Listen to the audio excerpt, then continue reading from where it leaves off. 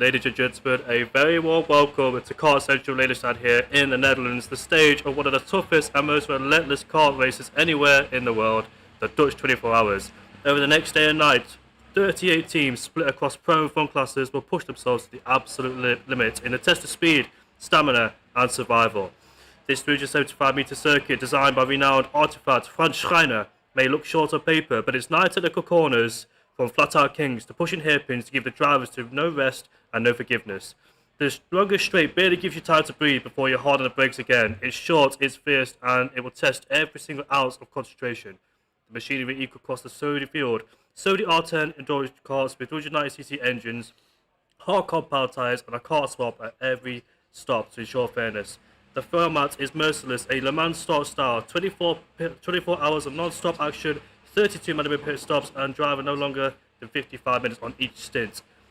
And earlier this year, we saw in April 2025, Debris Racing triumphed in the Pro class, whilst Vortex Racing claimed Pro Fun class's honours, while Blue Flag Group once again showed the consistency on the podium. And now we've got a few cars on the circuit then. In the practice session, we definitely saw some slides and some spins, but of course, it's the wet conditions here in the Netherlands. And we'll see the drivers then. It's Cat Racing who was quickest, I think, in the practice session. They're currently quickest right now with a 53.1. And behind is United Racing second place with 53.4. They're 2 and a bit tenths behind in second place. They were Fun LaBallon in third place. So it is currently the Pro class, currently first place. My name is Jay Morris, your commentator today, also known as Indigo, as most of you may know me from the esports racing world. And alongside me today is Bjorn Schmidt. How are you doing, Bjorn? I'm doing very good. How are you, Jamie? I'm not doing too bad, thank you. This is something brand new for both of us, and it's an exciting experience really, but not exciting for the drivers on the track because look at the conditions. It is absolutely soaking out there too. So the drivers are going to have a horrible time making their way through the conditions, and hopefully the practice sessions have paid off too. It was a 30-minute practice session, so I hope every single driver. There's a few people complaining there too, as we saw a hang up there, as we see the cars there come around the hairpin, and we see 3 abreast there as well. This is a qualifier session, and all the drivers getting too close for comfort as well. But so far, it is Supersonic Racing in first place, and they've got a 52.760, and they're 6 thousandths quicker than United Racing in second place there, as well as all the drivers get the times on the board. We saw in the practice session that British Steers only had 15 laps on the board, and unfortunately that won't be good enough to try and get themselves up the order, so they need all the practice. Look at the conditions, it is absolutely pouring it down with torrential rain, as we see all the drivers look at the conditions on the live stream as well. You can see, oh, sorry about the conditions, they're just, the live stream is just cut off there, we just tested it a few hours ago, but look at that, just absolutely pouring it down beyond. Yeah, so the first few laps could be critical, because Supersonic Racing has 52.7, followed by United Racing, only 6 thousandths behind. And yeah, if the rain keeps continuing like this, then the track will be slower and slower. We see already it has been raining since like yesterday 7 p.m. So and it will be raining for the next 24 hours. So Schaap Racing, the first one in the pro category, third in the overall, as we have a spinner. Couldn't quite see the number. Yeah, that was down at turn 5 as well. It was a heavy braking zone as well. So I went for a spin. And look at the conditions. I've never seen anything like it in this track here as well. I think in April it was relatively dry with a bit of downpour, a few showers there. We had I think Alex, who was racing here I think a couple of months ago. He's in the commentary box with us. Is Alex Gabrish, and we've also got Milan Langer, and we've also got Kevin Zumberg as well here in the commentary box. Somebody is stopped at turn 5. They spun around, but he's just waited to get going once again, and luckily gets back on the track and has a bit of space as well. As we see Supersonic Racing then, still first place with a 52.7. So the fastest lap time in the dry is usually around the 40s, 41s, maybe 39s if you can get there, but we're definitely not going to reach that today. We're 13 seconds already off the pace here as well. But this is going to be such a dramatic, interesting qualifying session and the race as well, with all the drivers just struggling, looking for grip as they explore every part of the track as well. Plus, there is 38 teams as well, so you can't afford, well, traffic is going to be a massive problem with it being a short go track around here. So traffic is a major issue around this place as well, and we'll see that drivers will impede each other And the slower people at the back of the field, well, they could be a bit of a problem too with all the pro classes coming through and wanting to overtake. But the fastest pro class so far is Sharp Racing in third place. They've got a 53.658. They're 3 tenths behind, I think, of United Racing in second place. And the second pro class is KMRS in 10th place there with a 55.1 as the last lap time, with a 53.6 as their current fastest. And Labano Racing down in 12th place is also third in the pro class as well. And Racing Team Exclusive and HRS Beast are close together in 14th and 15th, with Vortex Racing Pro VRT in the 17th place there. And also Viva La Ravage has been shuffled into P25. We just had Apex Racing Team who crossed the line to go up into P22. And last but not least in the Pro Class Racing Team is 078 in 31st place there. And Booty Team is at the rear of the field, ironically. Yeah, you can see because of the rain, the drivers are not improving. The last lap of Supersonic Racing was a 53.6 and the fastest lap is a 52.7, so they're almost a second slower. And yeah, nobody's really improving. The slowest time is from Beauty Team, 59.4. They're 7 seconds off the pace. If you have another yellow flag into turn 5, we can see. It's done at turn 5, but we can't really see who it is. The camera's not really. Yeah, we've got racing once again, so somebody must have a little bit of off. The conditions are getting worse and worse. It's horrible. If this was F1, it'd definitely be red flag for sure. Looking at turn 2 and 3, yeah, they're all. I think the yellow flag must have been caused by United Racing because their last lap time was 3 minutes, so they must have been stopped somewhere on the track. And somebody else as well, Historic University Racing Eindhoven in P11 also must have had it off too, and they set a 129.6. So those two, look at the conditions though, it's getting worse and worse out there too, isn't it, Bjorn? Could also be that they are into the pit lane, the slow times. True. As we saw someone heading into the pit lane. It's getting the rain. Oh, these drivers though, I feel sorry for the drivers out there because it's going to be so difficult, so tough. 55 minutes of each driver doing a stint in the 24-hour race, and conditions like these are going to show the true driver test and true mental strength as well, what their capabilities are and what they can do in the rain. And those who can survive the most can capitalise from this. I've never seen anything like it in this go-kart track, and I don't think I've ever raced in the rain in go-karts before. I think I did it once, but it was wet/dry, so I didn't really have the full experience of the wet conditions. But the wet conditions are fun, but dangerous and slippery at the same time. Every single team, every single driver as well in the stint have got to adapt. Plus, with this being an endurance race as well, they can't afford to make mistakes too early in the race as well, because remember, each driver has about 8 to 10 members in their team, so they can't afford to make any sort of mistakes. And if they do in the first part, you're costing the team for the whole event. So this is a real test of driver strength and capability. And so far, it is still Supersonic Racing in first place with a 52.7. Their last lap time was a 53.7, so they were 1 second off the pace of their own lap time. But they've done the most laps so far, it seems, on our timing board, with 9 laps compared to Scrap Racing, who's on P3. Scrap Racing in P3 has done a 54.7, so they're getting slower. Maybe this is the worst conditions, and maybe the start of qualifying was the best of the conditions. Yeah, exactly. And only Vortex Racing has just improved their time. They're in 20th place now, 29th place now. Improved to a 54.9. That's 1.2 seconds off the pace. So it's like the top 30. They're almost in 1.4 seconds. It's insanely close. 2 seconds. Sorry. So the top 30 is in 2 seconds.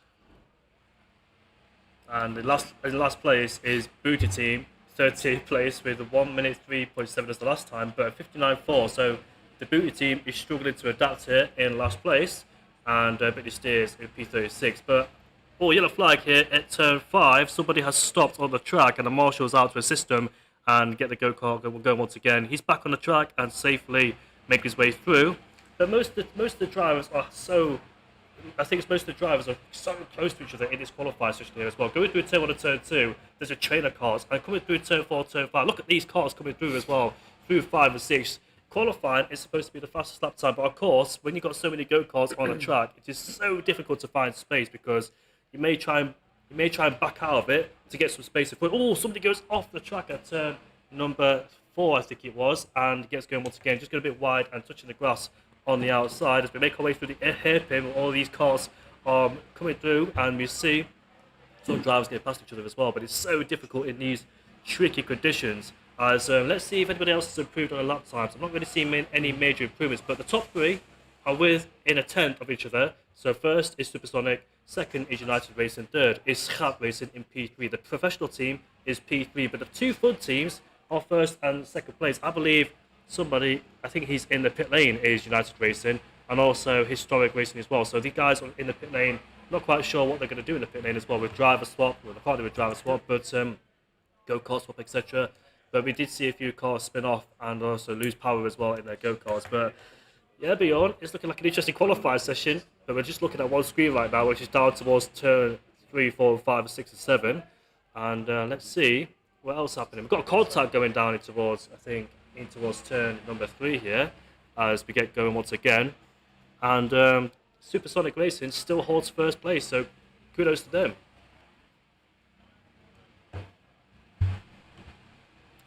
We're just wiping the camera lens there, but we get going once again. Look at the conditions as well. I think it's getting worse and worse. It's been raining all day here for the past 2 days, and we've got somebody who has stopped as well at the exit of turn 5, going towards turn 6, the double left-hander. So hopefully he gets going once again, but yellow flags will be out on the circuit, so which means drivers will have to slow down and go to a reduced rated speed, which means they can't improve on their lap times, of course. Very important, these yellow flags, because we've got 38 drivers on the track as the marshal runs over.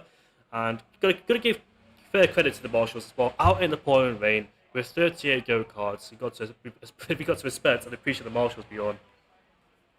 Yeah, with 8 minutes to go, it's still Supersonic Racing that leads the session. United Racing follows in only 6,000ths of a second. And I don't think anybody is going to improve because they're like 1 or 2 seconds off the pace. Schaap Racing in third. It's quite interesting because a pro category team is standing third and you've got 2 fun teams in front of them. Yeah, we don't really see any improvements at the moment. And I'm not sure if we will see any improvements in the further down the session. Yeah, people's last lap times with a 54.3. Blue flag group got up to P4, but obviously that wasn't a competitive lap time with a 1 minute 57.7. So I think he went to the pit lane at the end of his lap. But we're not really seeing some major improvements.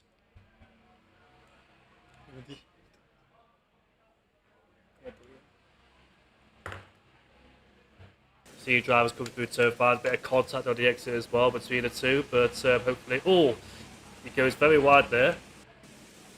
We've got Swappy who goes up into P24, we've got Vortex who goes up into P26 now, so we are still seeing some improvements from the guys in the midfield in the lower end of the table here. So some drivers and teams are still improving, but we're not really seeing some major changes so far. I think the majority of people in the 54-55 area category. Supersonic Racing, 53.5. That's about 8 tenths slower than their best time in P1. So they're still lucky to try to prove. Something just fell down here outside the window. Hopefully the people outside are all right. But yeah, nobody really improving. As we see, I think Vortex Racing goes up into P17. That's another professional category team. So beyond, most of these pro teams here, some of them are at the back of the field and the lower end of the field. Looks like the fun classes are outperforming them. Yeah, we also really saw that in the practice session. There was also a fun category in first place. That was Kart Freaks Racing. They led the practice session. They are now in 8th place. They were followed by Schaap Racing. They are now third. So they were second in the practice session. With only 5 minutes to go in the session, and the rain it's eased off a bit. Typical Dutch weather indeed, but it is easing off, so it wasn't as bad as before. We have a mixture of conditions every single time. The weather here in the Netherlands is absolutely terrific. Do you know what? What's funny as well? In the past few days here, this week in Lelystad, the weather hasn't been too bad. It's been cold but dry, but coming towards Thursday, Friday, Saturday, Sunday, the weather's just getting worse and worse. And I've stayed on the track last night too, and it kept raining. That's the only thing I heard last night this morning. It was just pouring it down with rain the whole time, and I could barely sleep either. And can you tell us what happened to your tent, Jamie? yeah, the tent fell over. It collapsed and the metal pod broke down. So yeah, it wasn't ideal at all. It was very hard to sleep. But got to respect all the drivers here. It is easy loss, and hopefully we'll see. Well, I don't think we'll see any part The of track race. is still too wet to improve. You see small improvements from HRSB. They're up to 13th place now. Swappies have improved to a 54.4.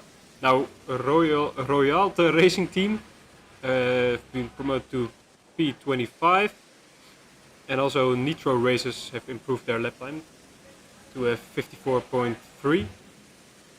So now the whole field is within 3 seconds, except from Booty Team. They are 5.5 seconds off the leading lap, but that could be because they were out on the track, one of the latest cars out on the track, because yeah, the rain started right when we were beginning with qualifying.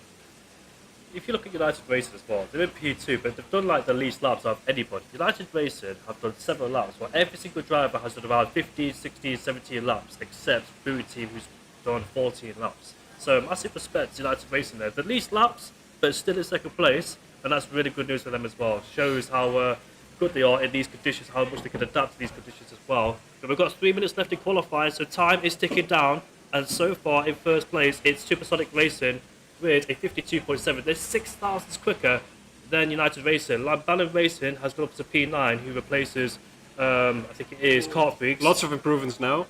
Racing Team Exclusive up to 16th, Vortex Racing up to 20th, and Apex Racing Team, they are up to P21, and now 078 up to 32. A lot of improvements now at the end of qualifying here. It looks like the drivers have finally started to show some confidence in these conditions as well, as the conditions now start to get lighter and lighter, as we see some improvements. Can we beat a 52.7? That's the time to beat so far. We've got the top 3 within a tenth and a half of each other, and Scout Racing is in the pit lane then, with 2 minutes left to go. So when they get out of the pit lane, they'll only have one more lap potentially, as Night Rider's gone up to P4 with a 52.9, and that is the incredible lap time. They're just a few hundreds away from Scout Racing, and KMSR goes up to P11. Only 2/10 of the fastest lap for Night Riders. Backyard Racing up to 6th, Van Lamballen up to 7th, so both Lamballen racing teams are in the top 10. We've got a new fastest lap time, Bosch, and someone spun into turn 5. We've got a new leader, Bosch, how do you call it? Bosch PSB. Yeah, Bosch PSB goes up into P4, and United Racing goes up into P2, so we're starting to see some lap times get quicker and quicker as well, and the conditions are starting to ease up now. And shout out to Nick in the chat as well, as Vortex Racing Pro goes up into P11 for the Pro Team in 11th place. So the highest Pro Team is Scout Racing in P4. They're in the pit lane, they might not get another lap time on the board. I don't think Scout Racing will get a lap time on the board, that's qualified potentially done for them. Lambella Racing, another Pro Team, goes up into 8th place there, ahead of Backyard Racing, as Swappies goes up into P17 and up the road. And Bosch Racing, I think they go quicker with a 52.6. So 52.6 is the time to beat, as we see major improvements from all the team. Booty Team is still in last place with a 57.5. But crucially, one of the Pro Teams is mixed amongst the Fun Teams, as Booker goes up into P13 and United Racing goes up into P2 with improvement as well. As we see then, all the drivers on the driver tracker here going through the first and middle set. So we've got somebody in the pit lane, that is Kart Freaks, so their qualifying is done. We've got Scout Racing in the pit lane too, so their qualifying is also concluded. But so far, the lap time to beat around here is a 52.6, and second place is 900 behind Beyond. Blue Flag Group has just improved into fourth place. And what's quite interesting is that Van Lamballen team, so the not the pro team, they are in front of the Pro Lamballen Racing Team, because the Pro Lamballen Racing Team is 8th and the Fun Lamballen Racing Team is 7th. Yeah, that is quite funny, confusing. Quite confusing. Sort of, yeah, we know who the pros and who the Fun is, with the Fun ahead of the Pro, which is ironic. So Fun Lamballen is P7 ahead of Lamballen Racing, who is Pro. The purple, for those people who don't know, the purple means they're the pros, and the blue means they're the Fun categories. So right now you see the top 4. in the full categories. And finally, the Sunshiners came out for the first time in the Netherlands since a few days ago. The Sunshiners came out, and that's good news. Typical Dutch weather. And that's good news for me as well, because I don't want to be out there in the raids doing podium interviews or not grid walk interviews. So I'm really glad that the rain has eased off. And we've got blue sky finally for the first time. It's the first time I've seen blue skies. But qualifying's Van done. Lamballen into third place as the checkered flag has fallen. Backyard Racing into fifth. We're in the last moments of qualifying. Bosch is finished first, but United Racing still has to do a lap. Can they improve? HRSB into ninth.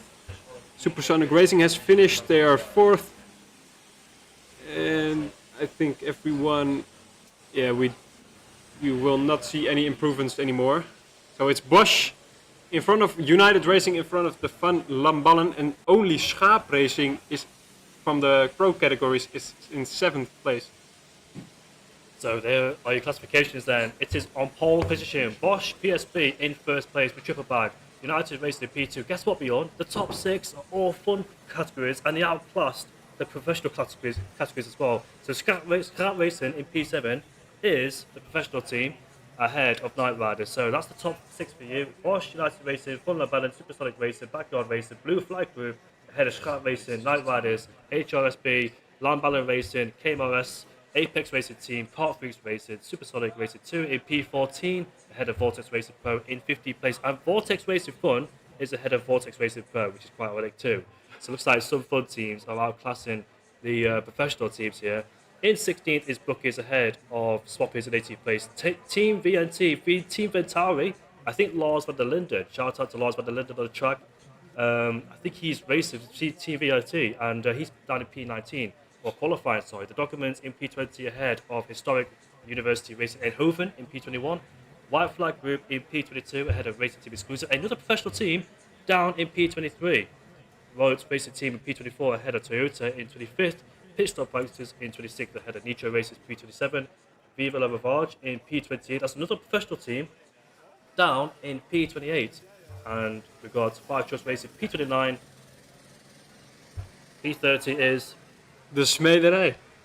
and P31 is Team IRT. So I think Phil was the one who was driving and qualifying for IRT, and he's down in 31st place. So it looks like VRT has got the better of IRT, and it seems they are the class of the two esports teams racing in F1. Of course, there are different teams, like different leagues like PSG, WRO, etc. And Team IRT will not be happy in Team P31.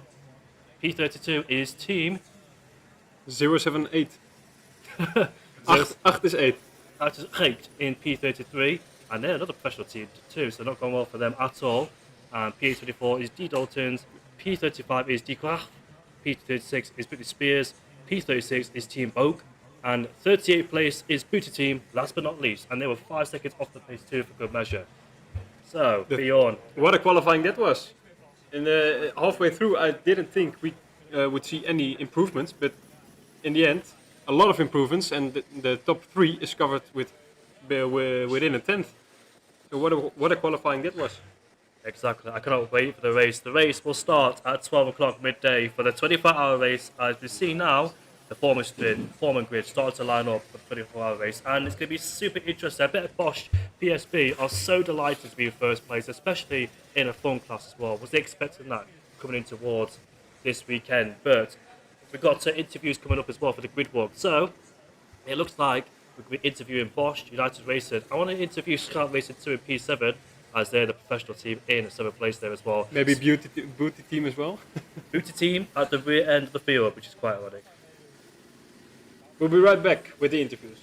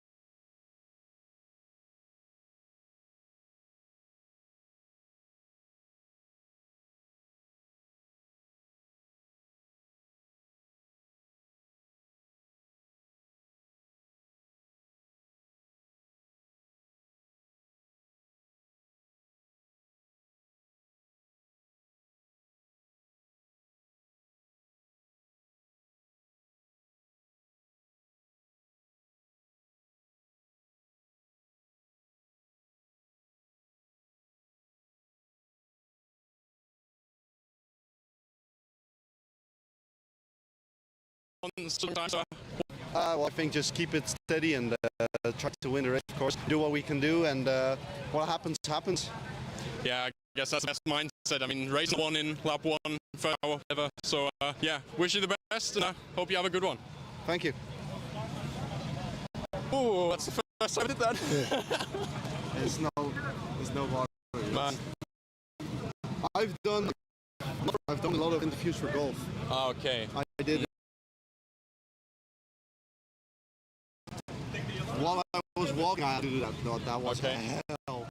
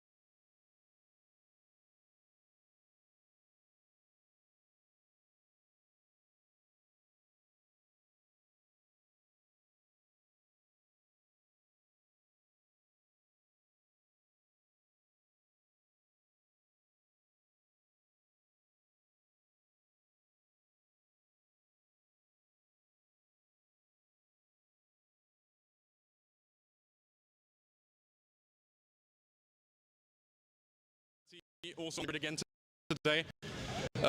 Yes, what's going through your mind? Like shortly before the still on this grid. Oh yeah. Well, it's nerving to. Hopefully he gets a good start. He doesn't follow. Oh, yeah. I was gonna say, I hope he doesn't slip while running the cart. Other than that,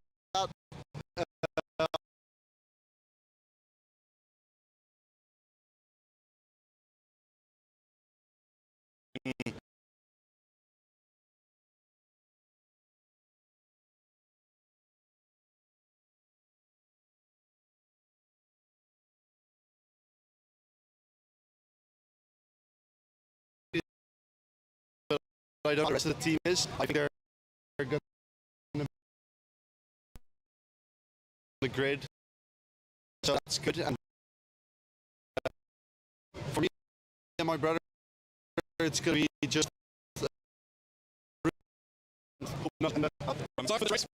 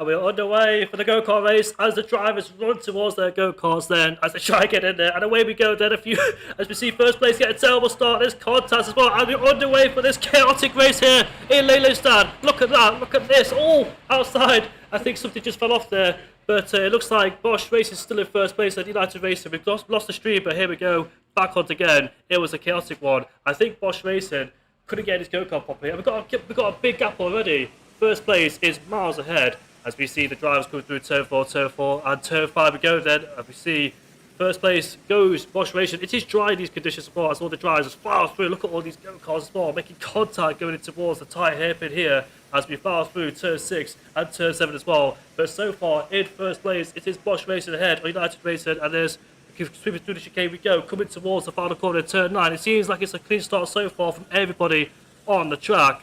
As we file through turn on the final corner then, as we approach the end of lap 1, it is Bosch Racing in first place, United Racing in first place then, as they overtaking Bosch, as we see Scarp in P2 ahead of blue flag, Ventara's P4, Ventara's made a mega start, they're up into P4, as we see then, drivers coming through turn 1 and turn 2, the gap is about a second ahead of Scarp Racing in P2, but Alex, what a start that was. Yeah, I mean, well, very hectic start, very hectic affair, it's always going to be that. But yeah, as you can see there, Bosch did lose quite a few positions there at the race start. From pole position, of course, didn't have the best getaway there. But a team like Ventari, for example, up into 4th place from all of that. I mean, you saw a lot of chaos down there as they were trying to file through.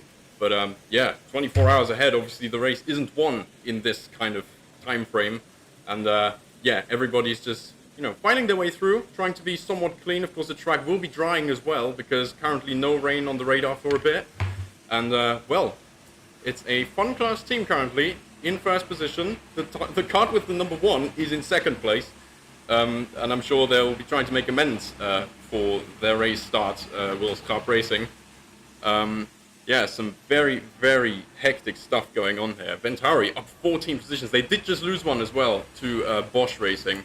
But 14 places, that is an impressive gain.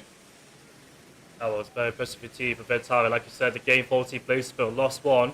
It is still United Racing in first place. We saw that pole position had a terrible start. They struggled to get the go-kart and had a horrendous start and got pushed backwards. So look at them as we see them, the drivers coming through turn 5 and turn 6. So like you said, Alex, as well, in this time frame, I think all the drivers, we've got yellow flags out there, and let's see what the yellow flags are for. It looks like somebody has crashed at the exit of turn 7 and turn 8, somebody spun around, and they're at the go-karts. They're going to push the go-kart back on the track immediately because they're going to lose so much time. So already disaster there from, I think it is, who is it that spun around? I can't really see the front of his, 15 I think it is, who spun around, and yellow flags get on the way then.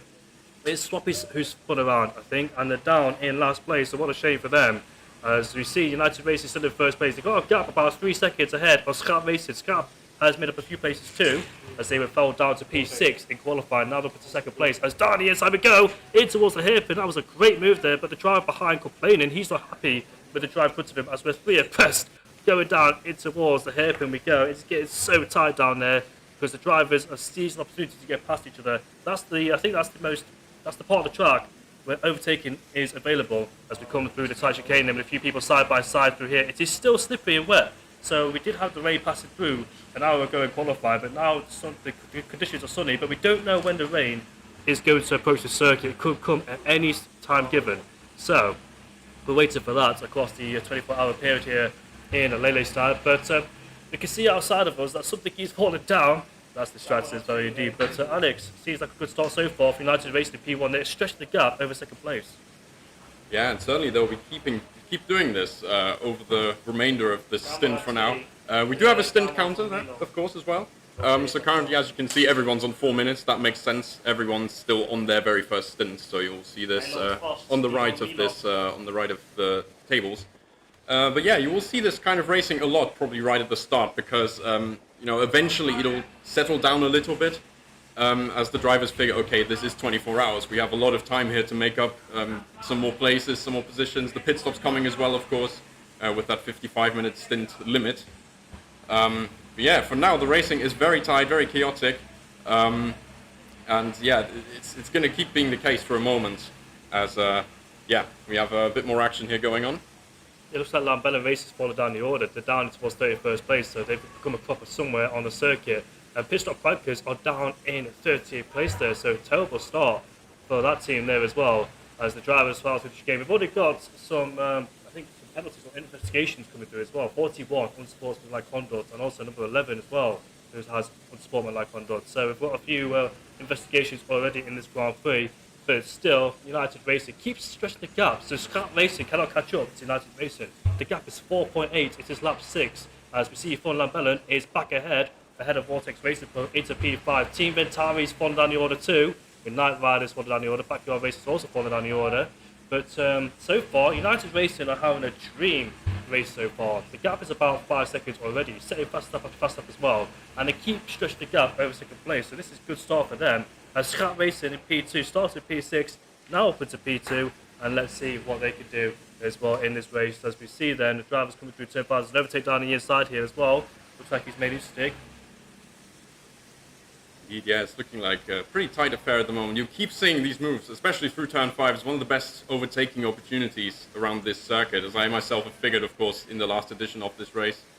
But yeah, it's always going to be very difficult at the race start, as everybody will want to, you know, make a mark to everybody around them racing. As you can see there, it's almost 3 abreast there into turn 5, as they're trying to make their way through, feeding their way through this racetrack. Ventari dropping ever further down the order now, currently in 12th position. There is a car lapped, I believe, already, as yeah, that's obviously not been the best of starts for these guys. I believe we're looking at the 33 card, their royalty racing team, if I'm not completely mistaken. Yeah, the pro teams now maybe trying to make their way back up the order. They've been shown up a bit in qualifying by the fun teams, but HRSB already in 6th position there, already making up some grounds. Tuskap, of course, in 2nd, being the leading team, if you will. But yeah, United Racing still stretching the gap. Currently 5 seconds as they just crossed the line. They will be trying to make it more, and currently with the fastest lap being a 51.2, well, we're not talking about being lapped yet at this stage. Yeah, we'll see eventually this action kicking in. I would say roughly about the half-hour mark, maybe. So Kart Freaks, who starts the pole position, we saw the driver who got in the go-kart and struggled to get in. They're down in towards P8, so that's a torrential start there. Great qualifying. Had a big gap, there's a spinner down there in turn 5, but he gets going once again, taps the barrier on the inside.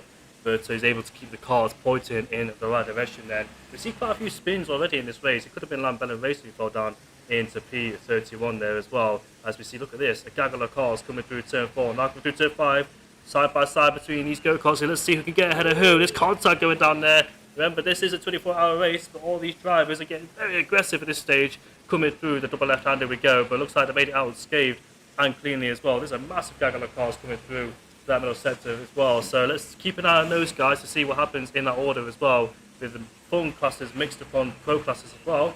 But I think the leader is about to lap somebody. Pit Stop Bikers could be lapped very shortly as well, so watch out for them. There's contact as well going in towards turn 5 between those two drivers there. Yeah, you'll see this going on a lot for now. Yeah, like I already said, it's the start where everybody wants to make a mark, you know, show that they're on the track. Eventually it'll settle down, especially as the night runs in. But yeah, it is, for now, a very hectic phase of this race. Not many big gaps in there for now. The gap between 1 and 2, very impressive at the moment. I mean, it's really not, it's not even been 10 minutes. It's whoa, a big move there into turn 5. Very nicely done, it must be said, in the middle. As, yeah, he's coming back at him though. Yep, a lot of action still going on. This is how I ended up in the barrier last time out. Let's hope that's not the same here. Ooh, very close stuff. But they're still going side by side. There's another cart right behind, and into this hairpin, it will be another overtaking opportunity, I'm sure. Indeed, then they're coming to the final corner, as we see all these drivers come across the line and a few people change position. It looks like Racing Team Exclusive have fallen down a few positions too, as Vortex Racing has gone up to 22nd place there. As we see them coming down through turn 1 and turn 2 and turn 3. The leader's got a massive gap. It's about 5 seconds from first to second as well. Scout Racing in P2. And he's chasing down the 2 cars to the back as well. I think that is Pit Stop Bikers and Royalty Team Racing in P37 and P38 there. Falling back towards the end of the field, unfortunately for those guys. But it's just the midfield are very interesting so far because they're all compacted together at this small go-kart track as well. and there's some amazing action going down towards a double left-hander. It's very hard and difficult to acknowledge who is actually who because of the driver traffic, etc., always changing. It's not as static as F1 is. It is like it changes every now and then coming through each split sector. So it's quite difficult to keep an eye on who is who, but we'll try and do our best for you as well. We've got a driver tracker. The documents have gone to P15, and Viva Lavarge has fallen down to 18th place there. Bookies has also lost quite a few positions too. They've fallen down into P23, so looks like they've become a proper somewhere on the track. Yeah, it's looking like a pretty aggressive phase for the race for the moment. Well, this is kind of how this is gonna be. Of course, as you were saying, Jamie, of course, not as static as Formula One. You don't have these like set gaps between everybody. You know, someone's going to perform better on one part of a racetrack or the other, and well, also every card is the same. That's been made very sure of in the week leading up to this, and so on that front, I think we are fairly safe, especially for the starting phase of the race. No pit stops yet, thankfully, so there's no no broken action going on. This royalty has just jumped up to 17. I'm not sure if that's correct on the tracker. That looked a very sudden jump. There's a first pit stop for Booty Team. I have called it, apparently. I jinxed it a little bit. Booty Team in the pit stop. And yeah, it's a mandatory 90-second pit stop, so you can't get away earlier than that. And you can see a timer running there with it.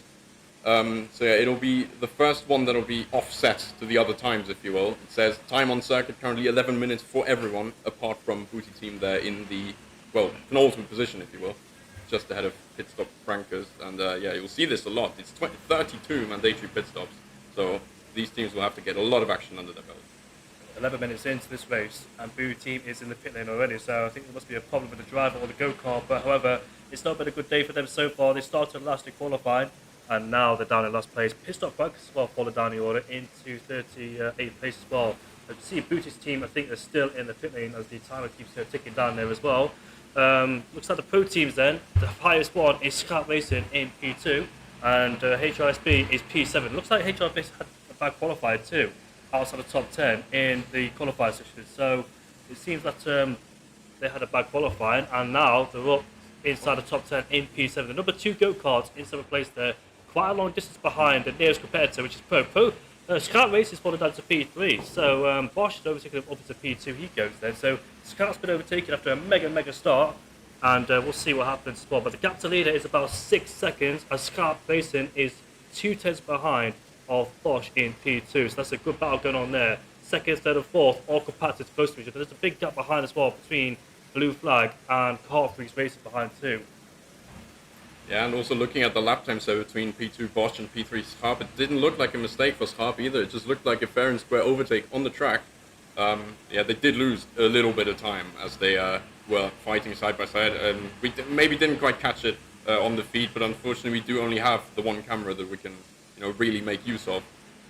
What I'm finding very interesting now, these conditions offer so much variety when it comes to racing lines. Of course, mainly we see turn 5 here.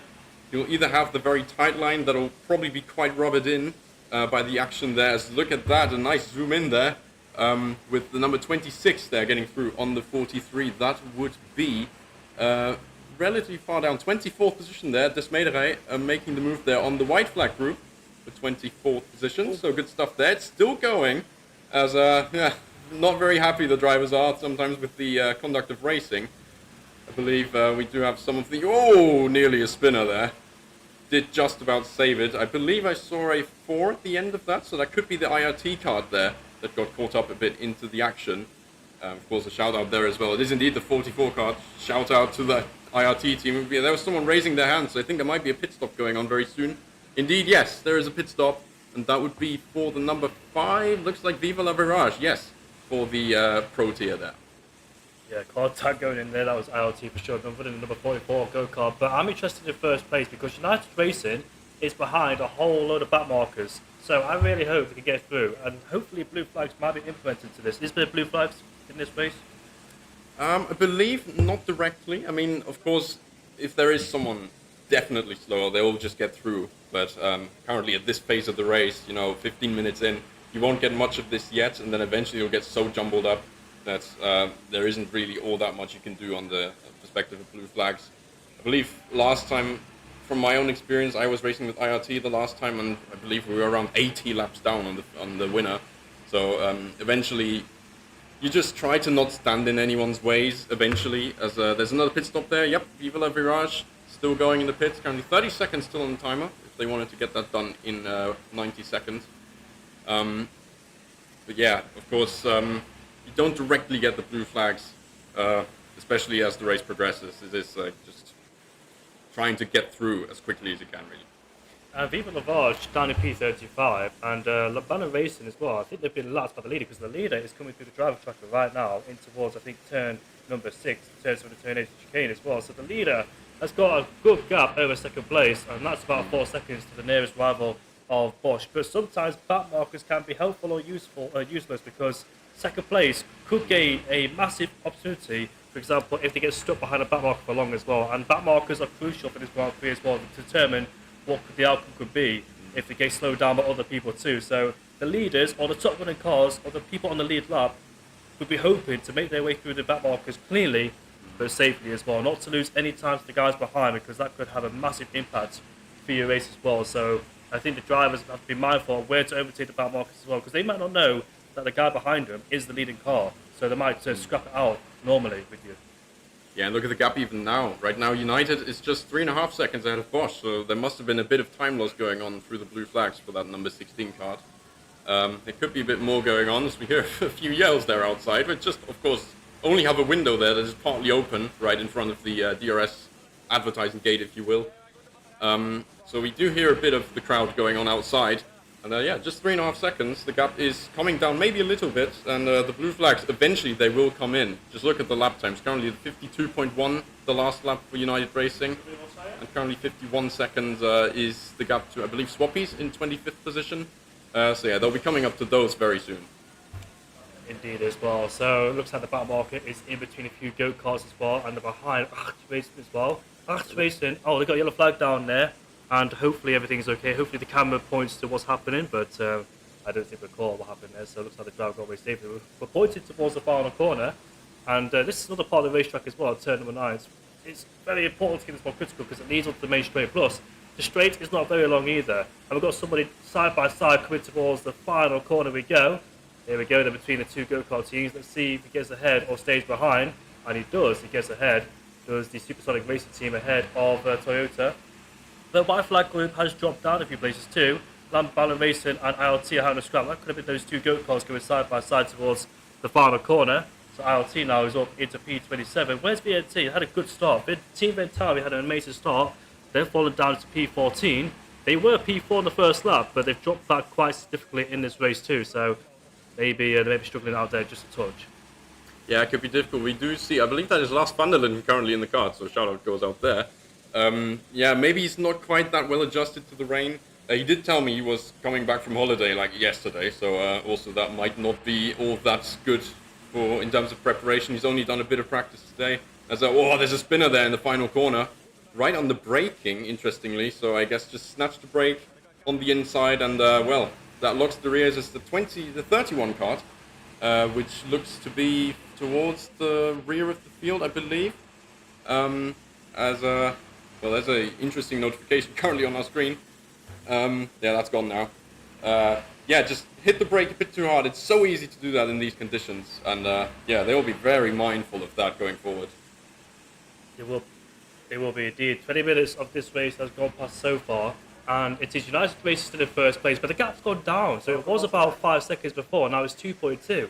And he just got past a whole lot of traffic as well. Scott Mason is making their way through traffic, and then right behind as well, Bosch. In fact, there's a big gap between second and third place there as well. So it looks like those two are separated just a bit. They were fighting, they were quite close to each other in the race, but now they're separated, and that has an impact on back markers making their way through as well in the field. But the gap is about 2.2. So can Bosch, who started the pole position, get ahead of United Racing? And if they can, that'd be good for them as well to get themselves back in the order. The gap is 1.5, so they are getting a bit of time on first place there. United Racing might come under pressure very soon from Bosch in P2. And Scott Racing is not too far behind either. In fact, it looks like United Racing have the worst lap time out of the three of them. They had a 53.0 first place, and behind, Bosch had a 52.4, and Scott Racing had a 52.1. So it looks like they lost a bit of lap time. That could be traffic, but now he's in clean air. He's got a bit of clean air in front of him. Can he utilise that and try and build up the gap? Once again, all this contact going in towards the hairpin there, turn 5 with 3 abreast between a few of these ghost cars here, but just like they made it unscathed, and they keep going around turn 6 and turn 7, around the corner they go. But looks like they're still side by side going towards the chicane, but obviously we've only got one camera here, so we can't really see what is happening through that particular part of the racetrack. We'd love to have multiple cameras, but unfortunately we only have one fixed camera, which is fixated, well, in the middle of the track essentially. But where the most critical part to overtake is, as we see these two teams going side by side there, but looks like they got ahead as we come through the chicane we go. But Alex, the gap between first and second is getting smaller and smaller. The gap is 1.5 now. Yeah, look at the difference in fastest laps too. There's just 0.005 of a second in there. And yeah, even the last lap, very similar, just a couple hundredths apart. As he's just making his way through the traffic. He's got one more car in front of him. There's United Racing there in the first position. But certainly that's not going to be a very enjoyable ride. It's just one more card for now. Then there's two more in the fun class, and then there's a bit of clear air finally, as they'll be trying to make their way through. And look, again, the variety of lines going on through here. There's a lot of overtakes being made in turn 5 especially. Currently just the 2 pit stops being made. Nobody is headed in yet outside of that. But yeah, the action will not calm down for quite a bit, I would say. And these guys, well, they'll keep racing hard until eventually maybe the power drops. And look at that, the gap just 0.3 suddenly between the top 2 teams. Could there be a swap for the lead eventually? It could be very, very tight as we are moving through this field. Is this maybe even an overtake going on very soon? I can't quite see the leading card. Oh yeah, it's going through turn 7, I believe this is. Turn 6, sorry. And yeah, just running up to traffic. This could be very close to a lead change here. Could Bosch overtake United Racing? There is a bit of traffic right in front of us, so he is stuck behind a few go-karts there himself, as we see Benj Oak in the picture there. Shout out to Benj Oak, he is one of the commentators for this race. And rain is on the way, as you can see. The weather is quite unpredictable here as well. And Bosch has overtaken United Racing. They're in first place. United Racing has fallen into P2 and they lost 1.5 seconds. They've lost a lot of time, so there must have been a mistake or hit somebody in the back of the rear, I'm not quite sure. But Bosch Racing is now up into first place, heading United Racing, and they're coming through turn 4 right now. Let's keep an eye on the driver track to see where they are. Look at this, there's contact as well as they're coming through turn 5. So that's the leading go-kart coming through right now in first place. The number 14 is ahead of the number 16 there. Look at this, a flurry of drivers coming through. Hand signals going up as well. Every single driver frustrated, but we did see a little bit of rain on the horizon too. I did just see on the chat as well. It looks like one of your mates is currently in the chat saying, so cool, I've gone from watching YouTubers doing this to my friend commentating a 24-hour race. I'm sure that's a very proud moment for you, Jamie. And, well, just give us a bit of insight maybe on, or, well, if you want, you can send a greeting as well, because, I mean, must be lovely for you. Definitely is for sure. Shout out to Jake Madden, of course, in the group chat. Shout out to everybody in the chat as well. Thank you for supporting and watching this 24-hour race. It's the first time I think we've ever had a live stream here at the 24-hour. Of course, we do it elsewhere as well, such as tracks like Assen, but we're here in Lelystad. The leader has got a 2.5 second gap as we head down towards turn 5. He just overtook somebody, did the number 14, but I think that was a back marker he just made his way through. So we're starting to see some back markers in between, and look at this as well. Booty team all the way down in P38. It's not going well for them so far, but of course, I think they're just racing for fun, not too seriously. But it must be so tricky and so challenging in this race as well to just keep the concentration at high. Every single driver, every team manager as well, try and keep the drivers up to speed, hydrated, and ensure they get plenty of rest as well during the off-stint, because we've got plenty of drivers out there who may be struggling as well. They're only 25 minutes into this race, but this track is full of technical turns and twists as well. You've barely got a straight as well to have a rest on, so you're always constantly changing direction as well. Indeed, yeah, you're very focused here on the technical sections. You've got about 3 hairpins, I believe, back to back. Then we've got another one of these chicanes that, you know, represents the one at Zandvoort roughly. So, you know, you enter one part and then you kind of do a hairpin the other way. All of these can be an overtaking opportunity for sure, and then you also have the hairpin right at the end of the lap. As we're getting a notification here, we need a new battery in this camera. I think it can't be very long until that's happening. As yeah, maybe soon the pit stops might be happening. We do also see a nice reminder down there saying, reminder, max stint time 55 minutes. Be wise, don't enter the pit lane all at the same time. Yeah, they better not. Obviously, that wouldn't be very great, because then also if you enter it too quick, you will be penalized quite heavily. And therefore, yeah, the teams will have to be very mindful, firstly of each other, but then also, of course, of themselves entering the pit lane at proper speed. And, well, not endangering anybody, mainly, of course. The safety stands ahead of everyone. in this aspect. Yeah, you see still a lot of action going on. Bosch have now extended their lead to well over 2 seconds. We're in fact going towards 3 seconds now. As Bosch, they've made their way through the field very nicely here. As we can see, the number 14 card it was. I'm just looking at it from our sheet. And, well, they qualified in first. They're finally back in first. And it looks like a camera might be struggling to hold on here. As, yeah, camera battery change will have to be very shortly. We've lost the live stream. No battery, it says on the stream. So the actual notification popped up itself, and we'll get somebody to try and change the battery ASAP as well. So whoever's out there, we need to change the battery, and hopefully we can get it sorted for you. But we'll keep an eye on what's happening in first and second there. So it is Bosch Racing still in first place at United. The gap is 3.5 seconds. I hopefully you can hear us on stream still. This live stream is still going. Scout Racing's in P3. The gap is 6.3 to the leader, and they're 2.7 behind United Racing. So Scout Racing has got a bit of a gap, and a nice gap to fit into as well. P3 and P4. He's quite well ahead. Frontline Bellers in P4 ahead of Blue Flag Racing. Car Freaks Racing P6 ahead of HRSB in 7th place. Supersonic in 8th ahead of Night Racers. Backyard in P10. They just made an overtake of Vortex Racing Fun. So Vortex Racing Fun has lost 2 places. They're down in towards 11th now. Backyard is ahead. And Brookie's got ahead of Vortex Racing Fun. The live stream is back on, ladies and gentlemen. We're back live streaming once again. Sorry about the delay there, but we are back again.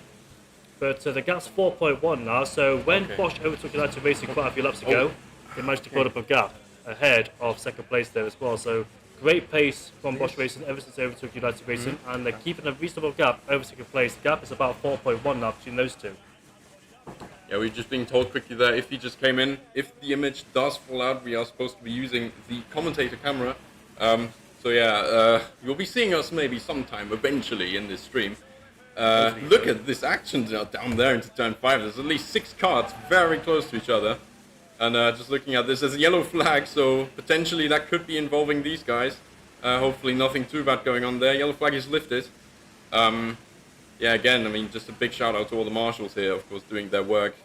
This is voluntary, of course. So these guys keep it all going. As yeah, as you can see, this is us. Hello. Good afternoon. Yeah, so as long as this is going on, as long as we don't have the camera, we will have to use this image. And I'm just looking over there on the left-hand side as to when that's going to come back. And well, Jamie, I'm sure you're looking very forward to when that happens. Yep, definitely. Nobody was seeing a face reveal, but it's all good.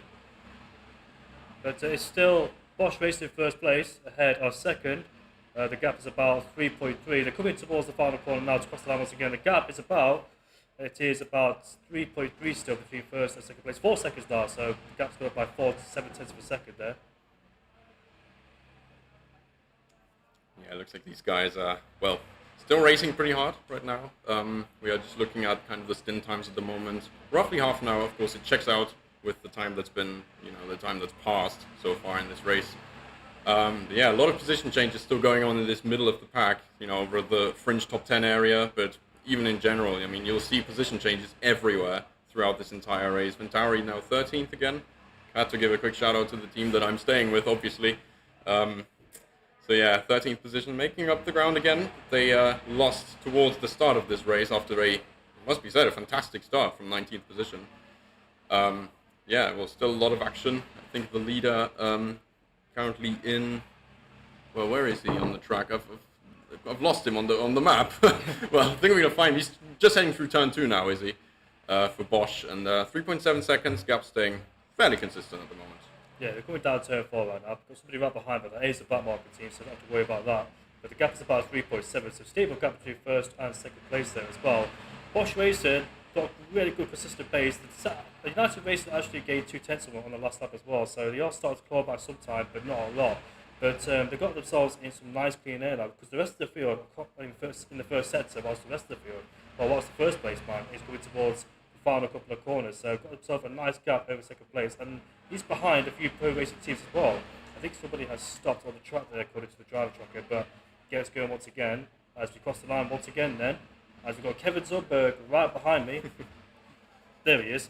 I thought he was behind me because I saw the stream that I thought he was behind me, never mind. But Kevin Zubberg is in the picture too over there. He'll be commentating very soon. But first and second place, gap is still about 3.4 seconds, not really gaining any time whatsoever.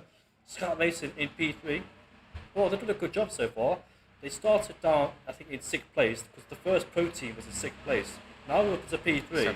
7th place, sorry. Now they're up to P3, and they've got themselves a nice gap. They're all alone so far on the track as well. The gap's about 7 seconds behind the next driver, 7 or 8 seconds, so not bad for them so far. Lumballen is P4, and Blue Flag Racing P5 ahead of Car Freaks in 6th place. But where is the boot team? Still in last place, 13th place. I think they made they're 5 laps down, I think, already. Yep, that is correct. Now 5 laps down, but they just don't seem to, they don't be, wow, I've really tripped over my words there.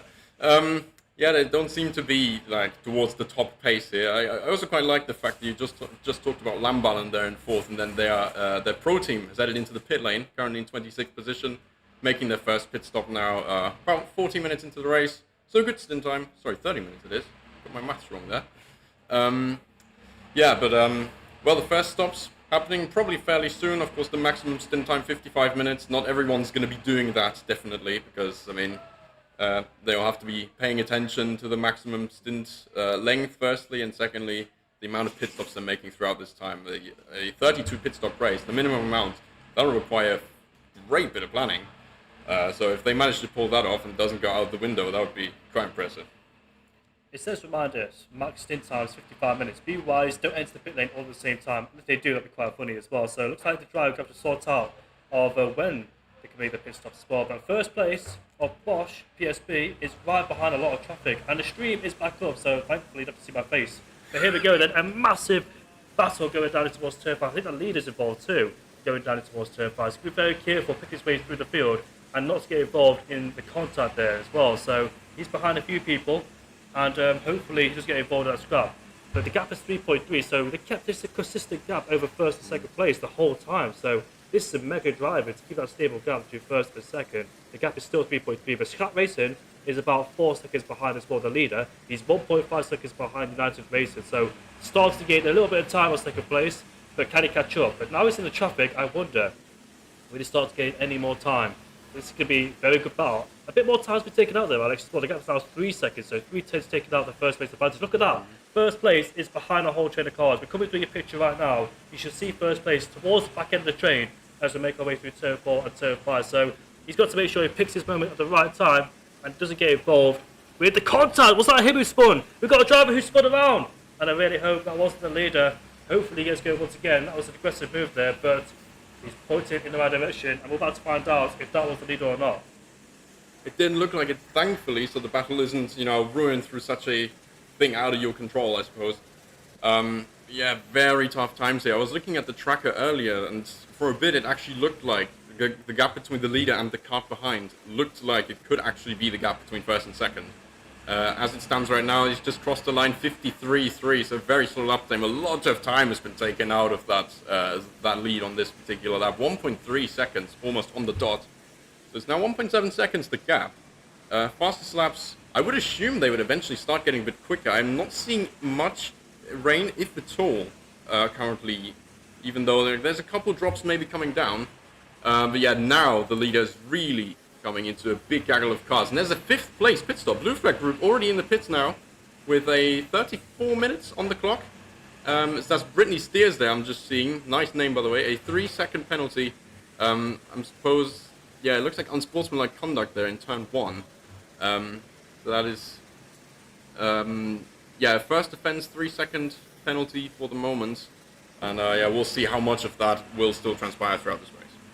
They did then, so looking to them having a 3-second penalty for misconduct like behaviour. First offence as well, that's 3 seconds added to the race time towards the end of the race. But looks like the leader has got past the rest of the go-karts up behind. So it looks like he made a move somewhere on the last lap to get past all of them as well. So great attempt there as we head down towards turn 5. We should see the leader, the number 14 of Bosch PSB, coming through turn 4. Oh, sliding and drifting. But that's him right there in turn 5 going through. He's behind, I think, the back marker, but he gets past easily, or does he? We're about to find out. He does. He gets past it very easily, but lost a bit of time. Second place is about 3 seconds away, so it's very important for Bosch to get past these cars. There he is, the leader, coming through turn 7 and turn 8. Now coming towards the final corner. One more driver to get in front of, and where is the leader? Where is second place, sorry, as we see in the background there. I think that's number 5 getting past. As we now cross the line we go, the gap is about, as it updates very shortly, the gap is about 2.4 seconds, 4.6 seconds. So it looks like second place got caught up in a bit of traffic there as well. That's going to be the main talking point in this race, of traffic getting in people's way and slowing people down. So traffic could really upset people or really vitalize this race for them. Yeah, especially the first couple of hours. They will be very, very hectic. I mean, I had a stint fairly early on in my last time here, and yeah, I could just see I was rejoining about half a lap behind, you know, kind of my reference point, and my goodness, look at the racing still going on there in turn 5. Like I said, there's not much rain currently visible, if at all, but yeah, the wind is obviously still very clearly there, as yeah, it's a very tough situation for now, managing the traffic as best as possible, especially in this hectic phase of the race where everyone is still fairly bunched up, fairly close together. The leader is now running up to one more kart, currently heading through turns 2 and 3, this kind of, you know, double combination, if you will. Lap times, though, interestingly, not getting any quicker for the moment. 51.5, so we're close-ish to that fastest lap for the race leader. Not quite there yet. I believe Blue Flag Group just out of the pit lane there, so that's why there's a 2:32 lap time for 29th position. Same for 37th position. For White Flag Group, got all the flags together now. And a lot of racing still going on, as we can see, into this hairpin. The 39 gets overtaken there, and well, it'll keep going like this for quite a while still. I mean, 23 hours still on the clock. Indeed, then a long race ahead of us. All the drivers just setting into their phase right now, and the gap between first and second place. We just saw the leader come through as we see a massive battle going on here in towards the chicaneous contact between the two, and he's facing the wrong way around, and I hope he gets on the track safely. He's pointed at an awkward angle where the go-karts are coming through at fast speed, but he's now facing the right direction as we get racing once again then.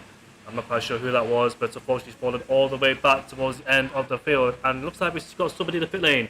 It is Historic University Racing Eindhoven who is in the pit lane, and we're about 47 minutes in towards the stint then as they make their first round of pit stops then. So let's see where they drop back. But it looks like it was White Flag Group who was the one that got caught up in the incident. He's down in P37, so that's a massive shame there. He was amongst the midfield somewhere around the P20 mark, but the gap to first and second place still about 4.5, so every time he gains back, he can't. Every time he gets some time, he always loses time at the same time, so he can't get close enough within range of Bosch, who's been leading ever since almost the start of the Grand Prix, as we see a battle going on down here towards turn number 5 it is, in towards the hairpin. This is the main place we can overtake as well. Looks like a nice switch back there and gets past. Yeah, I'm pretty sure that I saw a golden set of numbers there on the back, so I'm assuming that would be VNT or Ventari making a move there. And, well, it is Lars van der Linden. You can expect just about anything from him. So he'll be enjoying himself a lot on this part of the racetrack at the moment. Currently running 11th, so made up a bit of ground again. We're moving ever closer now to the fastest laps. I think United, though, lost quite a bit of time, might be caught up in traffic again, as they were in a 52.6 second lap time, 5.7 seconds the gap now, as University Racing Eindhoven now 1 minute 50, so not the best pit stops, some teething problems still. They'll get the hang of it eventually, I suppose, and well, the pit stops, they will be starting fairly soon. I think the further we head into this race, the more offset it's going to be, as there's a yellow flag as a spinner there. I believe I saw a 24, which would be, yeah, oh, they were just out of the pits there. I believe that is actually Historic University Racing Eindhoven. Not the best introduction to the stint, I would say. I believe there might be another pit stop coming very shortly, as I've seen someone raise their hand, but looks like that hasn't actually transpired. We're now looking at the very other side of the track, as turn 5 still having this whole lot of action going on. Yeah, I will keep saying it, it will keep going like that for quite a bit still before drivers eventually settle down and figure, oh wait, there is quite a few hours yet to go. And we'll settle into a rhythm. There is, oh, someone's going slow. Looks like that could be a problem in the kart. Yep, it looks like it. The white helmet, I don't see the number right now. But we'll see someone eventually lose quite a lot of positions, as this is still fairly close to the race start, but stopped on the track right before turn 6. Not where you want to be.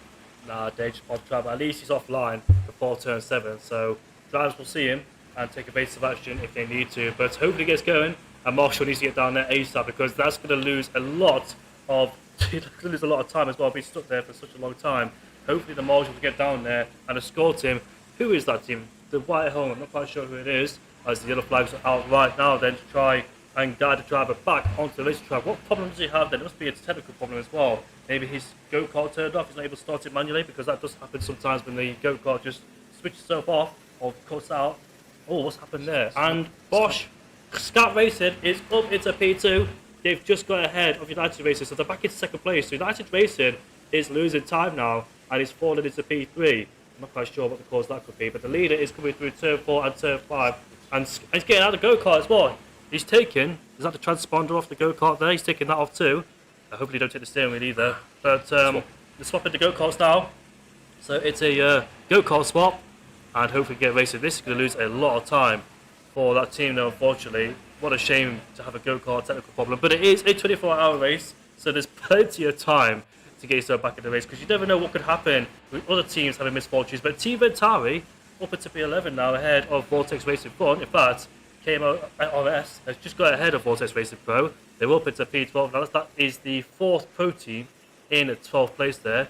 The yellow flag is still on the circuit there, so drivers must be cautious. But this weather is so unpredictable, because it was raining all the last night, and it says on the weather radar here, cloudy but sunny, and I'm glad that's happened as well, because I didn't want to see rain the whole race. But rain does spice things up, but at the same time, for the drivers, for ourselves, it's just muddy, wet, cold, etc. And we're staying in camper vans too, majority of these teams. So yeah, sleeping last night was a bit of a pain with the wind blowing, with the rain pouring, and the tents falling.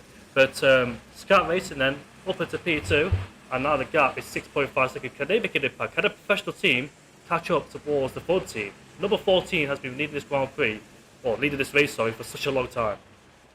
They have, yeah, but now we do indeed have a pro-tier team there. The fastest lap was actually beaten, I just noticed. Their 51.1 was set by Bosch at some point. I didn't quite catch when that would have been. But yeah, lap times look to be getting a bit quicker. No rain at the moment on the radar. The sun's come out a little bit, so it means the track should be drying a little bit. We'll actually get a little bit of a shot for turn 1. There's a pit stop going on, at least 2 in fact. Yeah, indeed, 23rd and 24th place, 16th place as well. So Doggyman's, Toyota, Volvo, and Sloma Schompis. So to you Dutch people, if I've pronounced that correctly, I would be very happy. Yeah, it's very tight stuff still. 3rd place team, in fact, United Racing are in as well. So yeah, maybe now would be a good time to swap. They've lost a position on the racetrack. You know, they might be passed by 1, 2, 3 cars maybe, if that's the gap I'm seeing. There's more than that actually. Yeah, they might drop a lap in a bit. There's a penalty actually for the historic University Racing Eindhoven, who have taken a cart from the wrong color lane. I'm assuming, I hope that's not linked to the incident that we had on the track with the cart stop that's now, well, on the grass in the runoff, if you will. I hope not, because what are they to do? They probably rumbled across the curb pretty hard, and that could have caused an issue with the go-kart. Hopefully that doesn't happen much more often. Yeah, the scrutineering was very intense throughout the last week. Got some more cars in the pit lane. United Racing is in the pit lane too, so is the Documents in P19 there. And we've still got Bosch and Scat Racing, first and second place, 5.7. Now Scat, have they found a bit of form, a bit of momentum? Can they catch up towards Bosch Racing? Because Bosch has pretty much been leading this whole race since the beginning, except a few laps. But yeah, it's been a good race so far. You just came across the line to do a 51.7, while second place is Scat Racing in P2. Let's see what lap time they do. A 51.7, so they're pretty much matching times first and second place.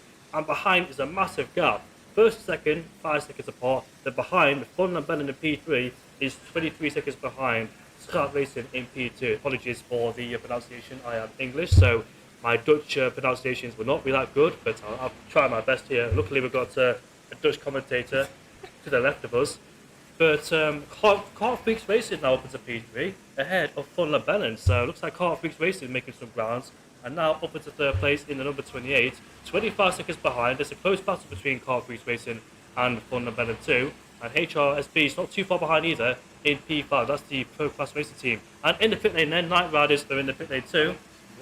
As we see more stops in the pit lane. There's the spectators, there's the crowd. The commentary box is just there as well downstairs. That's where we are, but we're shielded because there's a ball in front of us. But we've got a battle going down in towards turn 5 between these two teams. It goes a bit wide, and nice switchback there as well. So he gets back ahead after outbreaking himself. But they continue the battle going through turn 6 and turn. So there is the stricken go-kart, I think. Is that the go-kart part up there? Yep. It is. Yeah, indeed it is there, and well, at least it's out of harm's way, so there's hopefully not going to be anything going on. It'd be quite impressive if he would go off in that kind of position. Yeah, a lot of pit stops now happening. Of course, we are reaching the part of the stint where eventually the teams will be heading in. I did also see United Racing had a very good pit stop at 1 minute 32, so pretty much on the dot. And, well, if they keep up that kind of momentum... Oh, there's someone going slowly? Maybe that's... doesn't look like a problem to me for now. As he's heading through turn 5 there, the card is. Maybe no... looks like no problem. Actually, he is keeping going, but it did look like maybe a bit of an incident through 4. But either way, well, now the track is drying, I would say, a good amount. There is a chance that, you know, we would get more of a dry line in, and, well, the switchbacks are going to keep getting more intense as both lines become very viable to every driver around. Well, very close racing going in. IRT now in for their first pit stop, so shout out goes out to our team, if you will, on the commentary box here. we're not biased, we promise. Yeah, IRT in for their first pit stop, 45 minutes in. It's a good time frame to be, and well, first driver swap going on.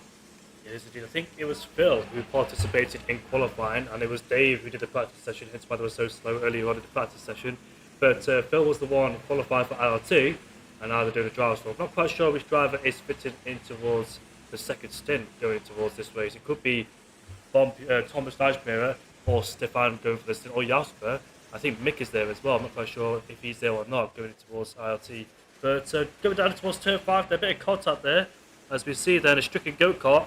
That was, I think it was the Lambeller Racing team who got caught up there as well. Nice zooming on the grass there. Good job to who's doing the camera work. But it looks like somebody is slowing down. Can't quite see who it is, but it might be the transponder as well. Slowing down. The gate's going once again. Might be a problem there too. Oh, is somebody spun there in the final corner? Yeah, somebody's gone for a spin, and they're losing so many places. They're beached, I think, and I think they can't get going. They're in the barriers, and I think they're stuck there as well. So it looks like the marshals will have to run over and get the driver out of the barrier. But unfortunately, they lost so many places. We've got more people pitting. Booty team is in the pit lane. Team ILT and British Steers are in the pit lane as well. But he's still stricken there as well. That's going to lose a lot of time. The time you can't afford to be wasting in these sorts of endurance races. But finally, the marshal acknowledges this driver stricken. It's number 39, and the number 39 is the Documents, who have gone for a spin. They're down in 38th place. They're dead last now, unfortunately, in this race. And that's going to be, yeah, still stricken, and he's not very happy, as you can tell. The number 39 still there, waiting for a marshal. But hopefully he can get back on the circuit. Maybe you have to get out and push the car himself. I don't advise that, but it looks like he is. He knows, he knows there's a lot of time being wasted, and they're desperate to get themselves out while the marshal watches on. Hopefully he gets out there, because nobody seems to be coming to his rescue. Oh, he's at the go-kart. Looks like he's at the go-kart right now. Can he push himself back on the track? He can. And finally the Doggermans gets going once again. But that was a lot of time wasted. Yeah, it looked like this incident, I don't know if you recall this from last Formula 1 season, but Nico Hulkenberg had this kind of thing happen to him in Brazil when he was pushed out by a marshal and eventually disqualified for that reason. As there's a spinner there, ooh, turn 5, again proving that there is quite a bit of action going on. Yeah, it looked like he was beached kind of the same way as Nico Hulkenberg was back in that Haas. And, you know, kind of stuck on the middle. The fronts, neither the fronts nor the rears were touching the ground, so it was very tough to recover there. Thankfully, he could do it all on his own in the end. Well, it's certainly not a great position to be in. They were starting in 20th position, I believe, as I've just trying to read that off of our cheat sheet here, which I'm not afraid to admit that we have it here. Yeah, now down in dead last. They won't be very happy with that. Yeah, well, it's a big mountain to climb now for the Doggymans there. More pit stops happening. Backyard Racing, of course, one of the few volunteers who were interviewed by us at the start, so shout out to them too. Now in 13th position. They'll be dropping a little bit, but as it looks, yeah, they are about to hit the pit stop timer.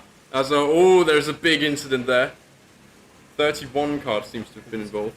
Yeah, it looks like it was the Booty team there, currently in 31st position. You can tell by the lap time as well. Might be the Daltons involved too. I'm pretty sure I saw that number as well. Yeah, great pit stop just seen from one of the teams there. Looks like Brookies, 1 minute 32. They've nailed that. Did they have then? So gap between first and second place is still about 3.5 seconds, 4.3. So they lost a bit of time on that last lap. This car racing. They're trying to get closer and closer, but unfortunately they can't.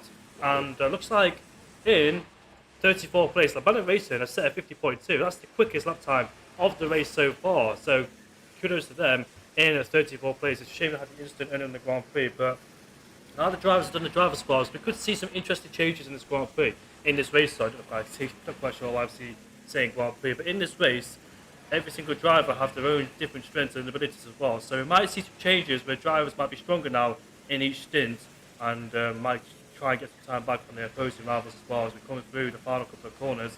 With the Bosch Racers in the first place, Scout Racing in P2. There's a battle going down towards the final corner. A bit of contact there as well. Might do a switchback, and he does get ahead. The side by side coming towards the line. That's the number 21, I think. That's Toyota getting ahead of Pistol Bankers in 23rd place there.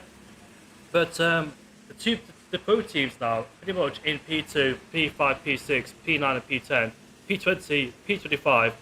P31 and Lambella Racing is P34. Look at was there contact going towards turn 5? There's a spinner down there.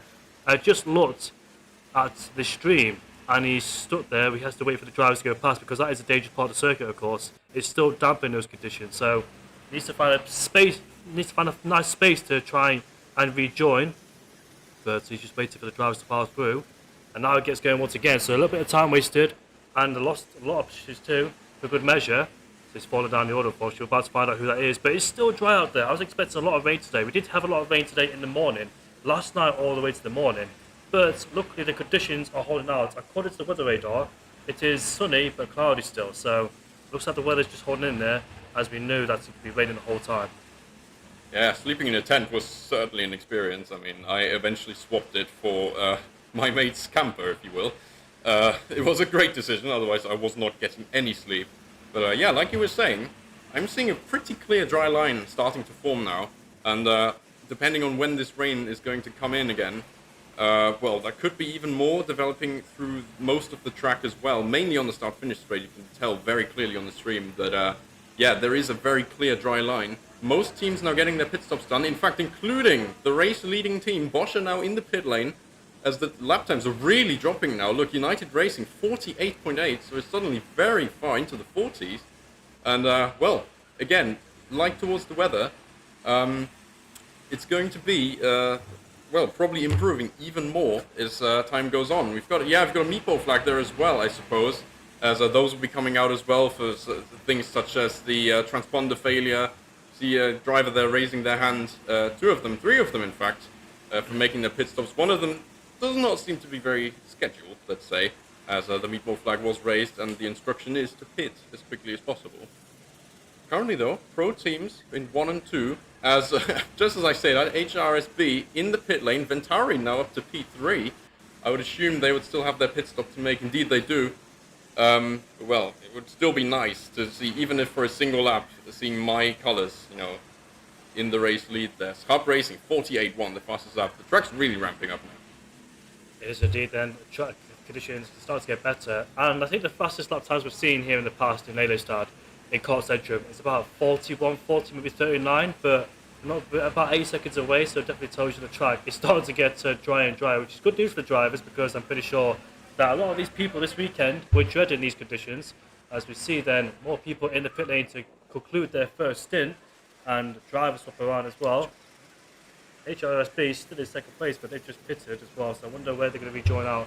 But the leader is coming towards the final couple of corners. Team Ventari now up into P2, and they're not setting too bad lap times, it must be said. I think they're one of the quickest out there as well, inside the top 10 with a 48.8. They're 6 tenths slower than the race leader, Scout Racing in P1, who did a 42.8, and Ventari is coming around. They're 38 seconds behind, so they're a long way behind Scout Racing, but I think Scout Racing is still yet to make his first pit stop, I think, in this race. So we're still waiting for a pit stop for first place there. He's going around for such a long time. Indeed, yeah, just 4 teams left now who've not made a stop. It's Schaap, Ventari, I believe Royalty haven't pitted yet, as well as Backyard Racing, if I see that correctly. No, it's 5 Trust Racing, sorry. Just missed that one slightly. Yeah, it is certainly very, very hectic now as it goes, well, throughout this race. There's more incidents going on for the moment, but no pit stops yet for the top, well, 3 it is now. There we go, Ventari now into the pits. So we will be pitting from second place. And oh, look at the action, there's a spinner there, right in the middle. Does get pushed kind of in the right direction again.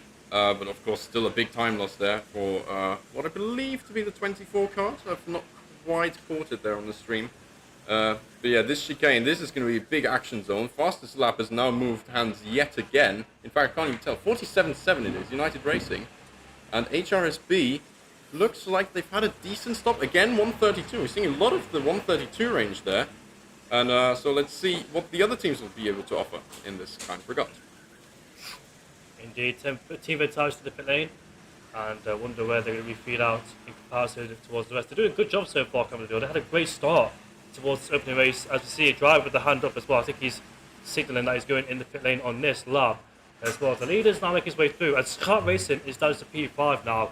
He just came to the pit lane, and Team Vintage take over, but of course they're in the pit lane too, so we're just waiting for the transponder to update in this race. But it's according to this. Look at this pit lane action then. Let's see what happens down here. Let's see how the pit stops are organised with the driver swaps. Of course, you've got to refuel the go-karts.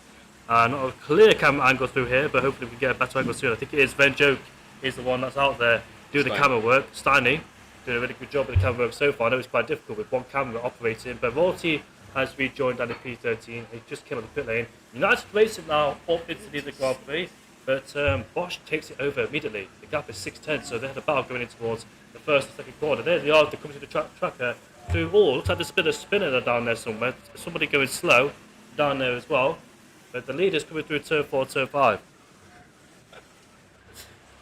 Someone asking there which game this is. Well, I mean, this is the real life. This isn't just fantasy, you know. We are actually for real here. So yeah, a lot of action going on. That's a pretty amusing comment, I have to say. Sorry, Peter, but yeah, in the chat there. I'm just seeing fastest lap now in the 46s, so the improvements are coming in very quickly. So have a look quickly at the pit stops there. Venturi feeding out in 134, so again, a good stop time. It looks like they are keeping on their, well, good start of the race for sure. 45.9 in fact set now by the Brookies team. Yeah, Bosch still leading with the gap less than 1 second now between the top two teams.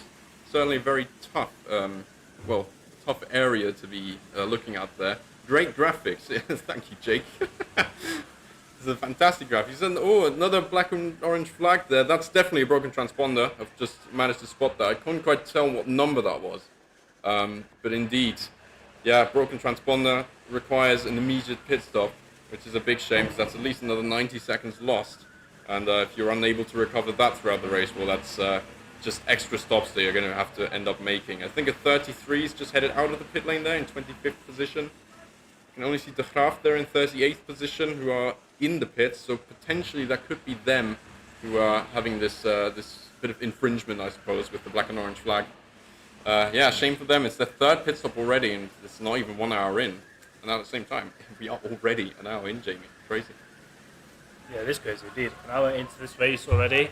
We've still got 23 hours left in this race as well, so we've got a long way to go as the drivers still continue to ride around the circuit. But Bosch Race is still in first place there, but United Race is quite close, you know. The gap is about 1/10 of a second according to our driver tracker here as well, the gap between first and second place. But the leader is actually quite behind a whole ton of cars. They're coming towards the final corner.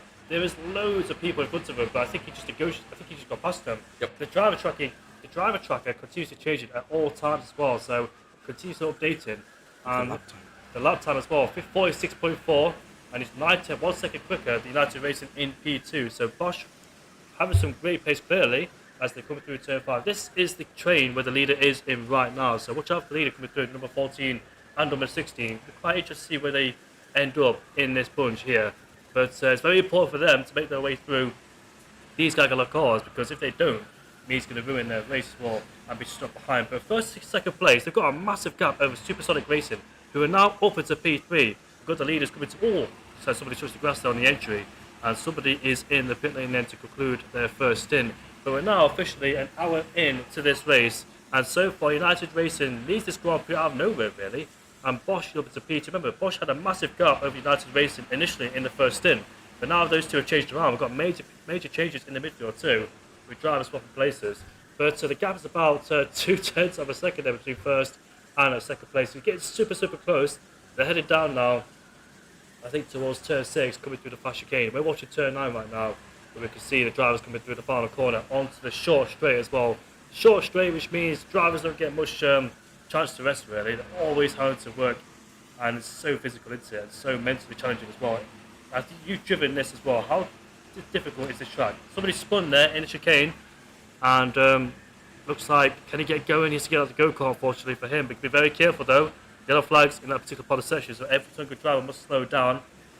And he's rolling the go-kart backwards into the path on oncoming go-kart. So gotta watch out. You're gonna lose loads of time. In the UK though, we're not allowed to do this in the UK because you have to let the marshal assist you. But of course the rules are different here in the Netherlands. Me being from the UK, when you make a mistake or get ditched, you get to put a spin or something, you have to let the marshal assist you on the track, and he has to get himself back on the track as well. So there's a lot of time, and he may fall down into the last place, unfortunately. Yeah, a couple of drivers also doing the important message, if you will. You know, raise a hand. You know, you kind of signify to the drivers behind that there is a threat on the circuit, and yeah, very clearly an incident going on there. It's a very poor spot to be parked in. I mean, how are you supposed to get out of that? Well, glad he did eventually. It does take a lot of time when it does happen in such a way.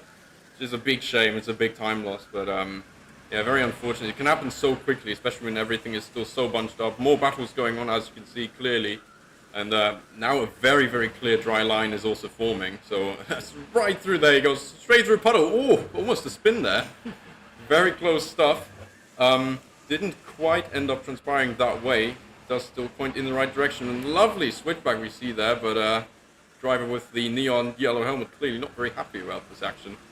Well, I wouldn't be happy either if I was overtaken like this. Yeah, but going back to what you were saying, Jamie, indeed, I have driven here the last time. It's super physical. You can't basically rest at all.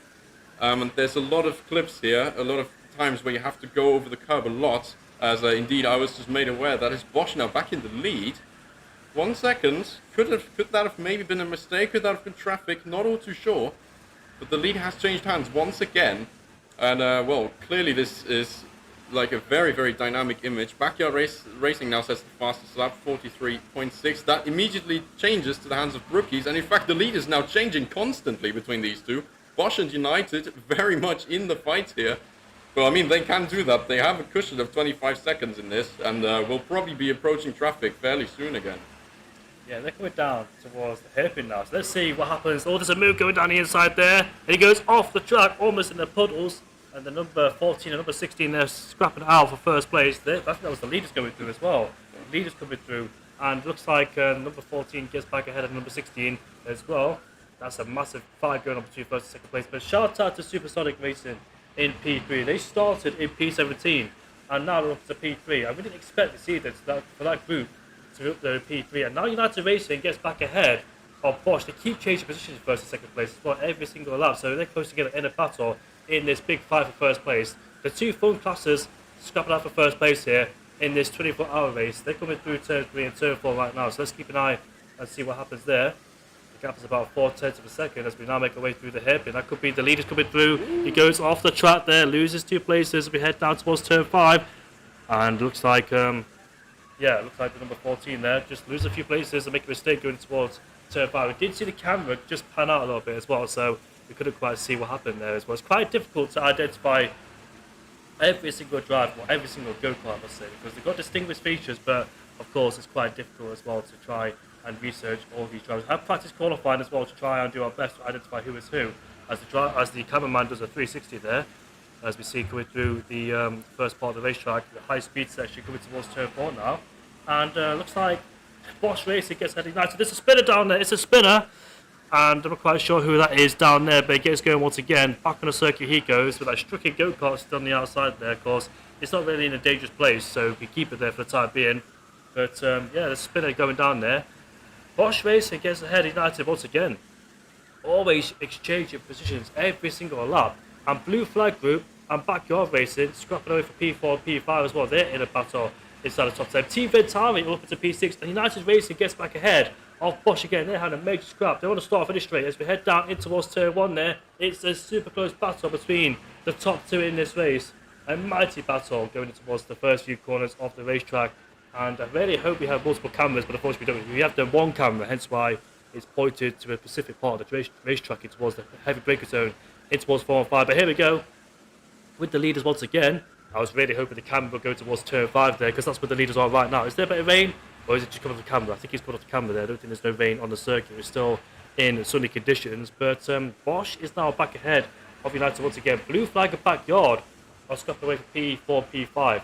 Supersonic Races up to P3, and they've got a big gap. And United Racing gets back ahead of once again. They want to start finish straight, want to go in towards turn 1 and turn 2. They're quite behind a few back markers too. So HRSBC has popped for P4, and they gain a massive amount of positions. HRSBC, they came out of nowhere. Yeah, they were completely, I don't know, we were completely blindsided there, but yeah, HRSB really capitalizing on all this action going on. I mean, looking at action there, we've got about 6 cars of them, 6 of them, all in the same spot. They all get through unscathed. Oh, and as I say that, 2 incidents there.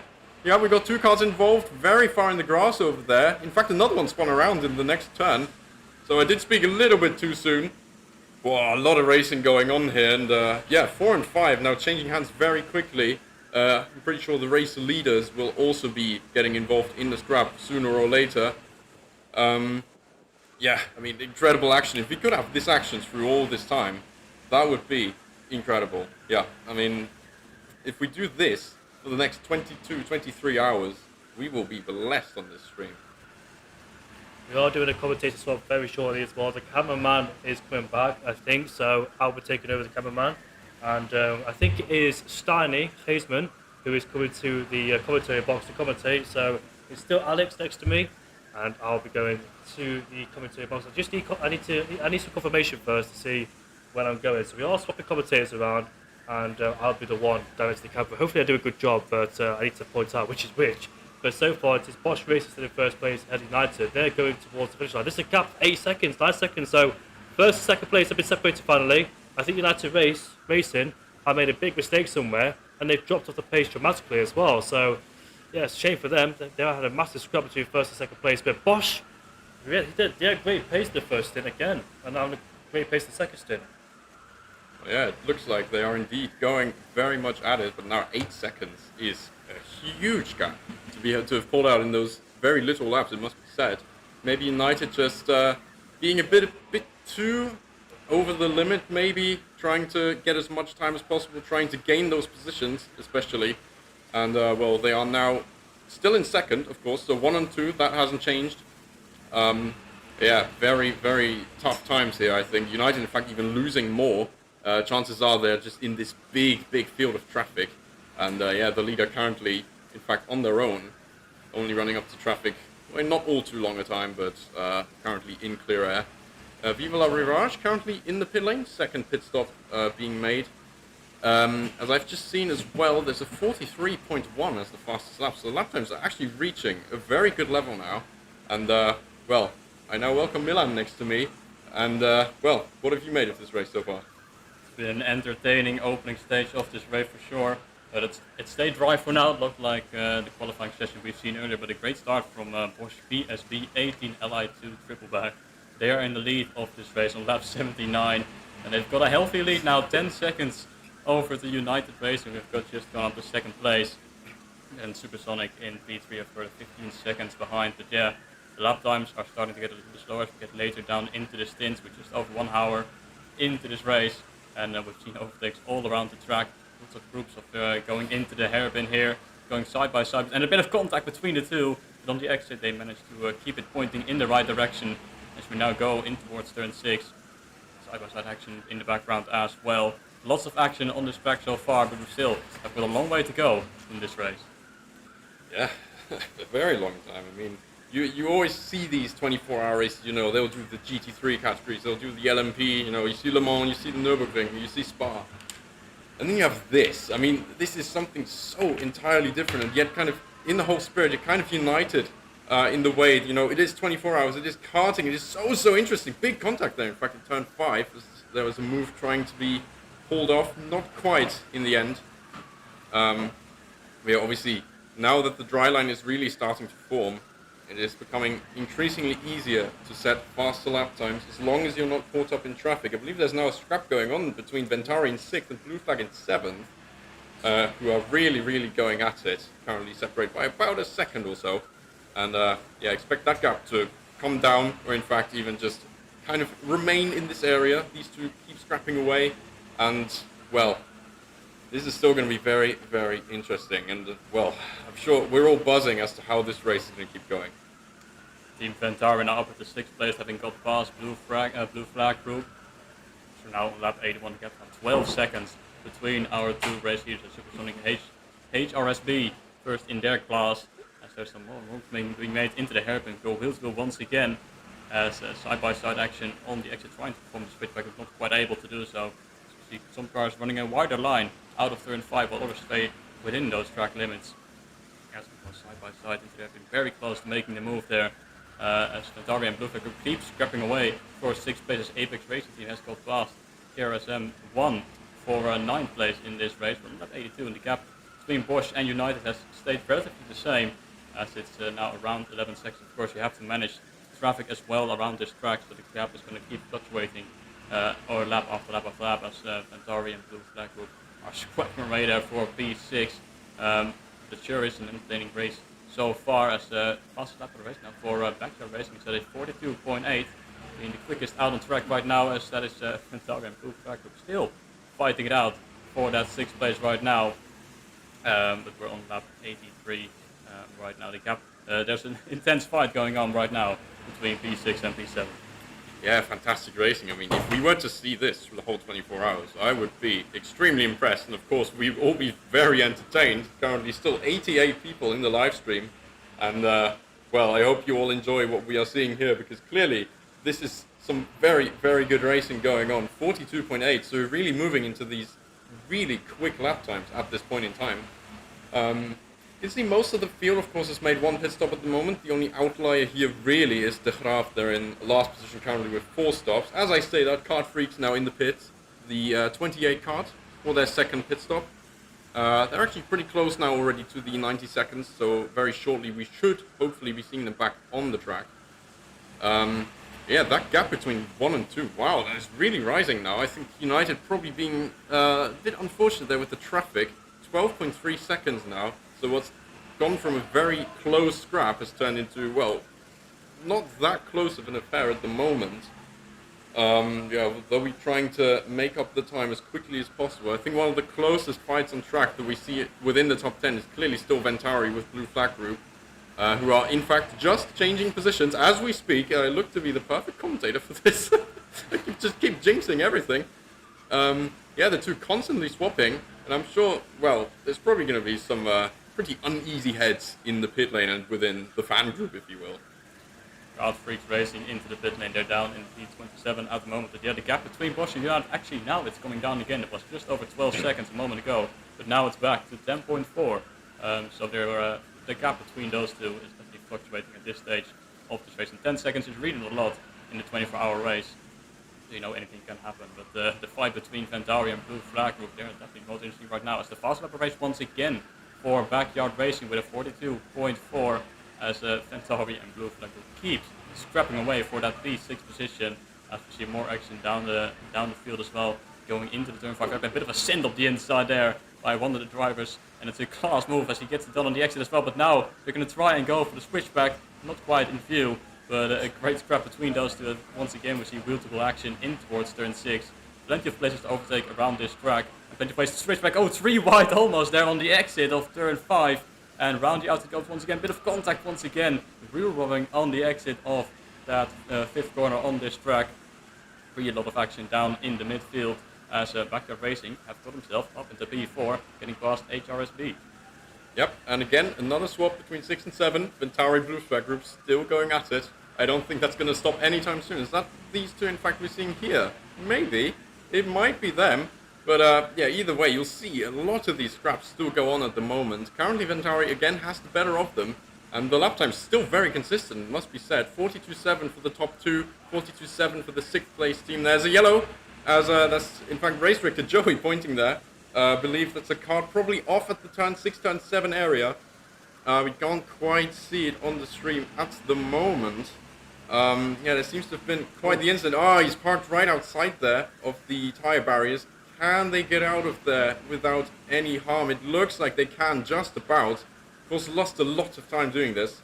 Well, I guess they say there's enough opportunity, there's 24 hours, and I suppose there's also 24 hours to make these mistakes, if you will. Another fastest lap of the race, Backyard Racing with a 42.2. They're gaining time every single lap on the cars ahead of them, but the gap between them and Supersonic Racing in P3 only 2 seconds right now. So they're starting to close that gap 0.8 of a second quicker on the previous lap as the top two. Busch losing some time once again, 7/10 slower than United Racing on the previous lap. The gap's now under 9 seconds. So United Racing definitely closing in right now as well at this stage of the race. As, very close behind, as well as Blue Flag Group and Team Ventari keeps scrapping away for the past, well, it feels like 10 minutes they've already scrapping for P6 and P7, but they're still fighting it out on track as we go in towards turn 5 and 6. Once more, one sending move up the inside, trying to go for the switchback potentially. It's very easy to do right now. You can sample to the inside, but you'll lose time mid-corner, and it allows the car to have it go up the inside and there into the final corner, as well as some wheel-to-wheel action on the exit. As we go down the start-finish straight, as we will head towards turn 1 soon. And we see a big group of cars here going in towards turn 5. Bit of a slide on, needs a contact between the two as well. Almost 3 wide on the exit for contact as we go in towards turn 6. It's getting very feisty out on track. Oh, and what has happened there? I believe someone must have hit the barrier quite hard there, because I just saw the tire wall move quite a lot. There's no yellow flag for it at the moment. Maybe they got out again. But yeah, that looked like a pretty big whack at that time. Hopefully the driver is okay.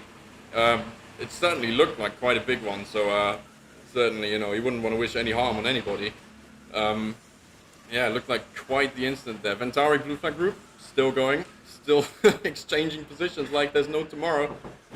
When quite literally, there is very much going to be a tomorrow, with the race going until at least 12, and I mean, yeah, it's just such a long race. There's so much ahead of us. In fact, well, keeping up a commentary here for 24 hours, that's going to be very, very tough. Still, we're looking at the weather forecast. We see a couple of darker clouds in the back. Doesn't look like any rain's on the way for the moment, but yeah, the sun is still out for the moment. Therefore, hopefully nothing to worry about for the foreseeable future. And yeah, fastest lap currently remains a 42.2. I would assume eventually that's going to get even quicker. Now United are actually within 10 seconds of Bosch, so possibly there is a little bit of time loss going on, even though the last lap says 43 versus 48. Wow. Now that's quite the big delta there. Okay, so there must have been some sort of mistake or traffic going on. 5 seconds lost in a single lap, and the gap still remains under 10 seconds, so that means they were closing in rapidly at this stage. If we see some wheel-to-wheel action once again going in towards turn 6 hairpin. It is very close up there as well, go in towards turn 4.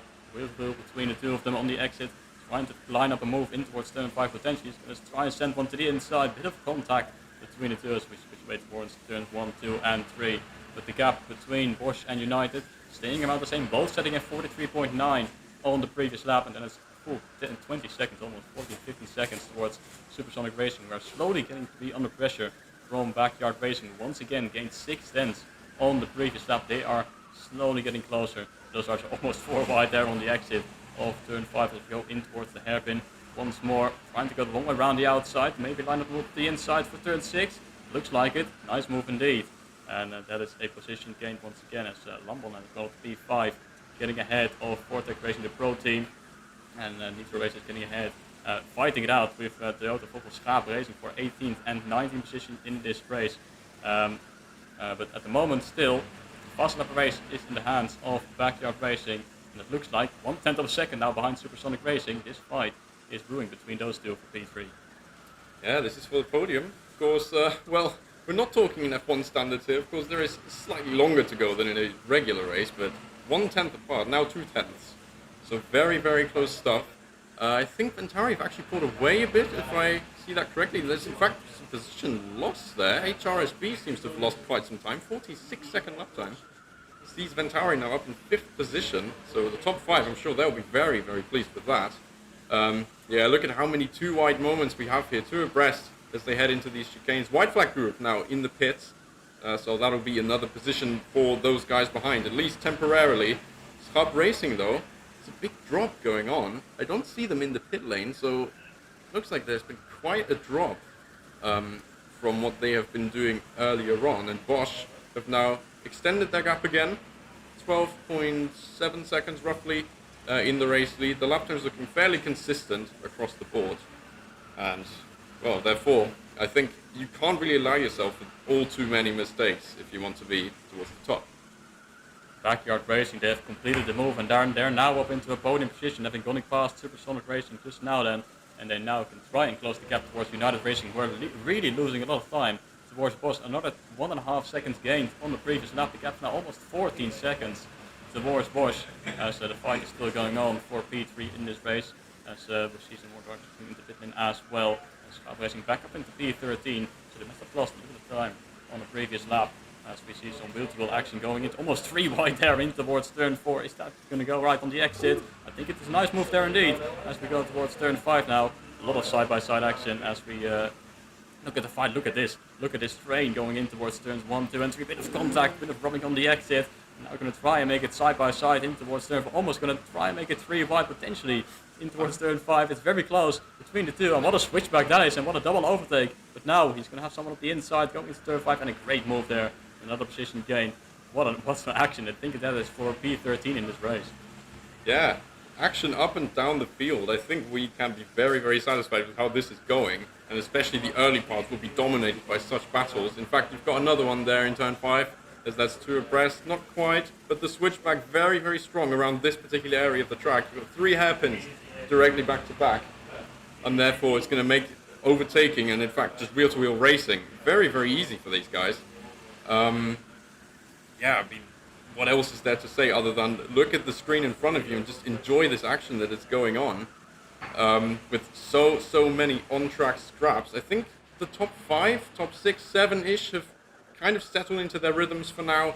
You know, they're just doing their laps. The stint timer is obviously now a bit different as well, because it's slightly offset. Some would have put it a bit earlier, some would have reached out for the maximum stint length. They've got, for example, position change for P3 again, Supersonic Racing. I was just going to touch on that. 31 minutes. They've got among one of the higher stint times so far, 32 minutes. We have some with less. Ventari, for example, there were 25 minutes, which is in fact the shortest stint time so far in this, well, top 7, 8 kind of area.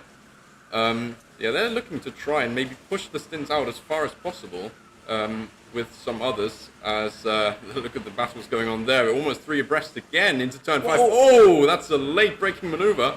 And they're 3 wide on the exit as well. So, yeah, there's just racing up and down the field. I hope nobody ends up in the ditch again, because we have seen a kart there earlier. To the inside here, to the chicane. Very nicely done, very clean maneuver there. And I believe Bosch will soon cross the line to finish the 99th lap of this race. So we're about to hit 3 figures. And hopefully, well, we are definitely going to hit 4 as well. But almost 100 laps done already. We're not even 1.5 hours in. Crazy indeed, and Bosch then lead the way on lap 99. They've got now a 12.6 second lead to United Racing, still extending, although they've lost a little bit from the previous lap and got down to just over 10 seconds. And Backyard Racing and Supersonic Racing still fighting it out for P3 to see some action going in towards the hairpin of turn 5 once more. On the inside was one of them, and on the exit getting the position done. As Rookies has gone up to P7, getting past the blue flag group, and Vortex Racing getting past Swappies as well. They're fighting it out. In fact, they're swapping for position, P11 and P12. And we see more drivers more teams putting into the pit lane. Lambollen and Toyota Volvo Schaap Racing both into the pit lane to swap around. And we see we've lost a little bit of connection with the camera right now, as we entered lap 100 in this race, and we finally hit 3 figures after just under 1.5 hours in this race. We have to go on this one. They're changing the batteries now. Yeah, and as you can see, currently they are changing the batteries, so welcome back. It is us again. We're currently just looking at the live timing again, and well, we're just having to sort of guess what the action is at the moment. We're having to look at the screen over there to see when that is being resolved, and then we can look back at the action again. United Racing, 9.6 seconds behind Bosch now, so it looks like Bosch currently not quite in the traffic. They might be hitting some relatively soon. Just completed the 101st lap of this race. So I'm thinking there's Jamie in there. Unfortunately, Jamie is not currently in the commentary box, writing in the chat there. Jamie currently operating the cameras, so if you want to send out a greeting there, you can do that. Yeah, a lot of action still here. I'm just looking at the tracker at the moment, trying to, kind of suss my way around where everything is. Fastest lap currently not changing hands either. 42.2 remains the lap time at the moment. Backyard Racing are holding that fastest lap down at the moment. But I think Bosch might be running into a bit of traffic here as, just heading through the last corner, hopefully not getting held up all too much. Similar lap time for the top two. In fact, Bosch now with a 44.5. The gap is just under 10 seconds between himself and United Racing, who have set at 42.7 on the previous lap. And that means they've closed in almost 2 seconds. And in fact, it's their fastest lap of the race so far. So United Racing accelerating at this stint. And Supersonic and Backyard in P3 and P4 still close to each other, 7 thousandths of a second. In fact, separating the two of them as they're all struggling away for that P3 position.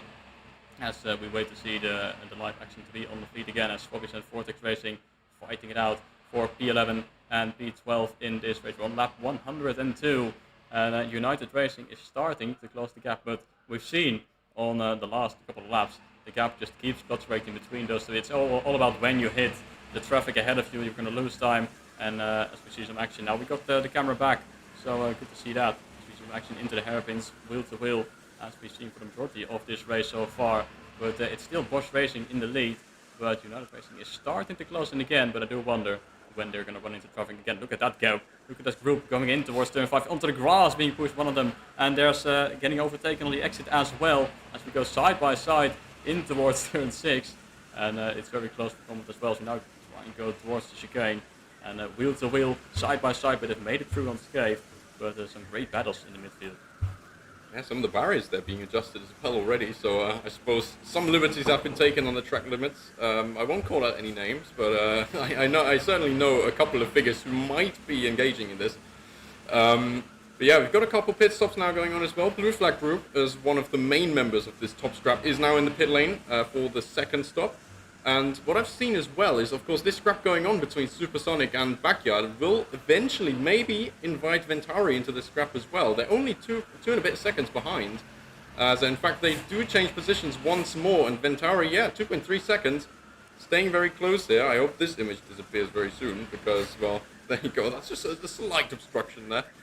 A couple pit stops going on now. Of course, some of them will be hitting the stint timer limit eventually. But I think this could be the time where United Racing is heading into a bit of traffic. Half a second lost on this lap, so not a lot. But the previous lap, there's a pretty clear difference there. More overtakes going on. It's almost 3 wide again into turn 6. Looks like the leftmost cart, however, has got the advantage and has got that one covered. Well, a lot of action going on at the moment. Currently, just seeing in the chat here, who has the fastest lap currently? It is the third place team, and it's Backyard Racing with a 42.210. The number 40 car doing very well for themselves. And, well, we're seeing a lot of 42s at the moment, but the consistent lap times seem to currently be in the 43 range. Indeed, especially at the front of the field as well. The Bosch now in the 42s again with a 42.7, very close to their fastest lap of the race so far. And once again, getting almost a full second towards United Racing, but the battle is there for the cars behind, between Backyard Racing, Supersonic Racing and Team Ventari trying to close that gap as well towards those two. HRSB in there as well, as we see a big group of cars going in towards the turn 4, 5, 6. That's definitely the place where you see the most overtakes in this race. We go wheel to wheel, side by side, 2 by 2, in towards turn 5, up the inside, and a nice movement, a position gain. It's almost 3 wide on the exit once again. Look how close it is between all of these, and in the background as well. Fighting it out for position, bit of contact almost there on the exit as we go single file through the chicane. Definitely the safest way to go through there to avoid any incidents or barrier placement. Bit of on the exit though, bit of a brush with the barrier, but not too much. I don't think they've lost as we go down the start-finish straight, very close wheel to wheel all the way towards turn 1 as well. So they're fighting it out between P15, 16 and 17. Just are getting up a position. Blue Flag Group as well, of course. They've just made their pit stop out on track again, looking to push forward again to gain some positions. Yeah, as you said, it is most definitely a very safe way to go through the chicane, single file. I have been on the receiving end of a 3 wide once, and certainly I did not enjoy the trip to the barrier. I hope that doesn't happen again. I hope that doesn't happen today either. We've had certainly some, well, interesting situations on the track so far, but at the same time, it is racing. You're not going to just back off, be kind of on your own all the time. So eventually, this might happen. But as the race settles down eventually, there's a yellow flag there. In fact, there's a spinner right in the chicane. I hope this is unrelated, because otherwise I jinxed it again. Getting going again is the involved driver there. And, well, another big time loss. And now look at that. We currently got, Backyard Racing now pulling away ever so slightly, I think, from Supersonic. And Ventari are making their way towards this kind of gaggle of carts as well. HRSB also not all too far behind, representing the pro category. The first of the teams to do so. So the top 5 all made up of the front category at the moment. Just one of them being in pro, but 3 of the pro teams currently in the top 10. Not all too far apart on the track either. So, yeah, that scrap is most definitely still going on. We've got 2 classes, of course. And look at that action through turns 2 and 3 as well. Hopefully no harm done there. It is very close always to the tyre barrier, as you can see in its condition that it's in right now. Yeah, it'll always be quite tough to keep that on the track at all times. So, yeah, make sure the drivers do the best, and eventually, like I said, the race will at some point settle down. You won't maybe see as many fierce battles as this one. Still very much in the early stages of this race, and United Racing have now got themselves within 7 seconds of Bosch Racing. Now, as I say that, it's 7.3 again, but they're definitely closing it a little bit, both in the 43s, and it's Backyard Racing with a 42.5 very close. As well, the gap between those is 15 seconds, and like you said, they're starting to pull away from Supersonic Racing. The gap's almost 3 seconds as we go on to lap 110. HRSB still in that fight as well, although they have lost a lot of time towards that group. Now 6 seconds behind Team Ventari in P5 and Lucas in P7 in the number 4 card. But we're on lap 110. Backyard Racing still have set the fast lap races. Scout Racing has got past Vortex Racing Pro to be P4 in their respective class in the number 1. As we see some more action down towards turn 5, looking to have it go up the inside. Nice move there. And another position gain, or I think that would be white flag group P28 in this race overall. Definitely a lot of action seeing into these turns 4, 5 and 6 hairpins. They're very similar corners to each other. It's very easy, very wide as well. If we go up the inside, potentially perform a switchback, but then you will have the outside line for the next one, which makes it quite difficult to overtake, but also quite inviting to lunge one up the inside and have it go like that. But see some more action and trying to go to the inside. Very close between the two on the exit. And once again, and he's got the position. So they almost make contact once again. Look at that, almost 3 abreast in towards turn 4. Very close between this big group of cars now trying to go towards turn 5. And I think that's a double overtake from one of them. And it's position gained once more. And Swappy's now into the pit lane from P10 of this race. And not the only one, Brittany Steers and Team ROT also pulling into the pit lane at the end of lap 112. Yeah, Milan, have you decided yet what the funniest name is? Because I do quite like Britney Spears so far. This is just fantastic banter. I mean, it's just brilliant to see, you know. Eventually, I would have thought maybe with the interviews I could have got an answer out of them as to what the thinking behind the team was, apart from it's a good pun. Because I'm always there for a good pun, obviously. That's how you can tell it's Alex on the microphone, by the way. But yeah, I mean, it's just so great to look at. You constantly just have these scraps go on, maybe broken up by the odd pit stop or two, but of course that just goes with the stint timer. You know, you can't exactly control all of that, and so yeah, it's kind of just how things go really. I think the top 10-ish have now settled into a fairly consistent rhythm. The top 7 still on the lead lap, so actually there's 7 drivers there who are actually within the same lap of each other. Barely, it must be said, because Brookie's about 4 or 5 seconds maybe from being lapped. So that'll get less and less. Oh, a lot of bumping going on there through turn 5, but I think you should be getting used to this because, you know, especially in kart racing, that's how you learn the ropes of racing, of course. All the greats in Formula 1, in all those GT categories, they all got started here.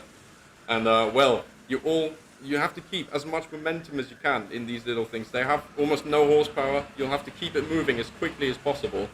And if you want to make an overtake, you'll have to be opportunistic like that. And, well, some contact will always be inevitable. Indeed, and we're on lap 114, and United Racing is really closing that gap now. It's almost under 5 seconds, but they are on the stint 15 minutes so far. They're getting close to putting into the pit lane. We almost saw some 3-wide action going in towards turn 5. But I imagine that United Racing will be coming into pit lane quite soon. 51 minutes so far and 5 seconds. And Backyard Racing really now have built a gap of almost 4 seconds towards Supersonic Racing. But Verstappen really gaining 1 second again, and yellow flags are out of turn 3, and one of them has stopped on the exit. That's quite an interesting place to have an incident. Must have spun out on the exit and trying to get it going again. Of course, have to wait until you have to rejoin because there's a lot of traffic out on the circuit. So we'll wait and see when he can get back on track as more cars coming. So he's going to have to wait. But at the moment he's still stationary there at the end of turn 3 and getting out of the car once again. So losing a lot of time for that team, and it's really unfortunate at this stage as Team Fantari has got past Supersonic Racing again to get up into P4, and they have been swapping around ever since, well, it was P6 and P7 a while ago, but now they're swapping around for P4. But Team Fantari now having the upper hand and getting that position, but they're now almost full 5 seconds behind Backyard Racing, who have really settled into the pace later on in this stint. Yeah, it must be said also, Ventari was 3/1000ths of a second apart, you know, from Supersonic there. So they must have gone side by side, and that must have been an overtake going on there. I don't think it's Supersonic that ended up in this interesting position, but like you said, that's also what I assume would have happened. You know, you would have just dropped the wheel in a slightly wet or damp part of the track, just drop the wheel there, and it's so easy to just have a little spin, and then, you know, you try to get it going again, and that's where it hits you, and you can't really recover from that position again. So that'll be a big time loss. Hopefully they'll get back going eventually. United Racing now in the pit lane for the second mandatory stop of this race. Well, now we'll see, because they've got, I think they were in the pits as one of the first teams of this kind of top group. And the one with the lowest time on the stint is currently Ventari, 40 minutes on this second stint. So it does look like, yeah, they'll be trying to extend the stints as much as they can, maybe go for shorter stints, a bit more sprint stints later on, if you will, to try and maybe minimize the loss. Is that some rain coming down, or is that just the water from the roof of the little box there? Not too sure, but it looks like some participation. We've seen that, and it definitely looks like it's going to be raining, and quite significant as well. So track might get a little bit slippery. It's still sunny out there, but the rain is definitely coming down at this stage of the race. We started in qualifying with some intense raining there, but now we've seen it as well for the first time in this race. It has really started pouring down, so that is going to add an extra challenge to all of these drivers to keeping it on track, especially at the end of all these stints. They're going to be coming in soon as well, all of them, as we see almost 3 wide on the exit of turn 4, trying to go wheel to wheel in towards the next hairpin, as Supersonic Racing and United Racing both still in the pit lane. United Racing dropping down to P6 as well, and Brookie's also pulling into the pit lane, Smedera as well. So a lot of pit stops being made at this stage of the race. We're very late on in the stints, as Bosch have got 44 minutes right now, and Backyard a few minutes more, and like you said, Ventari with the shortest stint right now from everyone inside the top 8, it seems like. But I can imagine we'll be seeing them putting into pit lane, as we almost say 3 wide going in towards the final corner. Fortunately, the camera cuts away just as they go in towards that corner, but very close stuff between those 3. Hopefully it didn't end in tears with someone in the barrier. It doesn't seem like I haven't seen any other lags up, but look at the rain. It's really starting to come down right now here at the circuit. Yep, and that's all the talk of a dry line forming, probably going out of the window relatively soon, because right now you can still see fairly clearly where I think the condition will probably deteriorate fairly quickly if the rain keeps up at this rate. You can see the raindrops sort of coming down a little bit, not all too much, but you can see them, you know, come down. There's a big puddle, of course, still outside of turn 5, I believe. So obviously still a lot of standing water as, you know, off the track. That's all been kind of taken away from the racetrack itself. But yeah, off the track there's still a lot of water down. There's not been enough sun, not enough warmth to carry that away. Can't quite tell on that puddle whether that's actually raindrops coming down, but I'm fairly sure that this is a bit of vegetation, if you will. I think that's the Smedera just out of the pit lane there in 21st position, so that was their second mandatory stop. Supersonic are also about to head out now. 1:32 stop. We're seeing a lot of these 1:32-ish times, so I think they've got that nailed down to a T, and if they can keep that up, at least, you know, the pit stops won't be the issue for them. Certainly, as we get to the end of the stint, Bosch, I wonder when they will be coming to pit lane. They've got 46 minutes on the stint. Backyard Racing now entering their 50th minute as well, so they will be coming in quite soon. Look at the gaggle of cars now going in towards turn 4. Big group here in the midfield as they scrap it out towards turn 5. Single file on the exit. Keeping between right now, we're going to go wheel to wheel in towards turn 6, having them go up the inside. As we still wheel to wheel going in towards chicane. Let's hope that is going to end well. It seems like it, as they got the position on entry, but now it's a big scrap going towards the final corner as well. Almost 3 wide once again going in towards the final corner this time. He's going to get up the inside and maybe for a switchback there. And putting into the pit lane right now is Backyard Racing. So that was an important pit stop from them. And let's see where they will be coming out. They're coming out behind United Racing as we see more action going in towards turn 5. Thinking about a move in towards the chicane. But of course, it's a big risk to go wheel to wheel through there. As it's very easy to make contact and just lose a lot of time. As well, United Racing making a double overtake. They're up to P7 right now, just after the pit stop. And let's see when they're going to be getting up to speed. And Backyard Racing now as well putting in the pit lane. So I do wonder when Bosch and Team Ventari and HRSB now are our top 3, when they're going to be putting into the pit lane as well. Yeah, it's obviously probably going to be fairly soon, but yeah, Backyard Racing will probably now rejoin in a little bit of traffic. It's tough to say from now. They've got about 15 seconds now on the pit timer still. So yeah, a bit of time still to go. Now Jamie's zooming in on the IRT group there. We can very clearly see Dave, and I believe that is Brian there as well. Jav is also in the picture for the VNT team, so very nice to see these guys around here from the esports community. I've been part of both teams, so very well familiar with both of them.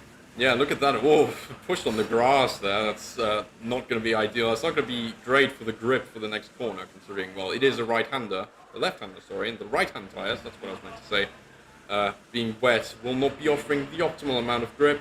Backyard Racing, there we go, dropping now to 9th at the moment. 1:33 stop though, 3 seconds over the timer, so very good stop. And rejoining the race, what looks like to be in 10th, and considering Supersonic Racing are roughly 20 seconds behind, that's gone fairly well for them. Now we just have to wait for Bosch heading out of the pit lane there. So that's currently the car being inserted. I suppose that could be a sign of the batteries again. Yeah, I think we'll see this a good amount now. Let's see about the water then. It still looks like it's coming down fairly lightly. So I don't think this will affect the lap times all too much. We're still in the 42s for the most part, so currently lap times don't seem to be affected a lot. Yeah, I think if the rain keeps up like this, and we still have about 37-ish cars on the track, or 38, yeah, that might still be changing quite a bit. A lot of battling still going on there into turn 6. Looks like they've all got away very cleanly, and a bit wide through that section. Sorry to pick you out there in that kart, but yeah, it did just look a bit unfamiliar, let's say. That racing line would be more towards the wet part. Maybe you're already getting familiarized with the conditions. Yeah, the rain has started to come down more significantly. Look how much water is coming down from the skies, and Bosch is nearing their pit window as well.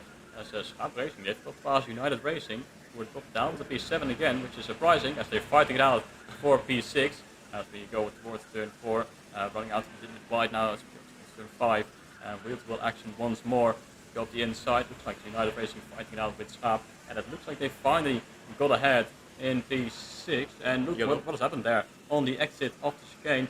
A brief moment of yellow flags there, but it seems like it has resumed and no trouble is there as Bosch now has got 50 minutes into their stint. They've got a 27 lead towards Ventari, of course their real competitor at this stage of the race. It's United Racing in P6, so it seems like they're still fighting it out with Schaap Racing. That is going to potentially lose them a lot of time towards Bosch in that fight for the lead. The Schaap now once again has got ahead as the pit stop rank is putting into the pit lane here on lap number 127, whilst United Racing are still busy fighting it out in P6, and it looks like they have got ahead once more.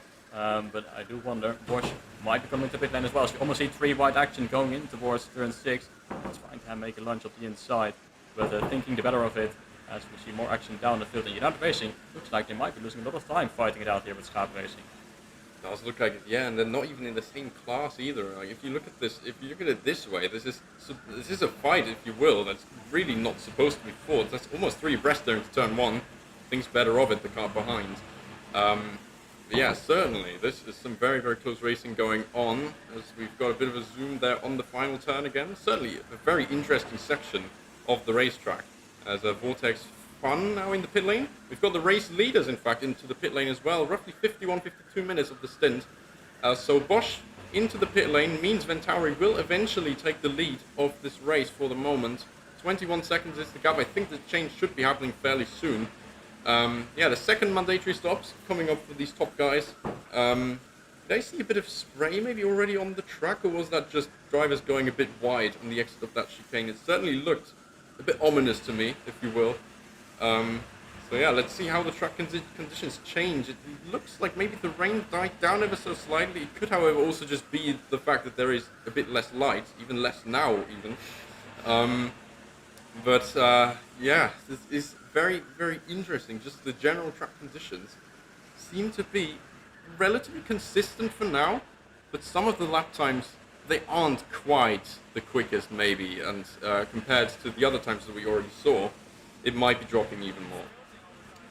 Indeed, that the rain is starting to come down. When will we see those puddles, and when will it get really tricky? As Team Ventari now officially has taken the lead of this race, and of course they still have to make their second mandatory pit stop. So Bosch is coming up behind HRSB, as well as Schaap Racing still fighting it out with United Racing. I think that's really costing them in this fight against Bosch, who is now coming out of the pit lane. I think they should be well ahead of United Racing, as Apex Racing is behind Supersonic, as Apex Racing team getting ahead of Bosch as well. But I think they're going to come out in P5, but it was quite a gap towards United Racing. So I think Bosch have maintained their provisional lead of this race as we go side by side in towards turn 5 and 6 once more. So it seems like Bosch is still ahead of United Racing. It's now HRSB putting into the pit lane from P2 in this race, and we will wait until Team Ventari, Apex Racing and KMRS are putting into the pit lane, as well as Schaap Racing has got ahead of Bosch as well. So it looks like those three are very close, and United Racing are getting ahead of Schaap and Bosch. They're still fighting. It's a three-way fight for P5, so United Racing is closer than expected towards Bosch. The gap is just under 1 second between our former race leaders, as the battle for provisional P1 is really spicing up here. Yeah, there's a brief moment there as well. Look at that, we've got the 3 pro teams all in the pit lane there, in 2nd, 3rd and 4th, so Apex, KMRS and HRSB all in the pit. There was a brief moment there where the top 5 consisted of one single fun team, and that team is currently leading the race. So a very, very fun sight, I must say. Well, no pun intended actually there. But yeah, it is super, super interesting to see Schaap now making the ground back up again. United Racing as well, about 10 minutes into their stint, are now looking to make up this ground again. It looks like maybe the clouds have cleared ever so slightly. The rain looks like it's gone for the minute, and that means the lap times could be developing towards a rather more stable round, as that is Ventari actually just setting the fastest lap of their stint so far, or of their race even. They just finished the 132nd lap of this race, currently leading the number 46 card in the fun class. And yeah, the 2 teams behind, still in the pit lane. They've still got a bit to go. I believe a 132 stop for HRSB. Again, very good time. Same goes, in fact, for Vortex Racing Pro. All of them seem to be around the 130, 132 area. So it'll be very interesting to see. Wow, it's almost a spin at the back there, exiting turn 4. And Bosch now gets back up to 3rd position, post pit stop. Or they've actually done that on track against Schaap, haven't they? So yeah, still more moves on track going on. Ventari's still going, still no pit stop. So yeah, well, let's have a look. They're currently leading by a lap, so it does look quite impressive for now. But then in the pits, they will be losing another almost 2 laps. It's a quite significant fight right now between United Racing, Bosch and Schaap for P2 on track. At the moment, it looks like United Racing have got the upper hand for a brief moment, 0.6 of a second towards Bosch, and it looks like Schaap is now 3 seconds behind, but now getting back ahead of 2 of them, and as they're fighting it out still, and Schaap Racing now pulling into the pit lane, so getting out of that fight for P2, which means that Bosch and United getting ahead cleanly now and free to fight it out on track. The gap between those 2 though is 17 thousandths of a second, as another personal fastest lap there for Team Ventari with a 42.4, and they keep extending the gap towards the car behind, because the United Racing and Bosch, they're well inside the 43s, and Schaap now into the pit lane. Supersonic looking to get ahead of those, and Backyard Racing as well, who are still holding the fastest lap of the race. I don't think we're going to be seeing that quite soon, although Team Ventari is getting closer. They're pushing really hard at the end of this stint, as HRSB and Brook is both getting ahead of Apex Racing, and cameras looking at this gaggle of cars going in towards turn 4 and 5, all single 5, but we've seen plenty of action in towards turn 4 and 5, turn 6 as well, and we will continue to see that as well for the remainder of this race. But Team Ventari still in the lead. They've been 53 minutes on this stint, and they're looking to come into the pit lane quite soon to potentially swap around, and that maybe we'll see United Racing being back in the lead as Supersonic getting ahead of Schaap Racing, still in the pit lane waiting until they're coming out on track for their pit stop. But Team Ventauri are in the lead, but they will be coming in very, very soon, and we'll see where they're going to come out compared to United Racing and Bosch. Kunnen we dit in het Nederlands? Je mag wel in het Nederlands. Ja, moet je in het Engels? Ja, maar dan kunnen we wel samen nemen. Ja, dat is goed. Ah. Momenteel zijn we al bijna ongeveer 2 uurtjes onderweg. Dat natuurlijk niet heel veel is vergeleken met de 24 uur die we nog moeten, maar ze hebben ondertussen al wel 136 rondes afgelegd, de leider in de wedstrijd. Dat had natuurlijk al flink wat rondes zijn. Pitlane. Team van Tauri momenteel ook de pitstraat ingereden. Dat kan ervoor zorgen dat United er voorbij gaan, maar die liggen nog een ronde hierachter.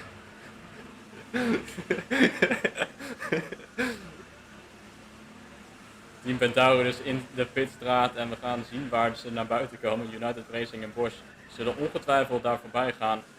Want had een kleine achterstand voordat zij allebei de pitstraat ingingen. Als Schaap Racing nu best wel veel tijd heeft verloren natuurlijk met hun pitstop. En rijden op 2.13 op de baan en 5 in hun klasse. Terwijl Kart Freaks en Nitro Racing ook van positie wisselen. En Team Ventauri is stil, nog steeds in de pitstraat. Daar over een half minuut ongeveer zullen zij de pitstraat verlaten. En dan zullen ze waarschijnlijk, dat zal het zijn, tussen Bosch en Supersonic Racing terug op de baan komen. Het gat daartussen is rond de 24 seconden. Als de afgelopen ronde United Racing met een 43-0 en 18e sneller op het moment dan Bosch als Ventauri. Gaan binnenkort de pitstraat uit. Moment nog steeds aan de leiding van de wedstrijd, maar ik denk dat United Racing er zeker wel voor gaat komen. Ja, momenteel zijn we aan afwachting van wanneer ze weer doorkomen en zien we of United Racing inderdaad de leiding van de wedstrijd heeft overgenomen. Terwijl de camera hopelijk weer goed vastgezet kan worden, kunnen we ook weer volgen hoe dit gaat ontwikkelen. Momenteel Team van Tauri uit de pitstraat. En inderdaad klopt, United Racing neemt de leiding van de wedstrijd over. En dat na ongeveer 1 uur en 50 minuten. Met een laatste rondetijd van 42,7. Dat is ongeveer 15e van de snelste ronde. Die zijn hartstikke lekker bezig. Dus hebben de tempo er mooi in zitten. Maar ook Bosch vliegt er voorbij en grijpt P2 eigenlijk weer terug in deze wedstrijd. Momenteel, hoe ver liggen ze ongeveer voor? Zoals zo'n 20 seconden achter Bosch op dit moment. Bosch zijn nu ook voorbij aan Team Ventauri, nu gezakt naar de derde positie. En United Racing nu in de leiding van de wedstrijd en hebben bijna 4 seconden naar Bosch. En Supersonic zet nu een 42.505 en dat is hun persoonlijk snelste ronde. En we proberen het gat te verkleinen naar Team Ventauri die zojuist de pitstraat uit is gekomen als KMRS 1. Also ook in de pitstraat is gekomen van de pro-klasse. Terwijl het vooraan het gat nu tussen United en Bosch is bijna 3 seconden. Als we hier op meer actie in bocht 5 zien. Sommige rijders aan de binnenkant proberen. En dan proberen onderlangs te kruisen voor de switchback. Om dan op de exit een betere snelheid te hebben. Om zo een positie te winnen als KMRS 1 ver terugvalt vanwege hun pitstop. Maar vooraan is het nog altijd United Racing die de vorige ronde wel wat tijd heeft verloren op Bosch. 44-0 in de afgelopen ronde, maar nu zet ze een 42-5 en dat begint er al heel te lijken. Dichtbij hun persoonlijk snelste ronde en met Bosch met een 43.2 verliezen de 17e in de afgelopen ronde naar winnen 17e naar Bosch in de afgelopen ronde. Ja, en we hebben natuurlijk ook een wedstrijd in een wedstrijd, want niet alleen de fun-klasse en er is ook momenteel een pro-klasse die met een eerste rijder, tenminste het eerste team ligt momenteel 5e in de wedstrijd tussen de fun-klassen. Het is natuurlijk hartstikke mooi om te zien dat je eigenlijk een soort 2 wedstrijden in 1 wedstrijd hebt. Apex Racing daar in de pro-klasse momenteel op plek 2. Dat gat tussen die beide teams zal ongeveer zo'n 11 seconden zijn, dus dat ligt ook allemaal nog heel dicht bij elkaar. Bijna 2 uur geraced hebben is dat gat nog dicht bij elkaar. De snelste ronde is momenteel nog steeds 42,2. De baan droogt wel op, maar net viel er al een klein buitje wat ervoor zorgt dat de rondetijden niet heel veel harder gaan. En ik zag dat ook een hele leuke helm voorbij rijden. Ik ben even opzoeken of we die nog meteen weer kunnen vinden. Momenteel is de camera druk bezig met het... hier, kijk, onder in beeld een blauwe helm, even kort in beeld. Als de camera het weer goed doet, zullen ze daar vast wel weer op gaan inzoomen. En dan misschien wel een leuke prijs voor deze 24 uur wie het leukste helm heeft. Want ik heb al heel veel leuke helmen voorbij zien komen. Zeker wat interessante designs, als we daar 3 wijd zien gaan in bocht 5. En het lijkt op dat gewoon Vortex Racing nu naar P12 en ook voorbij gegaan aan Schaap Racing, die dus in de pro-klasse actief zijn. En rijden op dit moment 4e in hun klasse. Terwijl Schaap Racing en Karting allebei voorbij zijn gegaan aan Nitro Frix. Maar vooraan, United Racing is een volle 3,5 seconden sneller dan Bosch in de afgelopen ronde. Dus Bosch heeft heel veel tijd verloren en het gat is nu meer dan 8 seconden tussen de 2 leiders in de wedstrijd. Team Ventauri rijdt er een volle 22 seconden, achter leiding 17 seconden en nu 14 seconden naar Bosch. Maar waarschijnlijk is dat Bosch dan waarschijnlijk wat verkeer had in hun ronde, waardoor ze heel veel tijd hebben verloren. Want het gat is wel eens erg groot geworden. Het was net 2 seconden tussen de pit wat uitrijden, maar inmiddels is het alweer 8 seconden tussen de leiders in de wedstrijd. Dus Vortex Racing zet hun persoonlijk snelste ronde met een 43.0 en Landballer Racing met een 42.5. Zeker ook laten precies zien in deze wedstrijd als Swappies en Boekies van positie wisselen. En dat is op dit moment P8 voor Swappies in de nummer 50, terwijl Schaap en Vortex Racing nog steeds uitvechten voor de 12e positie. En Apex Racing Team gaat nu ook voorbij aan Backyard Racing voor plek nummer 6 in de wedstrijd. En Apex Racing Team op het moment 2e in hun klasse. En zij en HRSB allebei 8-9 minuten in hun stint. Maar het gevecht is daar als een gele vlag en er staat hier iemand stil in een bocht 5. Probeert terug de baan op te komen, maar moet even wachten tot het verkeer gepasseerd is. Maar nu kan deze zijn weg vervolgen. Maar vooraan 42-4 nu voor United Racing. En dat is hun persoonlijk snelste ronde en is een goede, wel bijna een paar seconden sneller. Want het gat is nu ruim 10 seconden naar Bosch in P2. Ja, het battle voor het podium is ook in volle gang. Momenteel maar 2 seconden tussen de beide teams. Team Ventauri en Supersonic Racing.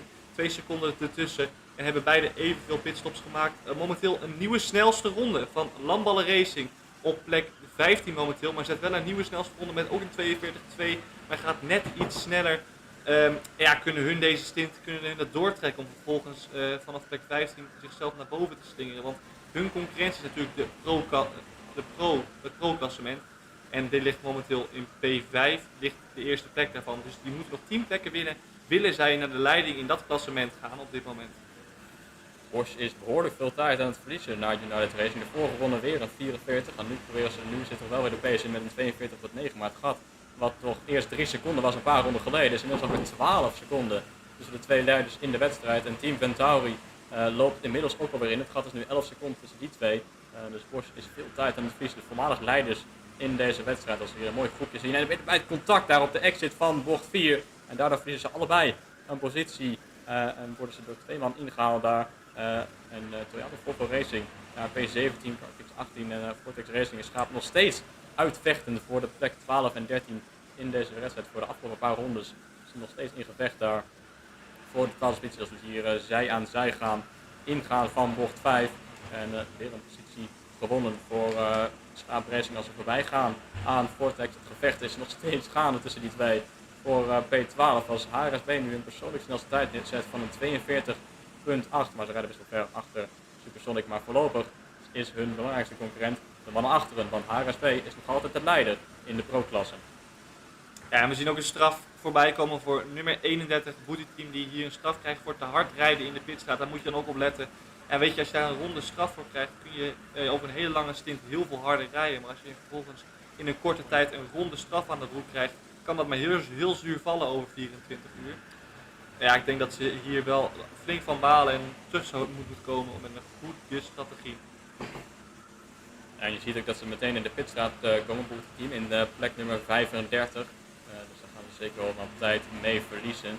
Als we wat meer persoonlijk snelste verbeteringen zien, Vortex Racing komen met een 42.7 en ook Supersonic Racing 2 in de frontklasse zit een 42.7. We zien steeds meer 42ers in dit moment als Nitro Racing 2 plekken verliest aan Toyota Volvo, Schaap Racing en Kartix Racing voor P17, 18 en 19. En de nieuwste snelste ronde in de wedstrijd als United Racing met een 42.154 zet de snelste ronde een halve tiende scherper. En het gat naar Bosch is inmiddels opgegroeid naar ruim 13 seconden bijna. Als we wachten tot wanneer Bosch de lijn overkomt voor hun snelste ronde. Is een 42.8.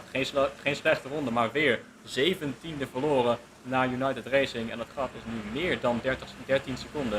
En wat we ook zien is dat Supersonic Racing is aangesloten bij het team Ventauri. Het gat tussen die twee is inmiddels 2/10 van een seconde. En dat is precies wat Supersonic heeft gewonnen in de afgelopen ronde. Dus dat gevecht zal ook ontstaan voor een positie op het podium. De top 4 is allemaal uit de vonklasse. En HRSB nog steeds in P5 een volle ronde achterstand. Maar United Racing heeft zeker de pace erin zitten op dit moment in de race.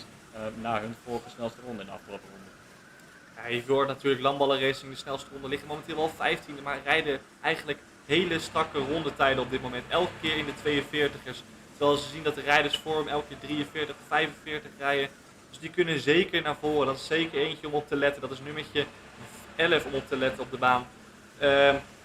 Maar ook Viva la Virage gaat momenteel naar voren vanaf de top 10 in. Dat is normaal aan de Formule 1 een puntje. En hier schuiven ze mooi de top 10 in. Zijn goed bezig. En dan zien we eigenlijk dat momenteel lijkt er een verandering te zijn op het podium. Team Ventauri is ingehaald door Supersonic Racing. En ja, dan hebben ze toch zo'n mooie bronzen plak te pakken. En dat terwijl United Racing op P1 momenteel alleen maar hun voorsprong blijft uitbouwen. Vrij consistente ronde over voor de leider. 42-9 weer een 42. En zijn borst doet eigenlijk hetzelfde. Maar verliest nu weer goede 1,5 seconde. Het gaat dus ruim 15 seconden tussen United Racing en Bosch. En Bosch verliest maar tijd elke ronde in deze stint voor zover. En Supersonic Racing en Ventauri proberen het gat te dichten. Ventauri nu moet wel een seconde laten naar Supersonic Racing. Die proberen het gat te dichten naar Bosch wel een goede seconde sneller in de afgelopen ronde. Als we meer gevechten zien in het middenveld met Vivella Garage naar P9 voorbij gegaan aan Boegis en de Blue Flag Group en Schaap Racing ook in P12. Als we weer een pitstop zien van Kart Freaks Racing. Zij maken hun derde pitstop van de wedstrijd. We zijn nu ruim 2 uur onderweg in de wedstrijd als Blue Flag Group het uitvecht met Vivella Garage voor P9 overal. En we zien daar side-by-side action in bocht 4 aan de spinner op de exit. En er is contact geweest, uitkomen van bocht 4 en rond gaat een van de cars en die vervolgt zijn weg dan wel weer. Maar dat is flink wel veel tijd verloren als ook nu Vivella Garage de pitstraat induikt. Vanaf hun 9e positie, een 3e positie in hun klasse. En we gaan zien waar zij binnenkort gaan uitkomen. Ja, momenteel is het stabiel. De broekjes die Schaap Racing inhalen. En ik had net al even over Lamballen Racing. Ja, je hoort het misschien wel. Ik ben fan van Lamballen Racing. Niet alleen de naam, maar ze rijden momenteel hartstikke hard. Van plek 15 kruipen ze door naar plek 14. En kijken ze nu tegen een gat aan van op dit moment 3 seconden. Dus die rijden voor hen kunnen ze ook zeker pakken. Ze hebben net het pro-team van Vortex Racing ingehaald. En kijken nu naar de achterkant van het fun-team van Vortex Racing. Dus ze zijn flink in battle met Vortex. Ik denk dat Vortex het minder leuk vindt. Maar Lamballen schuift door een pitstop van Viva la Virage door naar plek 13 op dit moment. En zometeen plek 4 op dit moment in de pro-klasse. Pro-klasse natuurlijk met op plek 1 nog steeds HRSB. Op plek 2 Apex Racing Team en op plek 3 Schaap Racing. Dus die kijken allemaal alsnog voor een mooi podium. Ook al liggen ze 5e, 6e en 11e in de wedstrijd. Persoonlijke verbetering daarvoor Bosch nu met een 42-6-9-1 in hun poging om het gat te verkleinen naar United Racing. Maar in de afgelopen ronde rijden ze allebei in 43-0. Terwijl United Racing met een 43-1 een paar honderdste gewonnen voor een Bosch Racing. Maar het gat is nu bijna 16 seconden voor de leiding van de wedstrijd. Als we daar meer actie zien in bocht 4, 5 en 6. Een hele groep aan auto's hier in het middenveld vechtend om positie. En het is Schaap Racing die nu weer de top 10 inkruipt in hun derde positie.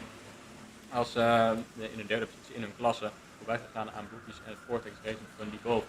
Die allebei in de fun-klasse opereren als Nitro Racers in 42-6 noteert ook een goede ronde in P17 op het moment als Viva la Virage de pitstraat uitkomt in wat erop lijkt een 20ste positie. Maar we gaan nu ronde nummer 153 in. En weer is het United Racing die in de 42ers rijdt. En het is een van de weinigen in de top 10 die constant in die 42ers kan bereiden. Ja, dan wil ik het eigenlijk niet zeggen, maar als ik dan verder naar beneden kijk, dan zie ik één ander team net ook in de 42ers rijden. Dat was natuurlijk Lamballen Racing. Die zijn goed bezig, momenteel een 43, dat is dan wel weer wat minder. En het begint weer met regenen. Dus de baan gaat nu ook echt wel weer flink nat worden. Voor mij regent aardig hard op dit moment. Dus ja, en nieuwe rijders hebben misschien vandaag nog helemaal nog niet in de regen gereden. dit kan zeker voor spektakel gaan zorgen. En ja, ze weten het, ze rijden op de slicks. Dus ja, het kan echt glad worden.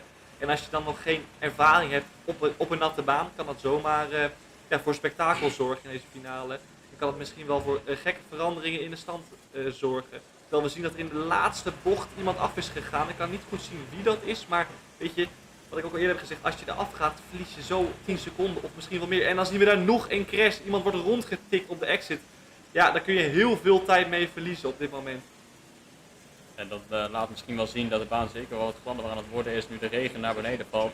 En we hebben dat ook gezien in de kwalificatie waar het hard had geregend. En nu ook zeker valt de regen weer hier op het circuit, hier in de Lelystad. En wat we ook zien is dat Bosch afgelopen ronde 51ers rijdt. United Racing met een 53er. Dus misschien laat het echt wel zien dat de baan zeker wat gladder aan het worden is. En de tijden die worden zeker langzamer als we hier naast elkaar gaan in het rempunt van bocht 5. En het wordt steeds weer gladder en gladder.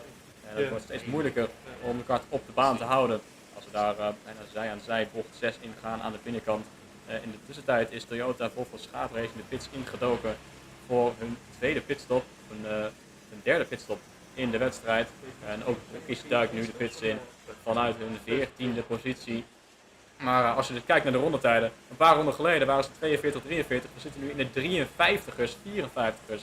En ik denk dat dat zeker aantoont dat de baan zeker aan het verslechteren is vanwege deze veranderde omstandigheden.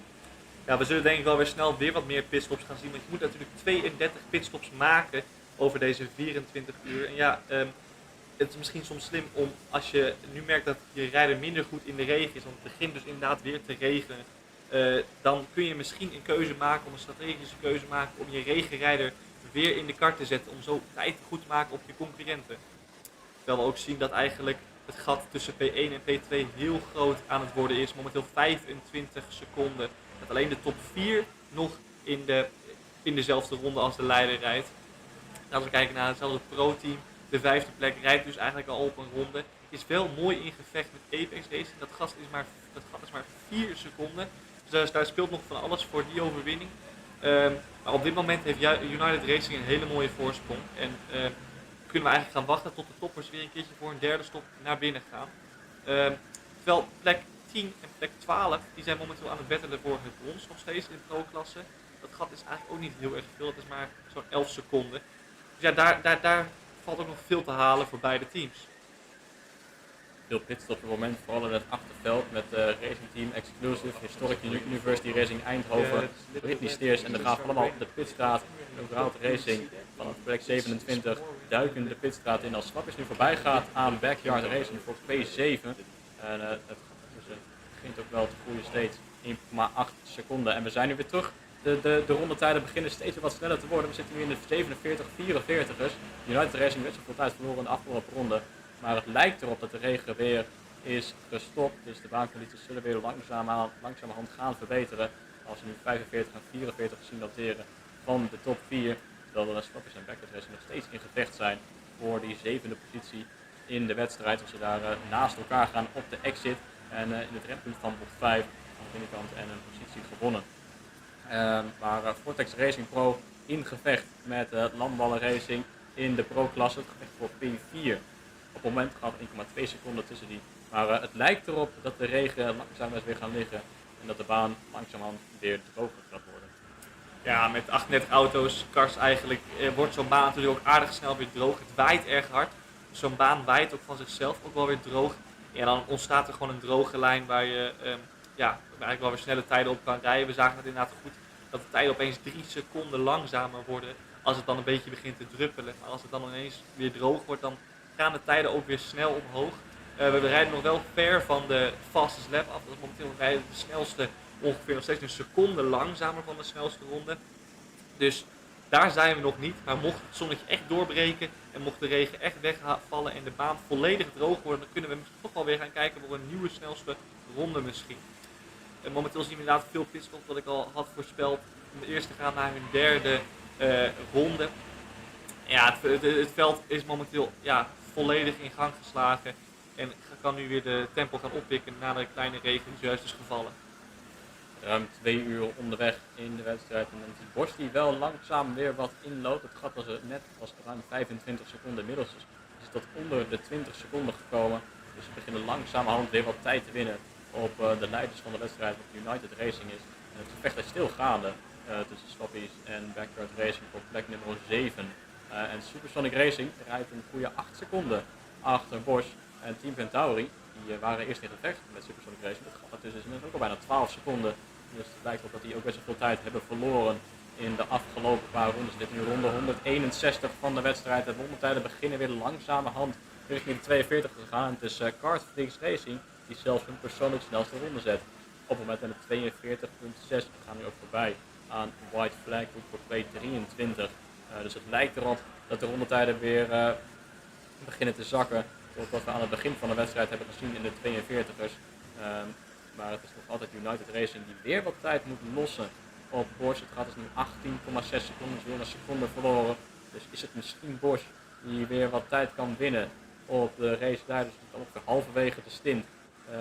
Want United Racing nu een half uur onderweg. En Bosch Racing die natuurlijk wat later de pitstraat in gedoken. Als we daar bijna 3 wijd gaan in bocht 4. En het lijkt erop dat het een dubbele inhaalactie is geweest.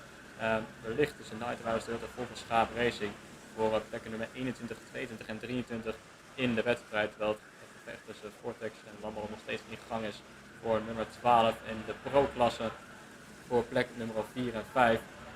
Maar het lijkt erop dat Bosch en United Racing allebei in 44-2. Dus de pace begint aardig weer te settelen. Na een korte regenbui, maar we zitten nu wel zeker weer in de 43 en de 44. Ja, en er komen ook weer wat straffen door. Momenteel op plek 30 Racing Team Exclusive kregen een 1 ronde straf omdat ze te licht waren, 0,2 kilo. Ja, daar krijg je dan eenmaal een straf voor. En ja, dat is dan een extra ronde erbij. En als je al 12 rondes achter ligt, kun je eigenlijk geen ronde meer veroorloven. Dus die krijgen dan meteen nog een penalty aan de broek. En die zullen verder terugzakken. Dat is wel jammer, want ze zitten momenteel in dezelfde ronde als 078, die eigenlijk ook in de pro-klasse meedoet. En die vechten momenteel voor die laatste plek. Dus dat is voor Racing Team Exclusive echt wel weer wat om te moeten oplossen in de komende uren. Maar gelukkig hebben ze nog aardig lang, want het is een lange race. Ze hebben nog veel om op te lossen. En dat terwijl eigenlijk we langzaam weer de 42 is weer inschieten. Dus we kunnen misschien weer gaan hopen op een nieuwe snelste ronde. United Racing blijft strakke rondes rijden. We zien 42-6 en 42-7. Ja, als je dat met zoveel verkeer kan blijven rijden, dan heb je de tempo er gewoon goed in zitten. Dan moet je gewoon hopen om een keer een vrije baan te hebben om zo'n snelste ronde te gaan verbeteren. Terwijl Swappie nog steeds met Backyard Racing aan het battlen is. Momenteel seconden van elkaar, dus die zijn eigenlijk maar heen en weer aan het gaan. Momenteel ook voor de leiding van het pro-klassement. Apex Racing komt heel dicht bij HRSB. Die kunnen zo meteen elkaar gaan aanvallen voor de leiding in de wedstrijd. Dat is nummer 2 en nummer 55 op de baan. Als we hopelijk kunnen we die ook nog even in beeld krijgen zometeen, dan kunnen we kijken hoe die elkaar aanvallen. Nou, het gat daartussen is inmiddels een halve seconde geworden vooraan. Het is toch erg knap hoe United Racing zo consistent in de 42ers kan opereren, terwijl Bosch Racing weer een 43,5 noteert. En dus weer een goede 17e heeft verloren. Het gaat inmiddels 20 seconden. Als je daar aan die hele mooie helm ziet die eerder al even werd benoemd. En die probeert daar buitenlangs een positie te winnen, maar kan het nog niet voortzetten op dit moment in de wedstrijd. Als Apex Racing Team nu wel definitief voorbij is gegaan aan HRSB en dus de leiding heeft gepakt in de pro-klasse. En we hebben dus een nieuwe leider in de pro-klasse. Apex Racing Team is voorbij gegaan, maar ze zitten nog steeds hartstikke dicht bij elkaar. 400ste op het meepunt. Terwijl in de pro-klasse ook KMRS1 voorbij is gegaan aan Nitro Racing, Lamballe Racing en Vortex Racing. Ook vechtend voor P12 en 13 en P4 en 5 in hun klasse. Swappies en Backyard Racing nog steeds in gevecht over de afgelopen aantal rondes. Steeds vechtend voor die 7e plaats in de wedstrijd. Als KMRS1 weer een positie heeft gepakt naar P15 en binnen een klein beetje contact daar bij het aanremmen van bocht 5. En nu naar bocht 6 gaan we zij aan zee, maar buitenlangs. En een positie is daar gewonnen. Als het gat vooraan weer een 42-5 voor United Racing. En weer pakken ze 16e op Bosch. Ze hebben er zeker de pace er goed in zitten voor de leiders van de wedstrijd. Ja, niet alleen dat, maar ook, we kijken steeds naar United Racing en Bosch. Maar langzaam komt Supersonic Racing een stuk dichterbij. Die rijdt namelijk ook gewoon in de 42's. Terwijl Bosch momenteel in de 43's rijden. Dat gat wordt ook een stuk kleiner op dit moment. Kunnen wij dan zometeen zien of plek 3 en 2 van elkaar gaan wisselen. En dat misschien Supersonic Racing kan gaan jagen op United Racing. Het gat tussen die twee is ongeveer 6,5 seconden. En ook Supersonic Racing is ook opererend in de 42ers. Afgelopen ronde rijdt Bosch een 43,5 en Supersonic rijdt een 42,7. Als hier de bandenstapels worden even weer netjes opgestapeld. Dus zeker wat contact is geweest eerder in deze wedstrijd. Maar 5,8 seconden Supersonic Racing komt inderdaad langzamerhand dichterbij aan de nummers 2 in de wedstrijd. En Bosch is zeker wel wat tijd aan het verliezen in de afgelopen paar ronden. Als Lamballer Racing en Vortex Racing nog steeds in gevecht zijn om positie voor P12 en 13 in de wedstrijd. Vechten zeker nog vol in stand, half seconde is het verschil tussen die twee. Nog ruim 21 uur en 3 kwartier te gaan. Het is nog een lange wedstrijd, maar het is zeker erg spannend vooraan als weer een 42,6 en Bosch Racing met een 45,1 hebben weer wat tijd verloren op Supersonic Racing, die langzamerhand onder de 5 seconden kruipt. Ja, het gat is tussen plek 1 en 2 is 24 seconden, wat misschien wat minder spannend lijkt. Maar ik let eigenlijk meer op plek 3, die nu wel een beetje last van verkeer heeft gehad. Maar langzaam wel dichter bij plek 2 aan het kruipen is. En dan misschien kan gaan jagen op plek 1. Want als je kijkt naar laptimes zonder verkeer, de rijden is eigenlijk maar een tiende langzamer. Dus mochten ze het voor elkaar krijgen om eventueel met een andere coureur of zelf te kunnen versnellen, kunnen ze zomaar langzaam dat gat dicht gaan kruipen. Maar ja, er zit nog heel veel strategie in. Er komen nog heel veel andere coureurs aan. Ze moeten namelijk nog 30 pitstops. Dat kan nog heel veel zorgen voor goede strategie. Als er een regen weer aankomt, dan kan er weer van alles gebeuren. Nou, de rondetijden beginnen langzamerhand weer een beetje te zakken. Maar op het moment dat ik het zeg, rijdt United Racing weer een 42,4. Dus weer een hele sterke ronde voor de leiders in de wedstrijd. Supersonic Racing. Als we hier een heel mooi gevecht zien in de ingang van bocht 5. Bijna 3 wijd op de exit. Oh, en we gaan zij aan zij naar bocht 6. Licht contact tussen deze groep auto's, maar geen nare gevolgen als we bijna wiel te wiel gaan proberen in de chicane. Dat gaat niet altijd even goed, maar voor nu lijken ze er zonder kleerscheuren vanaf te komen als het gevecht zich doorzet tot aan de laatste bocht. Maar 43,9 voor Bosch als Supersonic Racing heeft wel wat tijd verloren in de afgelopen ronde.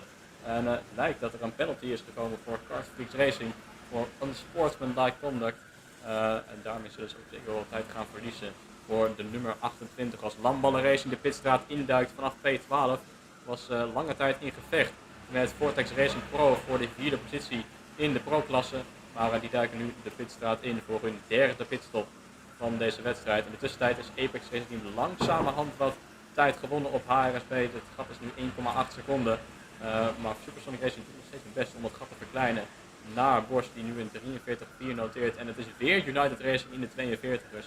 Die blijven gewoon consistent 42ers rijden. En het gat blijft maar vergroten. En het is nu ook Supersonic Racing die een 42,7 noteert. En daarmee het gat weer licht verkleint naar Bosch die op P2 rijdt.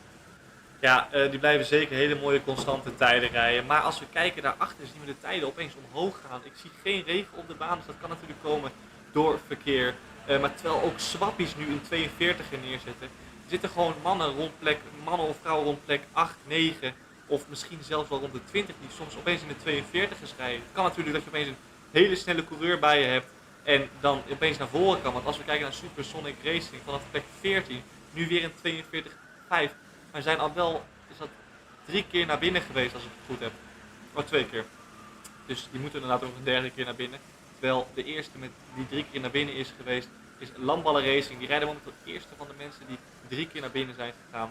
Dus ze zitten eigenlijk geweldig in de strategie op dit moment. We naderen langzamerhand het eind van deze tweede stint. 40 minuten heeft United Racing op dit moment deze stint gereden. Dus over een minuut of 10 tot 15 zullen ze ongetwijfeld weer naar binnen komen voor een pitstop. Het gat naar Bosch Racing is inmiddels 27,3 seconden. En het is wederom een 42,4 voor United Racing en ook 42,6 voor Supersonic Racing die weer een seconde pakken op Bosch in dat gevecht voor P2 in de wedstrijd. De achterste team van Tauri die zeker wel wat tijd moet laten liggen. Die rijdt zelfs in de 44ers in de afgelopen ronde. Ook Apex Racing Team die wat tijd moet laten lossen op HRSB voor de leiding in de pro-klasse. En dan is het Swappies die dan op 2 rondes achterstand rijdt van de leider. En nu wel een gat heeft van ruim 7 seconden naar Backyard Racing. Als we hier lekker dicht bij elkaar zitten in de hairpin van bocht 5.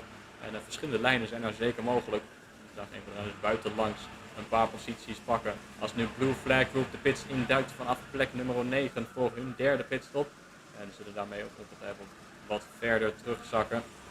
Tot achter Schaap Racing die nu derde rijdt momenteel in de pro-klasse. En het is weer een 42-4 voor United Racing en nu een 44,5 voor Bosch Racing. En daarmee verliezen ze een volle 2 seconden naar Supersonic Racing. En dat gat tussen die twee is inmiddels al 2,5 geworden. Ja, terwijl eigenlijk de strijd om plek 1 in de pro-klasse nog steeds volle bak bezig is. Terwijl Apex Racing misschien wel de leiding heeft opgepakt, hebben ze maar 2 seconden kunnen uitlopen in de afgelopen, ja, wat zou ik zeggen, 5-6 minuten. Die blijven mooi dicht bij elkaar als we meteen de eerste pitstops weer gaan zien. Terwijl Swappies nu binnen is. Swappies is nu binnen, die rijdt momenteel 5e in de funklasse. Die gaan voor hun derde pitstop en zo zien we ook dat langzaam is dat Backyard Racing, die al 3 stops heeft gemaakt, langzaam weer naar boven schuift. Terwijl de rest ook een derde pitstop gaat maken. Terwijl we weer mooi op beeld zijn bij mijn favoriete Helen. Dat is toch geweldig als je die achter je aan hebt racen. Dan ga je toch vanzelf een seconde langzamer van rijden. En hij verwacht ik een seconde harder als hij iedereen inhaalt op die manier. En ook Supersonic Racing is nu binnen. De mannen van plek 3 duiken nu naar binnen voor een derde pitstop. En zullen inderdaad ver terugvallen. Maar zullen ze vallen in een gat of zullen ze vallen in heel veel verkeer en zullen ze daar heel veel tijd mee verliezen? Dat is wat we even moeten afwachten. Is het een slimme strategie om wat eerder naar binnen te gaan en krijgen ze nu een snelle coureur in de auto om het gas op Bosch verder te gaan dichten? Want ze zaten er maar een seconde achter. Ze waren bijna onderweg om plek 2 in deze race te pakken en te gaan jagen op United Racing, maar duiken naar binnen voor een undercut. Wellicht, maar het zal waarschijnlijk nog wel eventjes duren voordat Bosch naar binnen komt. Ze hebben met een 35 minuten in de huidige stint gereden. Trouwens naar United Racing. United Racing de afgelopen ronde rijdt een 42-2-1-4. En dat begint heel erg dicht op de snelste ronde in de wedstrijd te lijken. Als Team Ventaro nu terug naar de derde positie komt. Maar United Racing met een 42-2, de snelste ronde moment is een 42-1-5-4. Dus een half tiende moment van verwijderd. Dus wie weet gaan we in de komende rondes een nieuwe snelste ronde van de wedstrijd zien als Supersonic Racing snel de pitstraight zal verlaten als Apex Racing Team daar nu voorbij gaat. En inmiddels een gat heeft opgebouwd naar HRSB van ruim 3,5 seconden. Ook de smederij in de pitstraat vanaf plek nummer 19. Nou, de vraag is waar Supersonic Racing terug het circuit opkomt. Of ze in veel verkeer terechtkomen. Of een beetje vrij lucht om het gat proberen te verkleinen naar hun opponenten vooraan het veld. Als wederom nu United Racing moet wat laten liggen met een 43-4. Ook Bosch in de 43ers.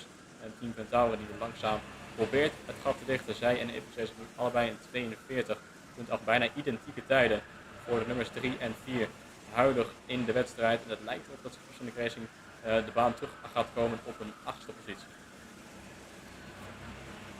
Oh, en we zien daar een crash en die heeft ook echt wel last van zijn nek. Die ging daar hard af en moet hij dan eigenlijk wel weer snel op de baan komen.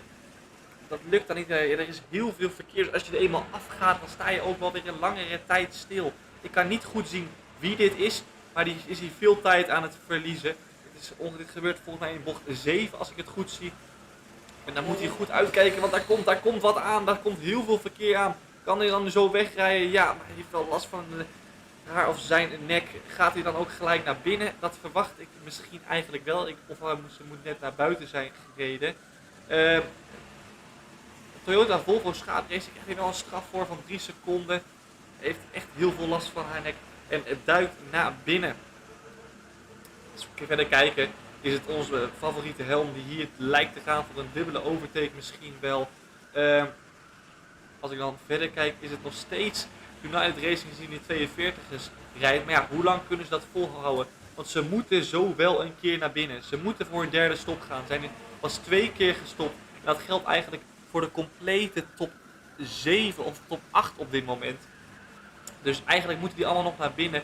En dat gaat in de komende rondes wel gebeuren. Zullen ze elkaar gaan volgen? Zullen ze wachten tot de volgende gaan en dan met z'n allen tegelijk naar binnen gaan?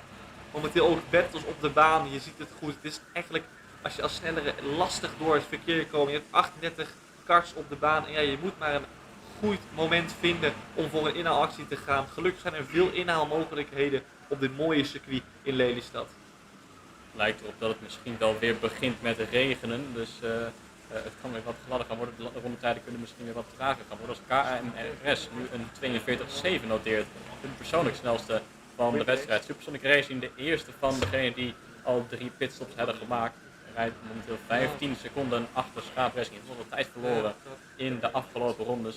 Als het gat vooraan nu 35 seconden is en United Racing zeker dichtbij een volgende pitstop is. Als Backyard Racing de pitstraat induikt vanaf plek nummer 5.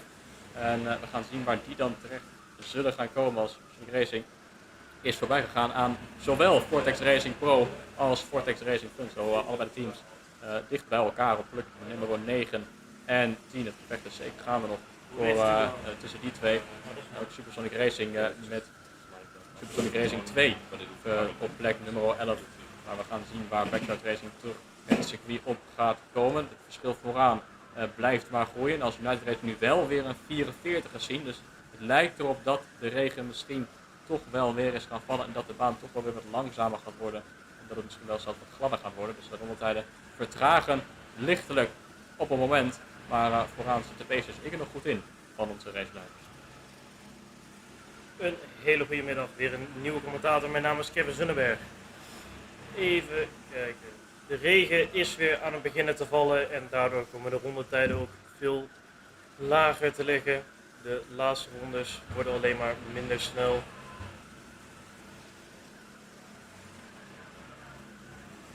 Verder zien we niet heel veel actie op het moment op de baan. Een paar overtakes die worden gemaakt in het middenveld.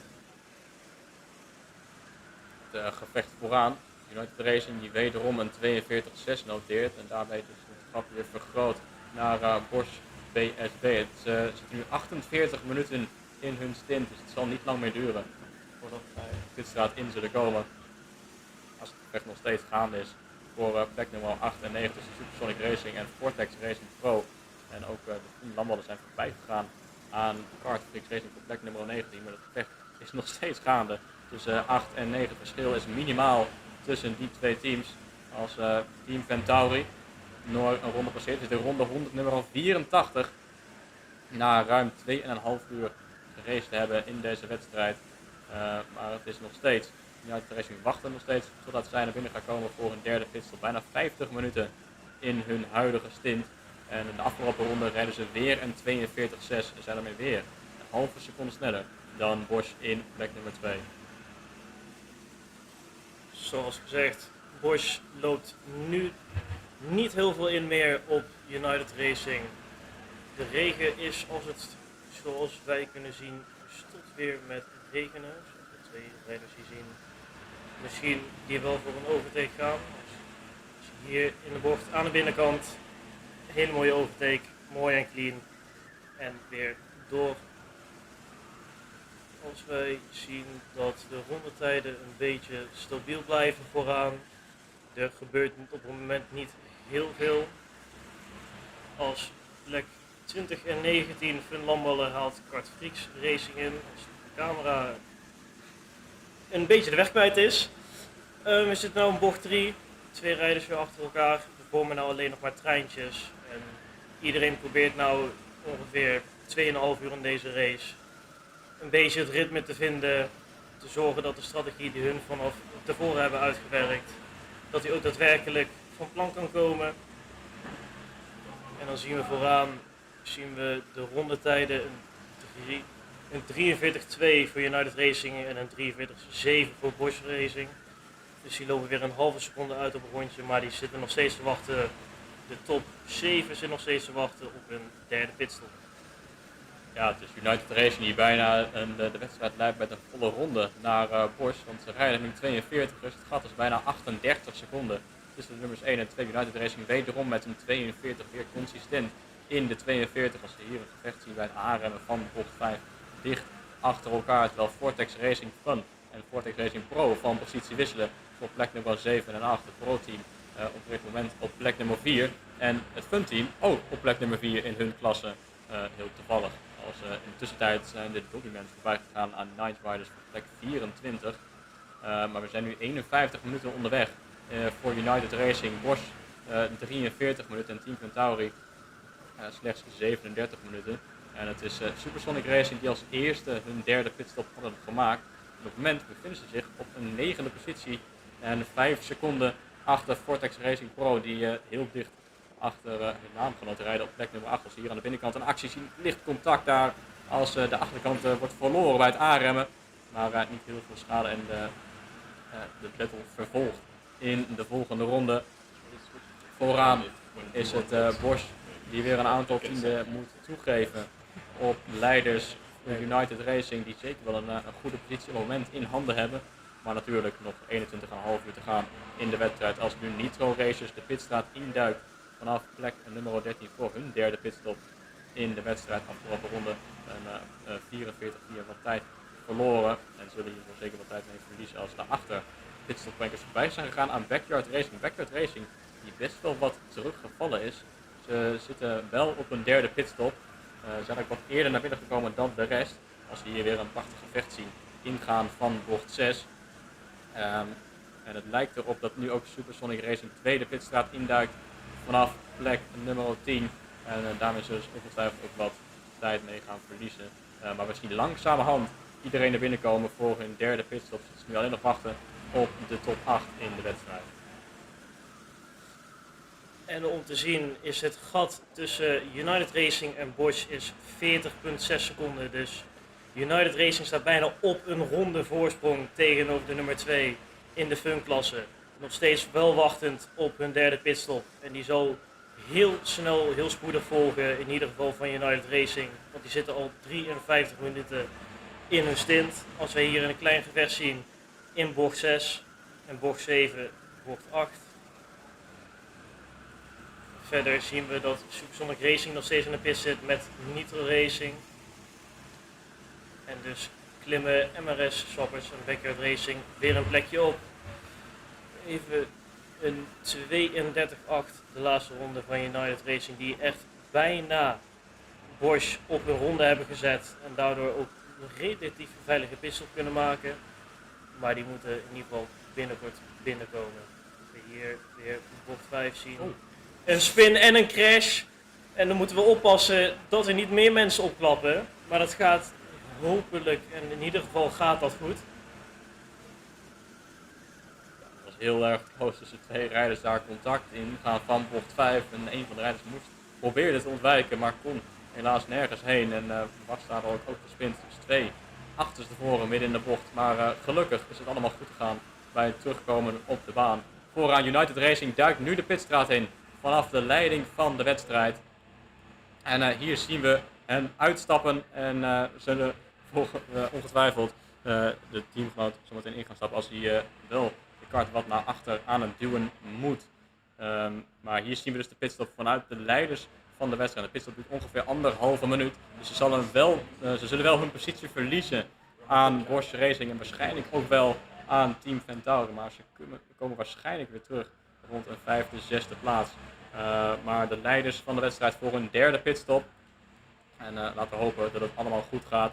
En hier zien we de andere rijder weer instappen. En hopelijk hun weg vervolgens weer kunnen gaan vervolgen om het gevecht vooraan voor te zetten met Bosch Racing. Die waarschijnlijk nu de leiding van de wedstrijd over zullen gaan nemen. Als het gat daartussen inmiddels 41 seconden was. Dus bijna had United Racing Bosch op een ronde gezet. Maar Bosch die 47 minuten in hun stint zit, dus die kunnen nog wel een paar ronden door. En ook Team Ventauri, die rijdt bijna op een minuut achterstand van de leiders als United Racing. Het lijkt erop dat ze binnenkort weer hun weg gaan vervolgen. 1 minuut 11, 1 minuut 14 ondertussen in hun pitstop. En het duurt meestal rond de 1,5 minuut. Dus het lijkt erop dat het allemaal op het schema gaat voor de leiders van de wedstrijd. En hierbij is de bevestiging dat Bosch weer terug aan de leiding van de wedstrijd is gekomen. Maar natuurlijk, zij zullen nog naar binnen moeten komen in de komende rondes. En het lijkt erop dat United Racing hun weg heeft vervolgd. En de pitstraat uit zijn gekomen op waarschijnlijk naar een derde positie. Ook een positie verloren aan Team Ventauri. Maar een goede pitstop voor United Racing. Zoals is al gezegd, Bosch en Ventauri nog steeds wachtende op hun derde pitstop. En United Racing heeft dan weer een nieuwe verse rijder. Als we hier heel veel gevechten zien in bocht 5, opgaan naar bocht 6, ongeveer 8 man bij elkaar. Als wij zien dat dat er nog niet heel veel rijders nu zijn. Als Supersonic Racing 2 een overtake maakt op Kartfreaks en Team Buick in de pitstraat is voor een derde pitstop. Zien we vooraan nog niet heel veel. United Racing is trouwens 2 plekken verloren aan Apex Racing Team en HRSB. Ook na een pitstop. Is er dan iets misgegaan nadat ze weer de baan op zijn gegaan? Als we hier misschien een overtake zien in bocht 5. Iedereen blijft nog redelijk netjes. En dus we wachten nog steeds op de 2 teams op 1 en 2. Die wachten nog steeds op een derde pitstop.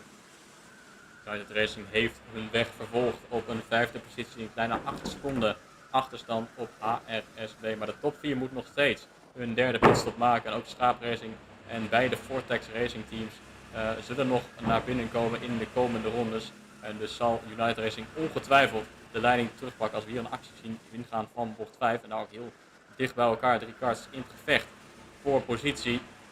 In de tussentijd is Supersonic Racing voorbij gegaan aan Kartfreaks Team Buick, nog steeds in de pitstraat. Ruim een minuut staan ze inmiddels al stil. Maar we wachten nog altijd op Bosch voor hun derde pitstop. Afgelopen ronde 44-1, maar nu een 43-0. Dus het lijkt erop dat ze weer wat aan het versnellen zijn en dichterbij komen. Ronde 100 nummer 96 inmiddels. En over een paar rondes zullen we dus de 200 rondes aantikken. Naar een ruime 2,5 uur racing in deze wedstrijd. En we gaan ook zien wat United Racing kan doen in de nieuwe stint. Het zal natuurlijk een paar ronden duren voordat je echt in dat ritme kan komen om de voormalige rondetijden te evenaren met 44ers. Maar ik denk niet dat het lang zal duren voordat we weer terug in de 43 of misschien zelfs de 42ers zullen zien opereren. Zoals gezegd, 44-2 laatste ronde van United Racing. Het is altijd moeilijk als we hier een actie zien van Ventauri. Met natuurlijk de gouden letters achterop. Met de altijd prachtige shirts. Zoals we zien, een 43-1 laatste ronde van United Racing. Dus de nieuwe rijders zitten, als we hier 6 man samen het rechte stuk op gaan richting bocht 1. En zoals we zien, Bosch en Ventauri nog steeds niet in de pitstraat. Ook Apex en HRSB wachten nog steeds op een derde pitstop. Als hier een paar overtakes gaande zijn in bocht 4 richting bocht 5, een beetje contact aan de binnenkant. En het wordt nog redelijk netjes gehouden. Wel een klein beetje contact als Ventauri weer voor een overtake gaat. Die zit er heerlijk in. En het is Bosch Racing die nu de pitstraat induikt vanaf ronde nummer 198 van de leiding uit de wedstrijd. Dus de nieuwe leiders zijn de pitstraat ingedoken als Team Ventauri met een 44-1 rijdt. United Racing rijdt al meteen weer in de 42 na slechts 2-3 rondes in hun stint. Maar het is Bosch PSB 18 LI2 Tripleback die hun derde pitstop maken van deze wedstrijd. En laten we hopen dat ook daar alles goed gaat. Het is erg druk op het moment hier in de pitstop. Ook 5 Trust Racing en ook Camera 1 Vortex Racing van pitstopbrankers allemaal de pitstraat ingedoken. Hier in ronde nummer 198. Dus genoeg actie is er gaande op het moment in de pitstop. En we zullen wachten tot Bosch hun weg kan vervolgen. Ze zullen uiteraard hun positie verliezen aan United Racing die de afgelopen ronde weer wat tijd heeft verloren. Maar ook Team Ventauri die nu de leiding van de wedstrijd heeft genomen in ronde nummer 199. Dus ze zullen zo meteen de 200ste ronde van de wedstrijd ingaan. Bosch die zakt naar de tweede positie, maar ze zullen wel ver achter United Racing terugzakken. Waarschijnlijk rond plek nummer 6, 7, misschien zelfs 8. Met hun pitstop als nu ook Apex Racing Team er voorbij gaat. En naar de tweede plek opspringt. En Apex Racing Team op het moment de leiders van de pro-klasse. Maar ook zij moeten nog een pitstop maken. En hetzelfde geldt voor HRSB op hun tweede plek. Als United Racing nu definitief voorbij is gegaan aan Bosch Racing. Die nu de pitstraat uit zijn gegaan. En hun weg gaan vervolgen. De vraag is alleen of ze nog voor Schaap Racing kunnen blijven. Als voor de Racing Pro ook in de pitstraat is. Maar Schaap Racing, ook zij moeten nog een pitstop maken. Hun derde pitstop. Maar United Racing dus weer voor Bosch te zien. En ze rijden 33 seconden achter Team Ventauri. Dus ze zullen daar ongetwijfeld ook voorkomen zodra zij de pitstop gaan maken. Hier zijn we in ieder geval aan boord met de raceleider op het moment. Ongeveer 47 minuten in zijn stint met de mooie gouden kleuren van Ventauri rijden ze nou op P1 in de fun-klasse en over het algemeen P1 in de pro-klasse is het op dit moment Apex Racing Team die nog steeds wacht op een derde pitstop en daarna achter HSB terug zullen gaan vallen. United Racing, een 43-2, zitten weer een beetje lekker in hun stint als we hier twee man zij en zij gaan in bocht 5, een soort van half. En nu HRSB in de pitstraat samen met Vortex Racing Pro, die dus hun derde pitstop gaan maken. Bosch is achter Schaap Racing terug de baan opgekomen. En ook natuurlijk ver achter United Racing, die de net raceleiders zijn nog in deze race, omdat ze nog wachten op een pitstop van Ventauri en van Apex Racing Team. Ja, momenteel in de top 5 nog maar 3 teams die moeten gaan pitten op de hele grid. Die rijden ook alle 3 in de top 5 op plek 5, 1 en 2. Dus het is nog even afwachten wanneer hun naar binnen gaan voor hun derde stop. En hoe ver zij dan zullen terugvallen. Momenteel United Racing virtueel P1 lijkt ons. Heeft een nieuw stint ook weer goed in. En dan zien we daar een crash. Die is iemand hard afgegaan. Ik kan niet goed zien welk nummer dat is.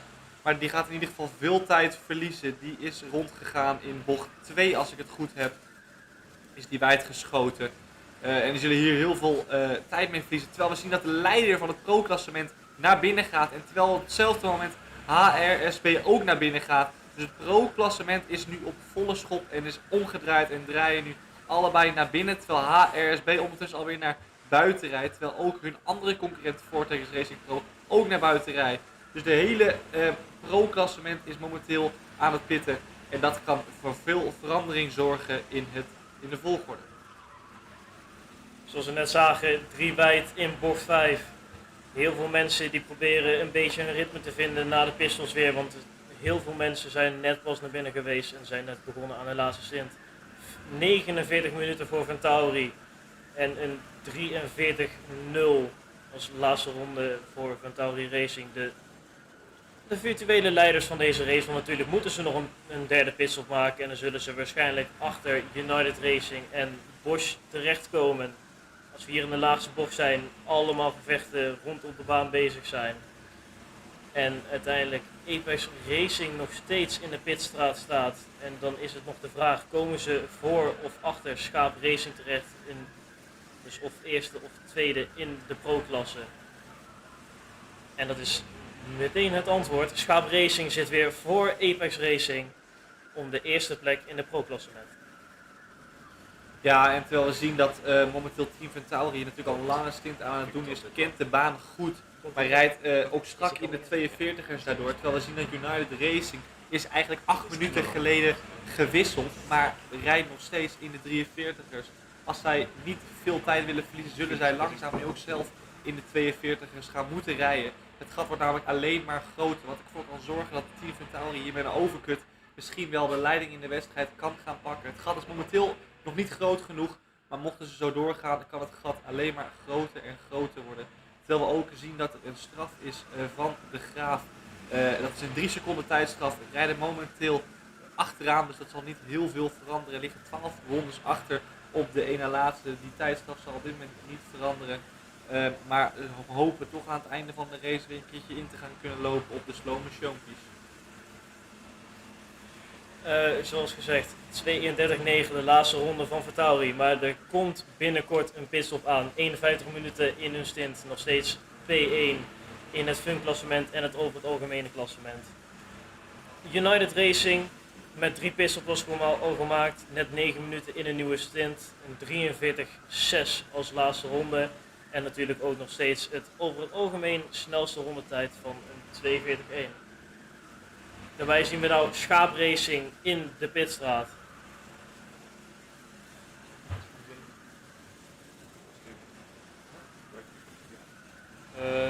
Ik weet niet waar dit voor dit spot gebruikt wordt. Dat is niet zo.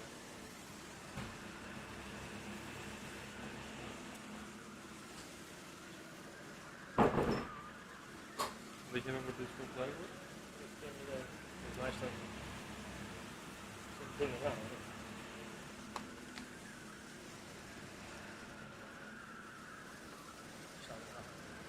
Steeds? Deze ook goed,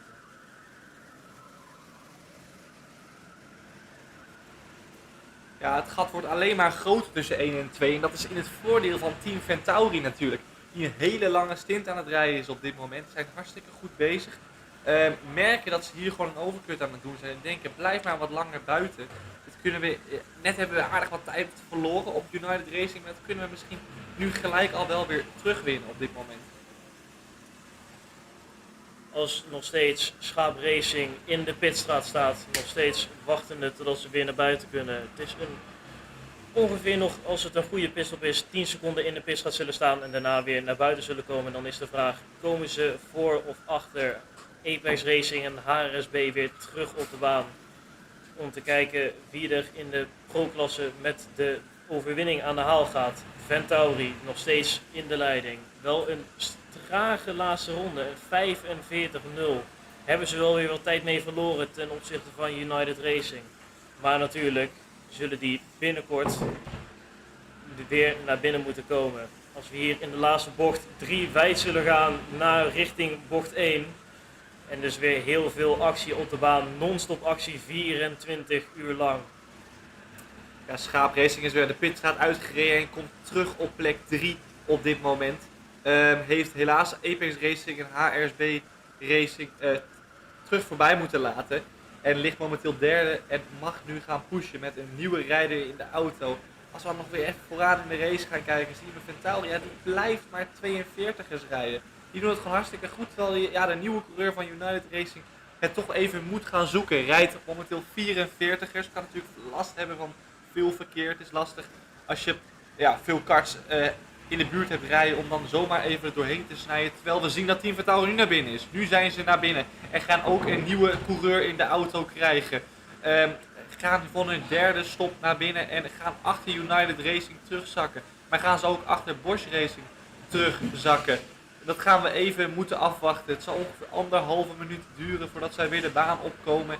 En kijk, kunnen we zien welke positie. Wat we in ieder geval zeker weten is dat United Racing de leiding in de wedstrijd gaat terugnemen. En ook United Racing heeft de pace gevonden. Die rijdt momenteel een 42,5. Dus als die vanaf nu strak in de 42ers kan gaan rijden, kunnen wij eigenlijk weer een hele strakke stint gaan zien van United Racing. De rijden hiervoor rennen natuurlijk ook strak door. Elke keer mooi in de 42ers. Maar hun tweede coureur, tenminste hierna, rijdt dat ook weer. En zo zie je maar dat Team Ventauri op dit moment hartstikke goed bezig is. En ja, ze hebben hier wel wat verkeer. Als ik het goed zie, liggen ze hier vast achter een achterblijver. En gaan ze de laatste bocht in. Ja, dit kost je nou eenmaal rondetijd. Ja, in een 24 uur race gaat het niet om wie is momenteel volle bak het snelste. Nee, het is ook hoe kom je zo snel mogelijk door het verkeer toe.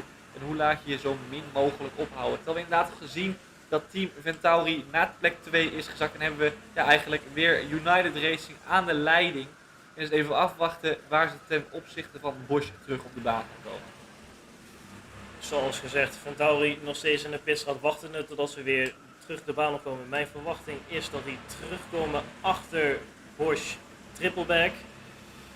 Als wij zien dat ook Racing Team Exclusive in de pro-klasse in de pitstraat staat en op het middenveld White Flag Group een paar plekken heeft verloren.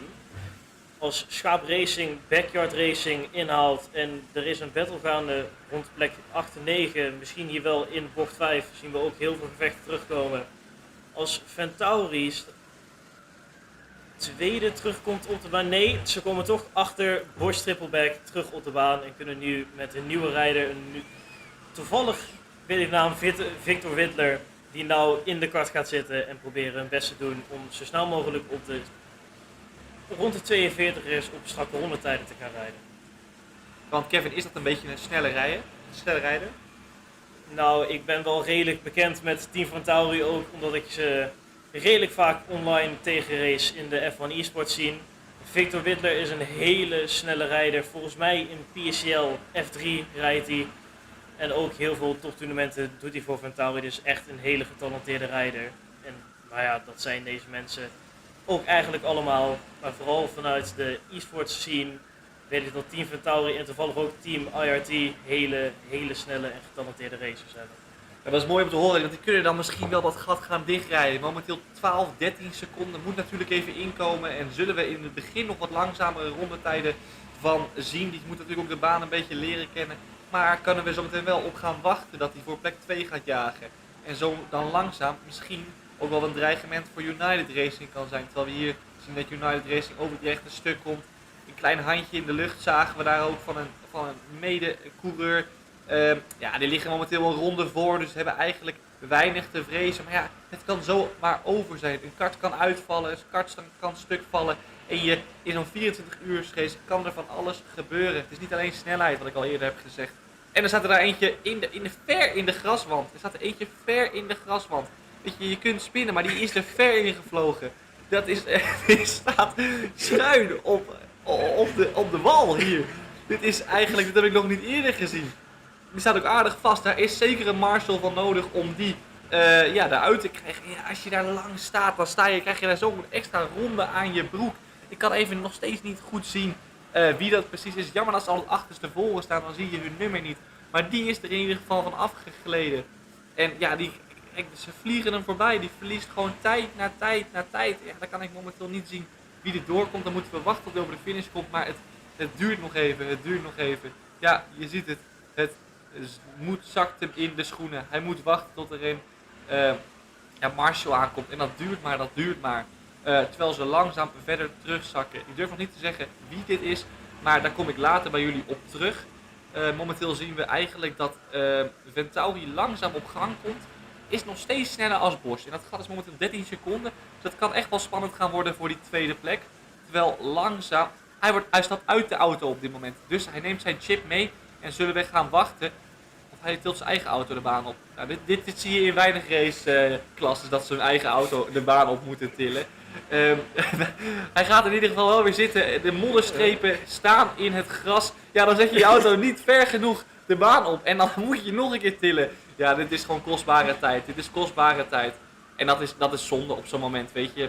Je kunt minder snel zijn en dan enkele tiendes tot secondes verliezen op de baan. Maar hier verlies je gewoon rondes mee. Dit is langzaam. Dan denk ik, ja, zet hem dan gewoon gelijk helemaal op de baan. Want voor hetzelfde geld kom je nu niet weg. En dat is ook het geval. Ah wel, hij komt weg. Wij wachten even op het verkeer. Dat konden wij minder goed zien. Hij is onderweg. Als we zo meteen over start-finish zijn, dan kunnen we zien welk team het is en welk team zoveel plekken heeft verloren. En er is er nog eentje ver het gras ingaan. Komt hij dan tot stilstand? Nee, die kan uiteindelijk wel weer zijn weg vervolgen. Dan ga ik even op de monitor kijken. Is het Viva la Virage? Die lijkt zo lang in de berm te gaan. Is hij 2 en bijna een halve minuut in de berm. Ja, en ook 078 heeft 2,5 minuut in de berm gestaan. Dus terwijl we aan het focussen waren, is het één van de twee ook nog eraf gegaan. En die verliezen gewoon vreselijk veel tijd. Wat hun aan het einde van de race gewoon rondes kan gaan kosten. Ja, Viva la Virage, die was toevallig in de pitstraat. En zoals we nou ook zien, Roalte en Historic University Racing Eindhoven, die nou hun pitstop gaan maken. Als we weer zien dat Backyard en Schaapracing nog steeds met elkaar in gevecht zijn. Als we zien dat Ventauri op het moment langzaam het gat tussen Bosch en Ventauri aan het dichtkrabbelen is. Als we nog steeds zien dat United Racing een ronde voor ligt in de leiding, in de fun-klasse en ook over het algemene klassement. Nog steeds Apex Racing op P1 in het pro-klassement, gevolgd door HRSB en Schaap Racing die nog steeds in gevecht zijn tegen Backyard Racing. Als we zien dat Britney Steers, Booty Team is in de pitstraat uiteindelijk en die heeft ook een hele... Dat zou misschien wel het team kunnen zijn die het lang vast heeft gestaan, want die staan nou in de pitstraat en dan een hele trage laatste ronde. Dus het zou wel eens kunnen zijn dat zij degene waren die zo ver langzaam in de berm hebben gereden. Als we ook zien dat Kartfreaks Racing nou hun pitstop gaat maken, als het goed is hun 4e pitstop van deze wedstrijd. Als wij zien dat achteraan het veld sommige mensen al aan hun 7e pitstop zijn gekomen, terwijl ze vooraan in het veld alleen nog maar 3 pitstops hebben gemaakt en ervoor kiezen om natuurlijk langer een rijder een ritme op te laten bouwen, zodat hij zijn constante rondetijden kan rijden. Het gat tussen P1 en P2 is ongeveer met 15e de laatste ronde weer ingelopen, terwijl United Racing nog steeds een stabiele tijden rijdt. ja, United Racing die we op dit moment volgen, je ziet het toch wel veel verkeer. En daar hebben de tegenstanders natuurlijk ook net zoveel last van. Je ziet dat je er gewoon heel makkelijk doorheen snijdt eigenlijk. En eigenlijk sowieso min mogelijk tijd verliest. We hadden het net over dat Team Ventauri aan het jagen was op plek 2 op Bosch. Maar Bosch heeft de pace eigenlijk wel weer gevonden en rijdt nu momenteel lage 43ers. Momenteel zien we eigenlijk weinig mensen in het veld echt in de 42ers. Totdat we kijken naar plek 15, Team Sonic, die eigenlijk alweer 4 pitstops gehad heeft. Dus die rijden momenteel hartstikke goed, maar ook Swappies rijdt in de 42ers. Die rijden momenteel misschien wel een ronde achter op hun voorganger. Maar als je 42ers ook maar blijft rijden, dan kun je gaten gaan dichtrijden. Dan kun je gewoon met secondes te vanaf snoepen en dan kun je jezelf langzaam naar voren werken. Terwijl als we iets verder naar het midden of naar het achterveld kijken, zien we dat slow motionpies de pitstraat inrijdt. Als ze naar voren kijken, liggen ze een ronde achter. En als ze naar achter kijken, liggen ze 13 rondes voor. Dus daar hoeven ze niet te veel zorgen om te maken. Maar toch zullen hun ook graag naar voren willen. Gaan dan voor een pitstop hun 7e al. Dan kun je denken, ze liggen 26 rondes achter. Maar zijn dan wel 4 keer meer naar binnen geweest dan de toppers. Gaan ze dan ook echt aan het einde van de race heel veel meer stops maken? Of kiezen ze juist voor met deze strategie om in het begin van de race veel stops te maken. En te wachten met de lange stints voor het einde van de race. Om zo dan de gaten te gaan dichtrijden die ze nu laten vallen op dit moment. Als we zien dat er een inhaalactie is voor P1 in de pro-klasse HRSB, is Apex Racing Team voorbij gegaan. Als wij zien dat Ventauri en Bosch het gat redelijk stabiel blijft. En dat er eigenlijk niet heel veel veranderingen zijn. Pitstop-prankers zijn nu ook toevallig een pitstop aan het maken. Zoals wij heel veel acties zien in bocht 5. Misschien nog een paar overtakes hierachter.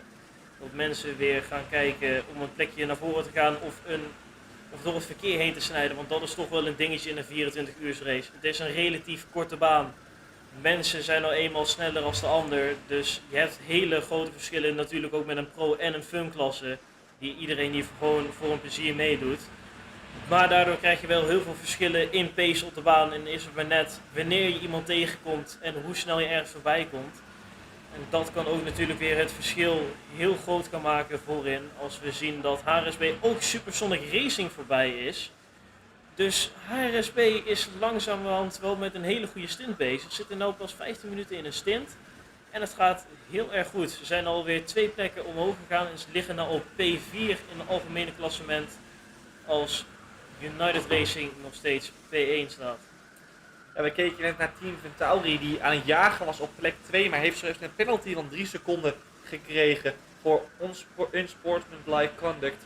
En die kunnen eigenlijk niet meer naar voren kijken, want het gat is ondertussen 23 seconden geworden. En die moeten echt naar achter gaan kijken, want daar zitten ze op 25 seconden Supersonic Racing, maar ook HRSB en ook daarachter op 27 seconden unsportsmanlike Supersonic Racing en Apex Racing. Dus die 4 auto's zitten op dit moment dicht bij elkaar en zijn aan het vechten voor die 3e plek. Terwijl eigenlijk Apex Racing en HRSB ook nog voor die 1e plek van de pro-klasse aan het vechten zijn. En dat na bijna 3 uur geraced te hebben, zien we hier op de baan ook een paar. Het wordt gewoon heet onder de voetjes. Ze drukken elkaar eraf en zo'n capuchon dat vlammert er dan achteraan. Dat geeft dan ook wat minder aerodynamisch voordeel. Ja, dan ga je op het rechte stuk net iets minder hard en ga je battles krijgen met andere coureurs en dat kan dan niet altijd in jouw voordeel uitkomen. Als we zien dat Supersonic Racing en Apex Racing nog steeds met elkaar in gevecht zijn, ook Pitstop Prankers en Viva la Virage zijn met elkaar in gevecht op de baan. Zoals wij zien, P3 tot en met P6 echt binnen 6 seconden van elkaar die vechten om P3. Uiteindelijk Ventauri 22 seconden achter. Als we zien dat de meneer met de capuchon nog meer plekken aan het verliezen is met de mooie groene helm.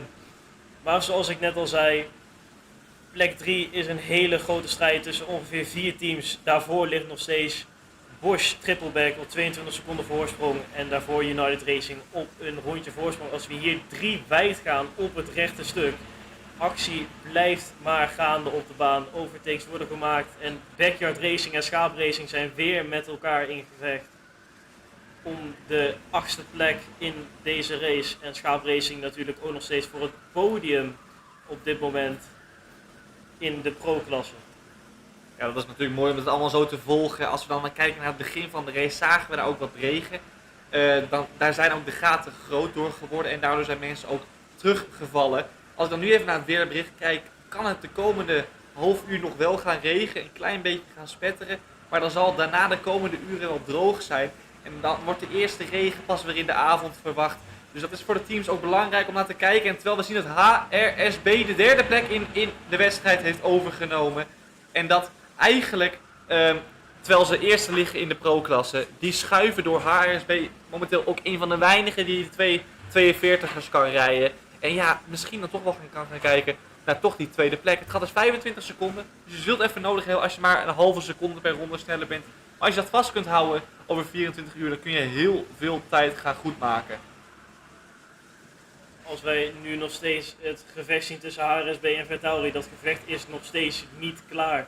Ook Apex Racing en Supersonic Racing zijn met elkaar in gevecht en dat blijft gaande. Als Ventauri als we hier 3 wijd gaan in de laatste bocht, dan zul je zeggen met ongeveer 6 man op een tijdsvertrek van ongeveer 10 meter, gaat dat gewoon heel veel waarschijnlijk contact opleveren. Als Ventauri nou derde ligt en HRSB weer vierde, maar dat gevecht dat gaat nog heel lang door. Backyard Racing en Schaapracing ook nog steeds met elkaar in gevecht. Als we een beetje verder kijken, Toyota, Volvo Schaapracing en Team Buick die ook met elkaar in gevecht zijn.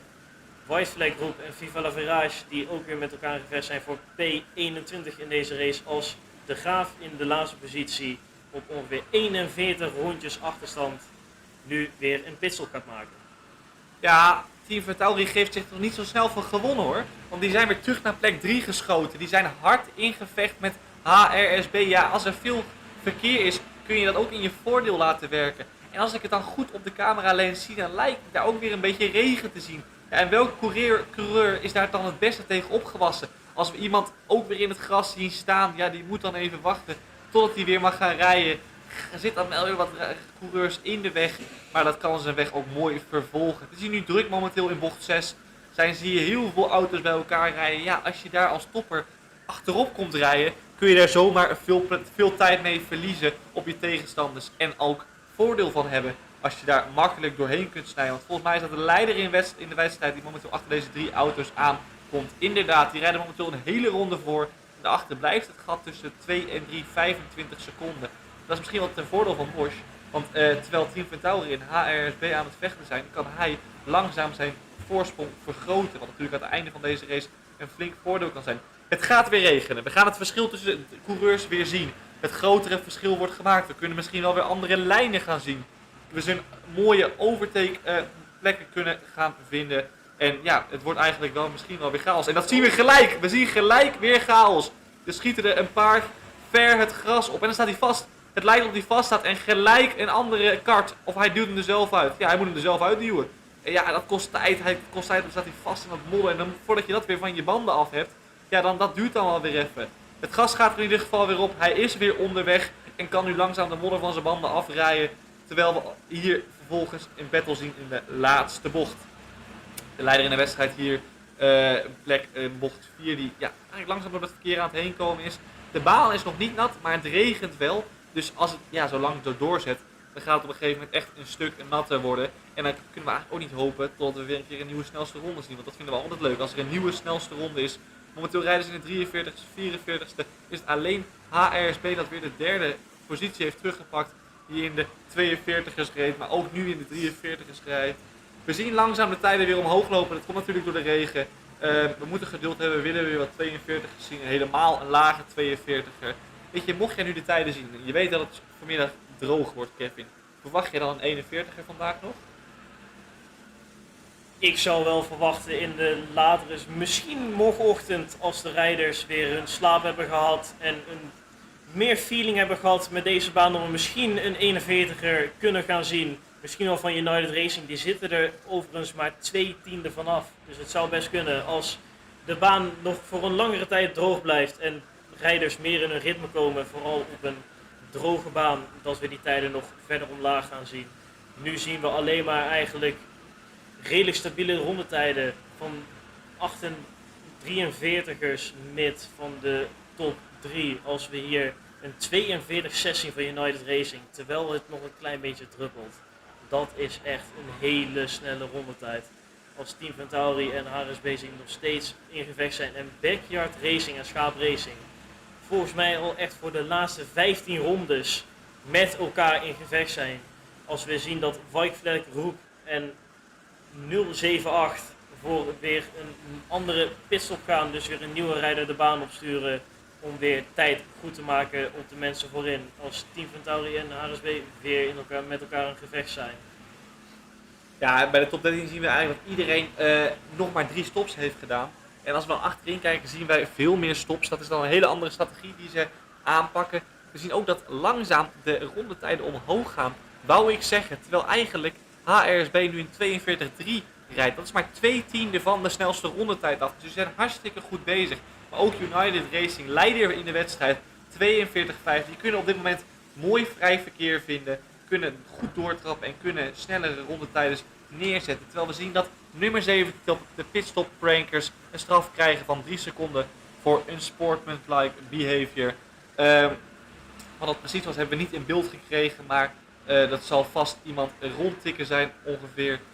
Terwijl, als we dan naar die HRSB, die blijft maar in die 42ers rijden, kruipen ze langzaam ook dichtbij voor plek 2. Dat is natuurlijk iemand in de pro-klasse, terwijl de 2 in de fun-klasse 1 en 2 rijden. Dus misschien overal hebben die een heel sterk team en hebben die eerste 2 teams wel een paar snelle rijders, maar zullen gebalanceerder zijn over het hele team. Die kunnen misschien nu het gat gaan dichtrijden voor plek 2 in deze race. Dat is in ieder geval hartstikke mooi om te zien. Dat zal wel even duren, want ook Bosch rijdt eigenlijk prima tijden. Die rijdt dan misschien elke keer 4/10 langzamer. Maar ja, die hebben gewoon een gat van 20 seconden. Dus die kunnen ook wel wat verliezen over de komende rondes.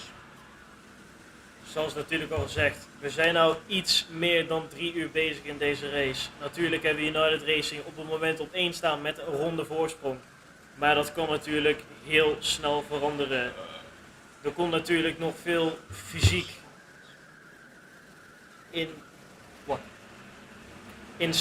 fysiek in spel. Ook natuurlijk als het later wordt op de nacht en vooral de nachtstints gaan heel veel brengen. Als we zien dat Apex Racing nu ook Team Ventauri voorbij is.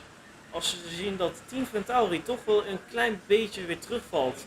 Natuurlijk nog steeds op de 3e plek in de funklasse als ze nou nog steeds in gevecht zijn met Apex Racing. Nog steeds op P3 natuurlijk in de funklasse en zijn nu op het moment ingehaald de laatste 5 rondes door 2 mensen die rijden in de pro-klasse. Als we zien dat HRSBC toch nog steeds laag in die 42ers blijft rijden en 42-2 als laatste ronde. Daarmee maken ze gewoon een goede 7/10 goed op Bosch.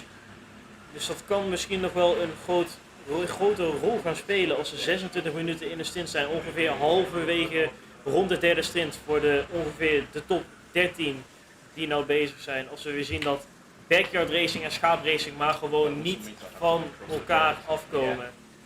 En natuurlijk Apex Racing Team en Team Ventauri die nog steeds in gevecht zijn met elkaar. Als de swappies op dit moment een pitstop aan het maken zijn. Ja, de swappies zullen ver terugvallen, rijden momenteel wel in de top 10. Dus ze zijn lekker bezig, vallen terug en zullen dan misschien wel tegen als je goed kijkt, een plek, wat zal dat worden? Ik verwacht een plek 13, 14 terugvallen of misschien wel 16. Dat is even afwachten tot hoe ver ze zullen terugvallen. Ik denk eigenlijk dat zij hun 4e stop als een van de eerste van de top 10 gaan maken. Wat natuurlijk een voordeel kan zijn als je gewoon snel je stops hebt gedaan. Als je daar ook ziet donkere wolken, of die deze kant op komen, durf ik niet te zeggen. Het lijkt erop dat die net geweest zijn. En ook zien we dat iemand zijn chip is verloren of er bijna afvalt. Ja, als dat er afvalt en je moet een nieuwe halen, ja, dan zie je het. Dan kan dat heel veel tijd kosten. En ja, dan kan je dat uiteindelijk in de race een extra ronde geven. Wat je zomaar uit de klassering kan halen. En dat is natuurlijk niet wat je wilt op dit moment.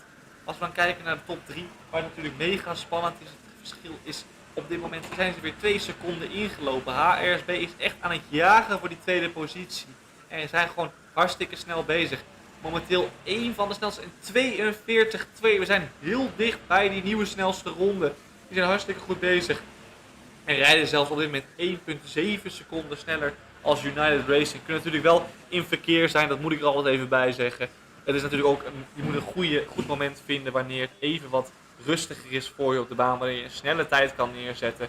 En dan kun je gaan jagen. Maar weet je, als je dit doortrekt in een stint, want er zit ook nog maar kort in de kart, dan kun je dat zomaar flink tijd gaan winnen. Weet je moet ook op de juiste momenten de juiste coureur in de auto hebben. En als het dan een beetje gaat spetteren en er komt wat minder grip op de baan, kun je zomaar op de juiste momenten veel tijd winnen. Zoals gezegd, voorin rijden we eigenlijk de top 3 rijdt allemaal 42ers. En dat is natuurlijk als er geen verkeer tegenkomen. Team Ventauri en Apex Racing Team die nog steeds met elkaar gevest zijn als Lamballe Racing vanuit de pro-klasse hun 4e pitstop gaat maken. Backyard Racing en Schaap Racing die nog steeds met elkaar in gevecht zijn. En Team Ventauri en Apex Racing die ook in gevecht zijn met elkaar. Als we ook zien dat Booty Team weer voor een pitstop is gegaan.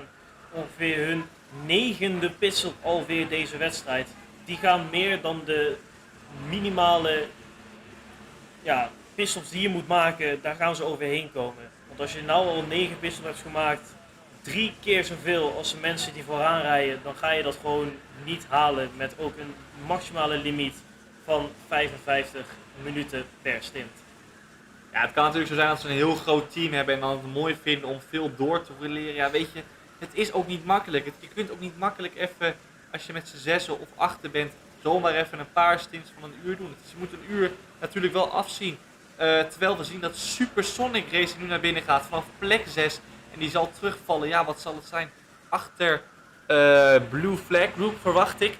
Dat ze daarachter zullen terugvallen. Ja, als ik even verder mag gaan, is het, ja weet je, het is lastig voor zo'n team om echt veel lange stints te doen. Hun strategie is toch door om gewoon veel door te leren. Ja, je zult dan veel tijd verliezen met pitstops.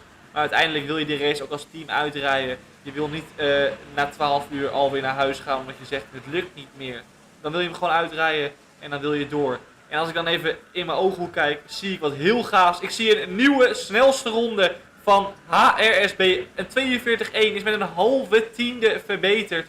En is momenteel de snelste op de baan. En is echt flink aan het jagen naar Bosch. Ja, Bosch countert wel hoor. Dus hij rijdt met een 42-7. Het gat houden ze steeds wel, die 4-5 tiende. Weet je, ik zie dat ook dat HRSB zo erg in de vreugde zat dat hij gelijk daarna 2 seconden langzamer is. Dat is gewoon allemaal dat verkeer wat ik al eerder gezegd heb. Je moet op de juiste momenten op de juiste plekken rijden.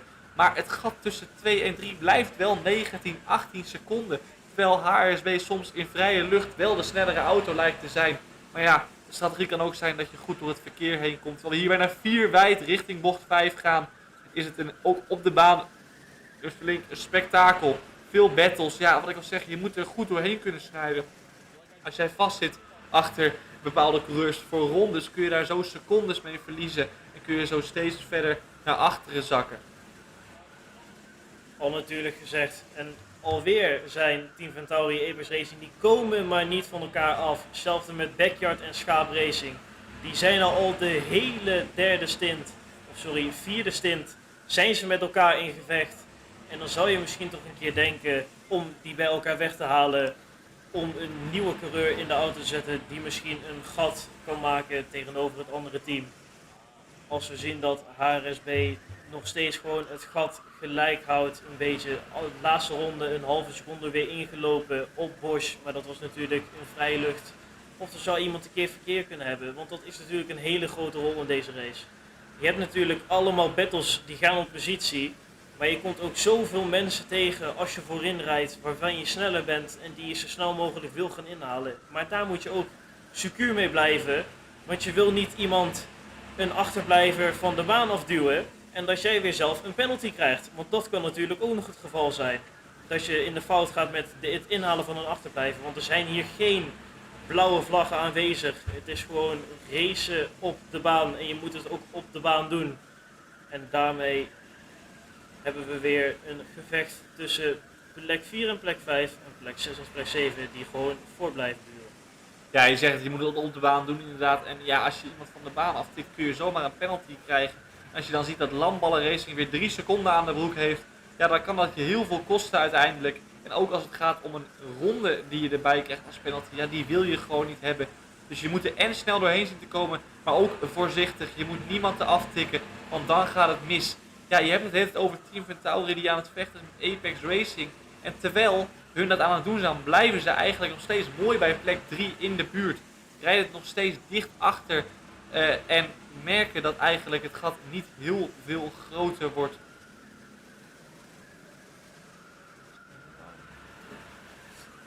Als we zien dat nog steeds plek 3 en plek 4 met elkaar in gevecht zijn, ook Swappies, Supersonic Racing en KMRS hebben in gevecht. En op het middenveld hebben we ook heel veel verschillende gevechten die gewoon gaan om de nette posities. De Smederij, Night Riders en Team Buick die met elkaar in gevecht zijn. White Flag Group en Toyota, Volvo Schaap Racing die met elkaar. Als we zien dat Backyard Racing eindelijk in de pitstraat is.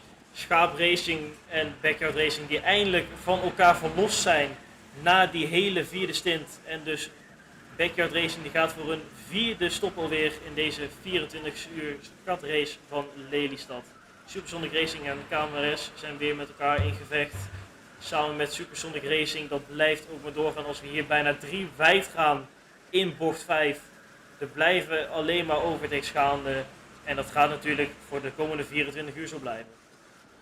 Ja, als er natuurlijk hartstikke veel racefans hier naar kijken, maar ook zelf meedoen natuurlijk als teams, zijn natuurlijk allemaal racefans natuurlijk momenteel de Formule 1 kwalificatie ook druk bezig. Dus die houden ook een oogje in het zeil, terwijl hier met de 24 uur van Lelystad is ook nog hartstikke mooi aan het doorgaan is. Alle 38 teams zijn nog volop bezig en rijden allemaal in de 45ers. Terwijl Supersonic Racing de afgelopen ronde 2.45 heeft gedaan. Dus of die er even af zijn geweest durf ik niet te zeggen. Maar er is zeker wat gebeurd. Die zijn zeker een stukje teruggezakt. Langzaam zien we ook alles rond plek 10 ook voor een 4e stop gaan. Je ziet de topsteams die wachten echt tot het laatste moment om een 4e stop te maken. Die proberen hun stints in het begin zo lang mogelijk te maken. Als ik dat zou zelfs zo mogelijk kiezen, zou ik dat ook doen. Weet je, aan het einde word je toch wat vermoeider. En dan wil je toch die kortere stints doen. Dan is het fijn om nu al stints gehad te hebben. En er gaat nog eentje rond in de laatste bocht. Terwijl wij nu even geen video input hebben. En dan switchen we, als het goed is, door naar de pitstraat. Op nummertje 5, als dat goed is. Kijk, nummertje 5 staan we hier in de pitstraat. Momenteel geen auto's in de pit. Het is rustig in de pitstraat. Maar wat misschien wel een moment kan zijn voor eventuele teams om dan naar binnen te gaan. Als je nu een stop kan maken, kun je rustig wisselen zonder andere coureurs in de weg te zitten of in de weg gezet te worden. Je kunt dan snel pitten. Hier zie je ook natuurlijk het mooie team van Lelystad die ons ook de 24 uur helpt met alles goed te laten verlopen, zoals de pitstops en alles. Hun ook heel erg bedankt daarvoor natuurlijk, want zonder jullie is dit natuurlijk ook niet mogelijk om zo'n mooie 24 uur race te organiseren hier in Lelystad.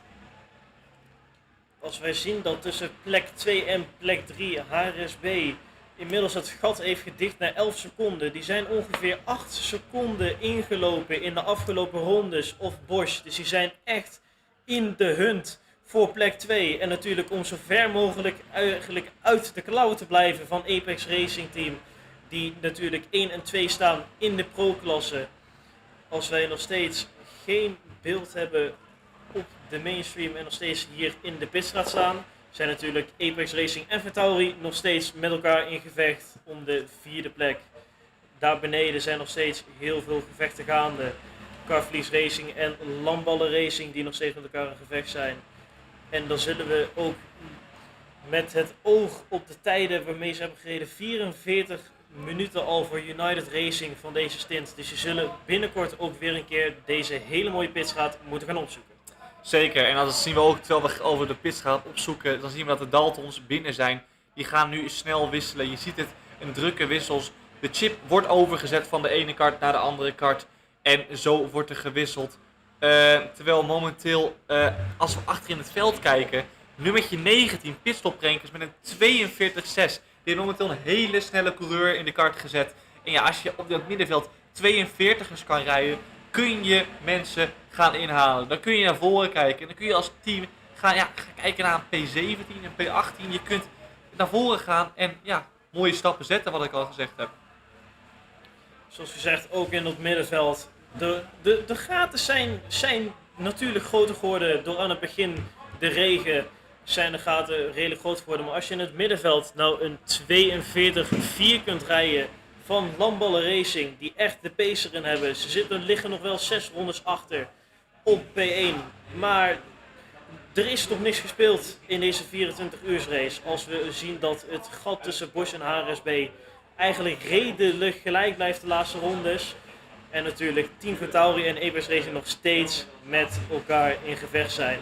Nu al bij de 36 en 37 minuten in hun stint. Maar ze willen ook niet te veel gaan battelen. Want dan kom je natuurlijk op het punt dat P3 gewoon weg is. En zeker voor een Apex Racing die vecht om de P1 in de pro-klasse. Die zijn daar nog steeds voor in gevecht. En die willen ook gewoon dat blijft. Maar als je de hele tijd in gevecht blijft met Vitauri Racing op plek 4, dan ga je gewoon tijd verliezen. Want een aantal rondes geleden, ik denk ongeveer 10-15 minuten, waren ze nog bij elkaar. En nu is dat gat gewoon opgelopen naar een goede, wat zou het zijn, 32 seconden wat ze erachter liggen. Dus dat gat is echt mega groot geworden. En dat is gewoon ook op een 24 uur race gewoon moeilijk om dicht te rijden. En dan zou het misschien toch wel een goed idee zijn om de stint voor een van de twee iets minder lang te verlengen. En toch te gaan kijken om een pitstop te gaan maken, om een undercut te maken. Om misschien in een vrije baan terecht te komen. Of gewoon iets met strategie te doen om die twee teams van elkaar weg te halen. Zodat je in vrije lucht weer je eigen rondetijden kan gaan rijden. Ja, als we ook zien dat team IRT naar binnen is gekomen. Heeft op dit moment afgelopen rondes niet de snelste rondetijden neer kunnen zetten. Maar duiken de pitstraat in om een nieuwe coureur in de auto te zitten. En te gaan jagen op White Flag Group. En ja, daar zijn ze mee in battle. Weet je, het gat is ongeveer 15 tot 20 seconden. Terwijl we ook hier paniek in de pitstraat zien. Missen die een coureur, dat is altijd maar even afwachten. Je moet natuurlijk wel goed afspreken met je team wanneer je klaar staat en wie er in de auto staat. Nou, als je niemand in die auto hebt zitten, dan kun je er zomaar voor zorgen dat je heel veel tijd verliest.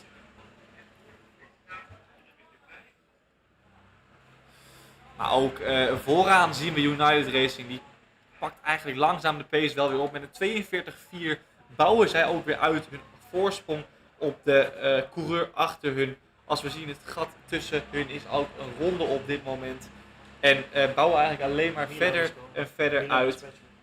Die rijden gewoon hele strakke rondes. Maar als we dan kijken, ja, we zeiden net, in een korte tijd hebben ze van plek 2 naar 3 8 seconden dichtgereden. Maar kruipen nu maar met 10 dus dichterbij. Dus zo hard gaat dat niet met HRSB Racing. Terwijl achter hun ook Apex Racing goede tijden blijft rijden. Dus zolang die eigenlijk aan elkaar gewaagd blijven, zien we daar nog geen verandering in het klassement. Als we ook zien dat Nitro Racers voor hun 4e stop gaat en Swappies en Vortex Racing in gevecht zijn voor P8, voor P10, Supersonic Racing en KMRS die met elkaar in gevecht zijn. Apex Racing en Vitauri die, zoals gezegd, 40 minuten lang in de stint nog steeds met elkaar in gevecht zijn. En nog steeds de tijd beginnen te verliezen op de nummer 3, HRSB, die nog steeds nu het gat 9,2 seconden is naar P2. Bosch die een laatste ronde 1,4 seconden verliest op HRSB. Dat kan natuurlijk weer met verkeer te maken hebben. Dat natuurlijk een hele grote factor gaat spelen in deze 24 uur race. En nog steeds in het middenveld heel veel gevechten gaan. En Nitro Racers, nou komende uit de pits, dan is de vraag waar komen ze terecht. Ik heb een gevoel plek 17, 18. Als we natuurlijk nog steeds op de baan kijken. En we zien iets minder gevechten. Rijders beginnen iets meer een ritme te krijgen. Het is natuurlijk een endurance race. Het gaat nog heel lang duren. Nog 20,5 uur is deze race gaande. Als we hier achter in bocht 4 een aantal gevechten wel gaan zien. Mensen die wijd gaan. Mensen met een klein beetje contact. Een klein beetje wiebelen onder het aanremmen.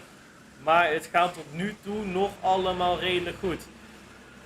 Als we zien dat in het middenveld nog steeds heel veel gevechten bezig zijn. En mensen maar gewoon met elkaar in gevecht blijven. Het gat blijft gewoon zo klein. Omdat natuurlijk elke kart relatief gelijk is. En mensen gewoon heel erg aan elkaar gewaagd zijn. En dezelfde strakke rondetijden rijden. Kom je gewoon moeilijk van elkaar weg. En dat gaat misschien in de pitstops een verandering. Ja, we hadden het natuurlijk over, als we even naar het podium kijken, zien we dat eigenlijk net maar met 10 dichterbij kwam HRSB Racing op plek 2. Maar nu gaat het echt met grote stappen. Dus vanaf 11 seconden zijn ze nu de 7 seconden dichtgetropen. Dus die gaan binnen een aantal ronden elkaar ook op de baan tegenkomen. En gaan dan eigenlijk dat gevecht aan moeten voor die tweede plek. Dat is natuurlijk lastig. Moeten ze met hun driver communiceren van hou hem zo lang mogelijk op, probeer dat gevecht aan te gaan. Terwijl ze tegen HRSB zullen zeggen, ga er zo snel mogelijk voorbij. Verlies zo min mogelijk tijd en ga misschien op jacht naar een eventuele United Racing. Want ook daar zijn ze momenteel sneller als 15e. Ja, dan gaat het hard als je dat vast kunt houden. Maar United Racing blijft ook doortrappen. Terwijl we weer een straf zien. Een 9 seconden tijd penalty voor KRMS. Ja, dan lig je 11e in de wedstrijd. Dan is 9 seconden echt iets wat je niet kunt gebruiken. Dan kun je in een battle zijn, maar zomaar een paar seconden aan de broek krijgen. En dan kom je elkaar opeens niet meer tegen. Als we toch langzaam moeten gaan kijken naar de 4e pitstops voor de mensen in de leiding. 51 minuten lang de stint voor United Racing. Die zijn natuurlijk voor een 3e pitstop als eerste binnengekomen. Als we zien dat HRSB echt strakke tijden blijft rijden. Afgelopen ronde was een 42-1. De ronde daarna was een 42-2 en nu een 42-3. En ja, Bosch rijdt een 44-5. Dus dat verschil is gewoon een goede 2,2 seconden. Als het gat nog maar 3,7 seconden is tussen de nummer 2 en de nummer 3. Bosch die echt in de spiegels binnenkort moet gaan kijken en achterom moet gaan kijken. Want HRSB komt er gewoon aan. Als we hier bijna 4 wijd gaan in bocht 5. Racen blijft natuurlijk gewoon doorgaan deze hele 24 uur lang. Als we nog steeds zien Apex Racing en Vitauri nog steeds ingevecht voor de 4e positie in de wedstrijd. Ja, het is natuurlijk logisch dat ze zo dichtbij kwamen, HRSB Racing. Want die rijden ook gewoon een 42-1. Terwijl ze dan nu echt wel wat verkeerd zijn tegengekomen. Rijden in 44, zie je maar. Kan het zo in één keer 3,5 seconden langzamer gaan als je wat verkeerd tegenkomt. Ja, het gat, wat ik al eerder heb gezegd, wordt kleiner mochten ze beide in vrije lucht rijden. Maar ja, je moet zo snel mogelijk door dat verkeer heen komen en daar je voordeel aan doen. Het is natuurlijk al 265 rondes gereden. En we zijn nog net 3,5 uur bijna onderweg. Dus er gaan hier rondes gereden worden. Daar zeg je u tegen. Het gaat in ieder geval super hard op dit moment. Als we dan achteraan kijken, zien we dat momenteel slow-motionpies ook kunnen gaan jagen op de Daltons. Het gat is momenteel 17 seconden. Terwijl ze beide op 30 rondjes rijden op dit moment.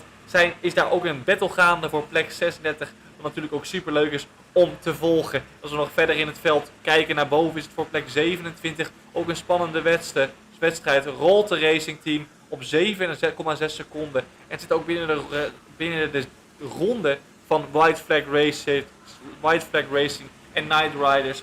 Dus je zit in ieder geval in een mooie battle en kunnen elkaar gaan aanvallen voor een mooie 20ste of 17e plek misschien wel. Als we zien dat de leider in de wedstrijd naar binnen is, die gaat terugvallen. Die pace was natuurlijk iets minder goed als plek 3 en waren misschien langzaam aan het bibberen. Volgens mij waren zij namelijk ook al wat eerder gestopt, net als hun tegenstanders. We hebben namelijk nog een tijdje het team van Tauri aan de leiding gezien. Daardoor omdat zij vroeg naar binnen gaan. Dus die gaan vroeg voor een 4e pitstop naar binnen. Dan gaan we kijken hoe die wissel daar eraan toe gaat. Kunnen ze alweer naar buiten rijden? Nee, het is nog even afwachten tot ze weg mogen rijden en tot waar gaan ze terugvallen. Want ze hadden wel een ronde voorsprong. Maar ja, hoeveel gaat dat nog zijn wanneer ze de pit uitkomen? Komen ze achter Bosch terecht? Of komen ze misschien zelfs midden in dat gevecht tussen Bosch en HRSB terecht? Dat is allemaal even afwachten. We wachten tot ze naar buiten rijden. En waar ze dan de baan op kunnen komen, dat is in ieder geval een kans voor de rest om naar voren te rijden. Mijn verwachting is in ieder geval, kijkend naar de gaten naar voren, dat United Racing rond de plek 4-5 tussen het gevecht van Apex Racing en Team Ventauri terecht zullen gaan komen als nog steeds de netleider in deze race. Voor de pistol reden ze natuurlijk nog steeds een ronde voor op Bosch, die echt in de spiegels moeten gaan kijken voor HRSB, die weer een nieuwe snelste ronde heeft gezet. Een 42-0. We komen steeds dichter bij die 41er inderdaad. Het is een hartstikke mooie ronde. We gaan langzaam jagen op die 41er. Dat betekent dat het ook hartstikke droog is op de baan. En dat er gewoon snelle tijden gereden worden. En ook United begint hem dan langzaam toch te knijpen. Want ja, die zitten nu binnen die ronde van HRSB en Bosch. Want die zijn op plek 3 teruggekomen op de baan. Dus nog even rustig afwachten welke positie dan precies op hoeveel seconden ze dan komen. Of misschien Apex Racing nog dichtbij kan komen. Maar die komen in ieder geval op plek 3 weer de baan op, lijkt het. Terwijl ook HRSB, ja, Bosch is nu aan de leiding. Maar ja, die kan ook gelijk achterom kijken. En dan zien we een crash. Een crash in bocht 6. En dan zien we ook, ja jongens, het is ook allemaal een beetje elkaar wat gunnen in zo'n 24 uur race. Je kunt niet lang blijven battelen. En dan ga je er ook een keertje met z'n allen van af. En dan kunnen we denk ik misschien ook wel een penalty gaan verwachten. Van een van de teams. Als we daar wat handjes in de lucht zien gaan. En dat is niet wat ze aan het feesten zijn door mensen. Dat is een kleine frustratie. Het kan natuurlijk door de adrenaline hoog oplopen in die karts. En ook Bosch. Bosch reageert gelijk. Bosch denkt, we worden niet ingehaald door HRSB. Dat gaan we niet laten gebeuren. Terwijl, afgelopen ronde, HRSB in 48 seconden rijdt. Dat is een hele langzame ronde. Daar moet wat gebeurd zijn. Waren hun dan misschien diegenen die even getikt werden. Even dan 5 seconden verliezen. Ja, dat is natuurlijk iets dat je niet wilt hebben. Dan ben je zo lang aan het terugkomen op je voorgang. En dan verlies je in een ronde 5 seconden. Ja, dat kan komen door ook een penalty. Dat durf ik dan ook niet te zeggen. Dat heb ik dan niet gezien. Nee, ik heb geen penalty voorbij zien komen. Dat is echt op de baan gebeurd.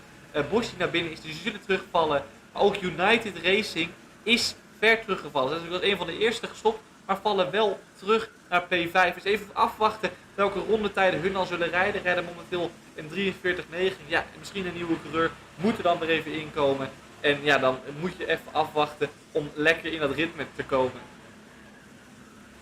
Als ik in ieder geval verwacht dat HRSB in bocht 5 bij de collision betrokken was in bocht 5. En nu ook weer meteen de frustratie omzet in een hele goede rondetijd. Weer in 42-0. Weer een nieuwe snelste rondetijd van HRSB. Er zit echt een rijder in die stoel die heeft de pepers erin zitten. Als we zien dat Ventauri ook het langzaam een klein beetje terug begint te vallen van Apex Racing. Die zijn natuurlijk de hele tijd met elkaar in gevecht geweest. En nu dus natuurlijk voor United Racing, die nu hun 4e pitstop hebben gemaakt en nog steeds de net leiders zijn in deze race. Bosch die naar buiten komt uit de pitstraat. Als we zien dat KMRS ook voor hun 4e pitstop gaat. Als Bosch toch wel redelijk ver terug gaat vallen en misschien wel een klein beetje in het verkeer komt met Schaap Racing, Swappies, Supersonic Racing, die daar ook nog een beetje bij blijven hangen. Als we hier in bocht 5 weer een kleine dive zien. Een mooie overtake, genoeg ruimte gelaten. Ja, niet alleen rijden ze steeds een snelle ronde, maar hiervoor rijden ze ook weer een 42-1 en een 42-3. Er zit gewoon een flink tempo in. En terwijl United Racing nog moeite heeft om dat tempo er eigenlijk weer in te krijgen, liggen ze misschien net wel een ronde voor de pitstop. Maar ja, als je 2 seconden per ronde sneller bent, dan kan het hard gaan. Dan kan het echt heel hard gaan. En als je dan een beetje verkeerd tegenkomt, kan dat zomaar een spannende wedstrijd gaan opleveren de komende tijd. Natuurlijk is het ook een pro-team, dat HRSB. Dat is logisch dat ze eigenlijk vooraan rijden. Het is een beetje lullig om te zeggen dat is logisch. Als we zien dat ook 2 van de pro-teams achteraan rijden op 23 en 24 rondes. Maar ja, dus hun snelle rijders kunnen natuurlijk ook doorkomen en die kunnen ervoor zorgen dat ze En daar is hij hoor, Kevin. Daar is hij. Een 41-8, 3 tienden sneller. Momenteel de nieuwe snelste ronde van HRSB. Wow. Die zou ik nog even in de kart houden, terwijl hij bijna ten einde van zijn stint komt. Ja, er zit gewoon tempo in. En die kunnen we ook later vandaag nog wel gaan verwachten dat die gaten kunnen gaan dichtrijden. Want die rijden op dit moment gewoon 2 seconden sneller als hun concurrenten. Oh, en dan zien we hier een gele vlag. Midden op de baan staat iemand stil, maar gelukkig kan hij zijn weg snel weer vervolgen. En dan is hij weer onderweg voor rijden. Terwijl we zien dat Team Ventauri is binnen. Team Ventauri is binnen vanaf plek 3. Dus die zullen gaan terugvallen. Terwijl ja, HRSB momenteel hele snelle tijden rijdt. En het verschil tussen United Racing eigenlijk wel kunnen gaan opmeten. We kunnen gaan wachten totdat ze langzaam dat gat gaan dichten. Het gat is groot. Het zal nog wel even duren. Maar we kunnen zeker erop gaan kijken. Ja. Zoals al gezegd, en natuurlijk niet te vergeten, HRSB was heel hard in gevecht om het gat met Bosch dicht te rijden. Maar natuurlijk met de laatste ronde, de snelste ronde in 41-8 van HRSB, zijn ze natuurlijk heel veel ingelopen op Bosch en kunnen ze misschien gaan kijken voor een overcut. Dat ze misschien wel naar de pitstop voor Bosch terecht kunnen gaan komen. En dan kunnen ze toch hun blik gaan richten op United Racing in P1. Die nog steeds, ze beginnen een klein beetje in een ritme te komen. Laatste ronde een 42-9. Dus de tijden beginnen weer iets af te zakken. En daardoor kunnen ze natuurlijk weer een normale stints gaan rijden en proberen het gat een klein beetje te managen naar P2. Want dat is eigenlijk het enige wat je hoeft te doen. Counteren wat P2 doet. Uit te lopen, dat hoeft nog niet per se. De race is nog heel lang. Je moet je energie en je krachten sparen. Want je gaat die later in de race nog heel hard nodig hebben. Zeker, dat zeg je goed. Het is een lange race. Momenteel zijn het de toppers die naar binnen gaan. HRSB Racing en Apex Racing Team. En dan is het maar even afwachten wie er dan nu weer in die kart komt. En welke pace hij gaat rijden. Als we naar de toppers kijken, United Racing. Eigenlijk al bijna misschien wel de hele dag aan de leiding. Is het gat... ja, die rijden momenteel 43.2, 43.5. Dat tempo gaat langzaam omhoog. Die begonnen met 43 hoogst en rijden nu alweer laag in de 43. Ja, je moet als nieuwkomer zo'n baan ook een beetje voelen. Een baan ook, is natuurlijk nat geweest vanochtend. Die moet je natuurlijk ook, ja, die moet je onder de knie krijgen. Dus dat krijgt hij ook langzaam weer de 43ers middenin. En dat is voor HRSB hetzelfde geval. Die hebben net een hele snelle coureur die 42ers laag rijdt. En zelfs een 41er hebben we daar gezien.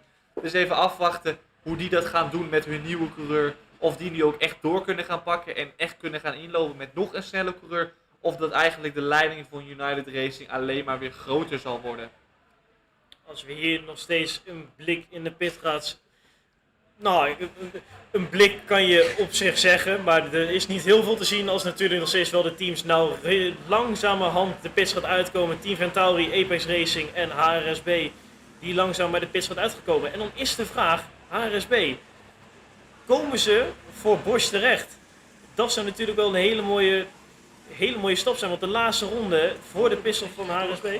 Als iemand, hier zie je, het regent en er zit ook iemand in de ballenstapel en er spint er nog één achter. Ja, dan zit je daar vast. Momenteel en hoe kom je heel daar weg? veel chaos in bocht 1 inderdaad. Want het komt ook met bakken uit de lucht, zoals je kan zien. De rijders, dus vooral de nieuwe rijders van de topteam, zullen hier natuurlijk heel snel rekening mee moeten houden. Want die kunnen echt zich geen fout veroorloven in het gevecht voorin. Als we hier gewoon 8 man zien die op één bocht afstormen. Als natuurlijk de tijden heel hard naar beneden zouden gaan. En HRSB komt voor Bosch de pitstop uit. Dus die hebben P2 in ieder geval in de wedstrijd te pakken na de pitstop. Als natuurlijk Schaapracing nog een pitstop moet maken, maar het komt echt met bakken uit de lucht. Ja, je ziet het op camera misschien niet goed, maar de baan wordt ook eigenlijk volledig nat. En dan weet je, als je als nieuwe coureur nu net als topteam de baan opkomt en het begint opeens hard te hozen. Ja, je kunt er maar zo een keertje rechtdoor schieten en je verliest 20 seconden en je verliest de aansluiting met de top. Dus wat nu belangrijk is dat je goed rustig op de baan blijft. Zie je ook dat Schaapracing naar binnen gaat. Hebben je dan gezien, het gaat regenen, we halen onze regenrijder erbij. Wij gaan naar binnen, wij gaan plekken goed maken. Hebben ze daarvoor gekozen of is het momenteel, ja, en gewoon een keuzestrategie om toch nog naar binnen te gaan. Want ja, die moesten hun pitstop natuurlijk ook nog maken. Je ziet dat de tijden vliegen omhoog.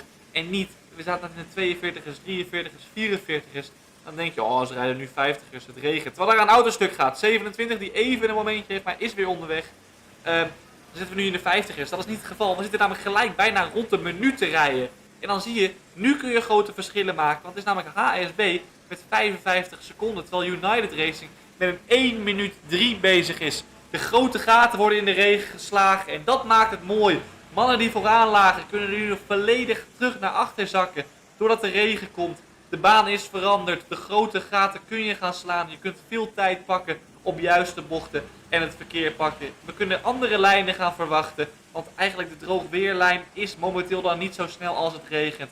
Daar ligt dan meer rubber. Dus is het wat gladder. Mensen zie je ook hier een wijdere bocht aansnijden. Terwijl je normaal een andere lijn zou nemen. Dat is mooi om te zien. Voor ons als commentatoren natuurlijk geweldig. En voor jullie als kijker natuurlijk hartstikke mooi om mee te maken. Terwijl Schaapracing langzaam weer terug de baan op gaat komen. Is het HRSB die nu de tweede plek heeft overgenomen. Het is nog steeds meer als een ronde. Het is even afwachten hoe groot dat gat gaat zijn als ze binnen de ronde komen. Ja, en dan is het langzaam terugkomen. Het gat, ze zijn nog steeds sneller hoor. Ze zijn nog steeds aan het inlopen.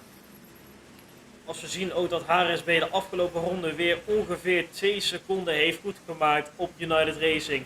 En natuurlijk nu ook 12,9 seconden voor liggen op Bosch als het nog steeds aan het hozen is. Het giet hier in Lelystad naar beneden. Typisch Nederlands weer. Als we zien dat 078 ook weer voor een pitstop gaat achter in het veld. Roto Racing en Viva la Virage gaan ook weer voor een pitstop. En misschien wel hun beste coureur, degene die het snelst kan rijden in het natte weer, de auto in gaan sturen. Want dat is nou cruciaal. In het droog kan iedereen rijden. Je kan relatief dezelfde rondetijden rijden.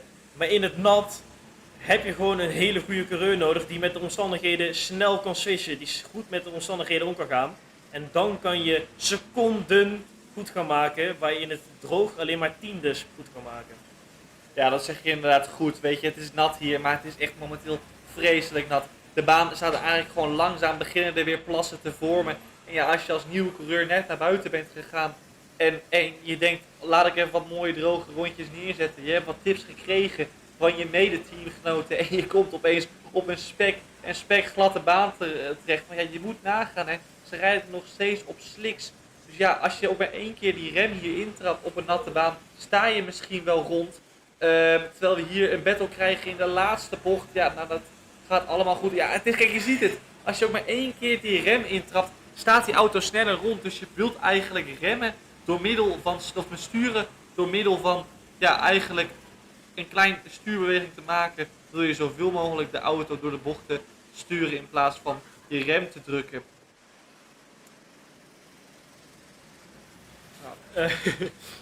Als we Team Ventauri en Schaap Racing nu weer in gevecht zijn, ja, Team Ventauri moet toch langzaam een keer weer naar achter gaan kijken. Terwijl de laatste ronde op zich wel redelijk goed weer was, zijn ze toch de aansluiting met Apex Racing weer verloren. Na de pitstop die ze hebben gemaakt, natuurlijk zijn ze wel iets langer doorgegaan in hun stint. Dat kan misschien later in de 24 uur nog een voordeel opleveren. Maar we zijn nou gewoon over het algemeen een goede 15 seconden trager dan dat we eerst waren. En natuurlijk komt dat door de regen die nog steeds hier in Lelystad aan het vallen is. Rijders zie je zoeken naar de grip. Een klein beetje contact, als je natuurlijk het asfalt ook gewoon ziet glanzen. Het wordt een soort ijsbaan voor de rijders. Natuurlijk elke keer onder het aanremmen is de grip weer anders. Elke bocht is de grip anders. Want het blijft maar doorregenen, dus je zou elke keer weer een nieuw punt moeten vinden. En dat is zo lastig. En zeker als je de druk hebt van de mensen vooraan die geen fout mogen maken voor hun team. Die natuurlijk gewoon om de overwinning willen strijden. Al is het in de fun categorie of in de pro categorie. Je wil natuurlijk zo hoog mogelijk eindigen. En dan hier juist in de regen, als we hier in bocht 5 zien we net iemand achter z'n voren staan. En die komt nou weer rustig aan van zijn plek af. Maar zoals ik net wil zeggen, de grootste verliezen en de grote overwinningen, die kunnen gemaakt worden in de regen. Ja, en als je er nu eenmaal afgaat, ja, dat gras is nu ook gewoon met dat natte weer spekglad. Dus je glijdt ook een stuk meer door, verwacht ik dan. Ja, als je eenmaal vaststaat in dat modder, ja, dan moet je uit de auto, dan moet je hem gaan tillen. En dan kun je heel veel tijd gaan verliezen. En ja, in de regen is het eigenlijk, je wil zo min mogelijk verliezen. En als ik dan naar voren kijk, de eerste 2 teams, ja, die rijden bijna identieke rondetijden, joh. Allebei een 55-0. En die rijden ook gewoon, als je naar de rest van het veld kijkt, een stukje sneller. Zie je ook daar achter in het veld 54ers. Dus of ze nou echt de snelste rijders op dit moment in de auto hebben gezet, dat durf ik niet te zeggen. Maar van achteren komen ze ook weer naar voren. Allemaal net een secondetje sneller. Dat is leuk. Dan gaan we in ieder geval weer het veld wat dichter bij elkaar krijgen. En als we ook kijken naar dichte battles, kijken we even rond plek 9. Dat is namelijk Landballen Racing die samen met Kart Freaks Racing en Backyard Racing in gevecht zijn. 3 teams binnen de 4 seconden. En dat is natuurlijk mooi, want we zien eigenlijk ook dat Landballen Racing een plek verliest aan Kart Freaks Racing.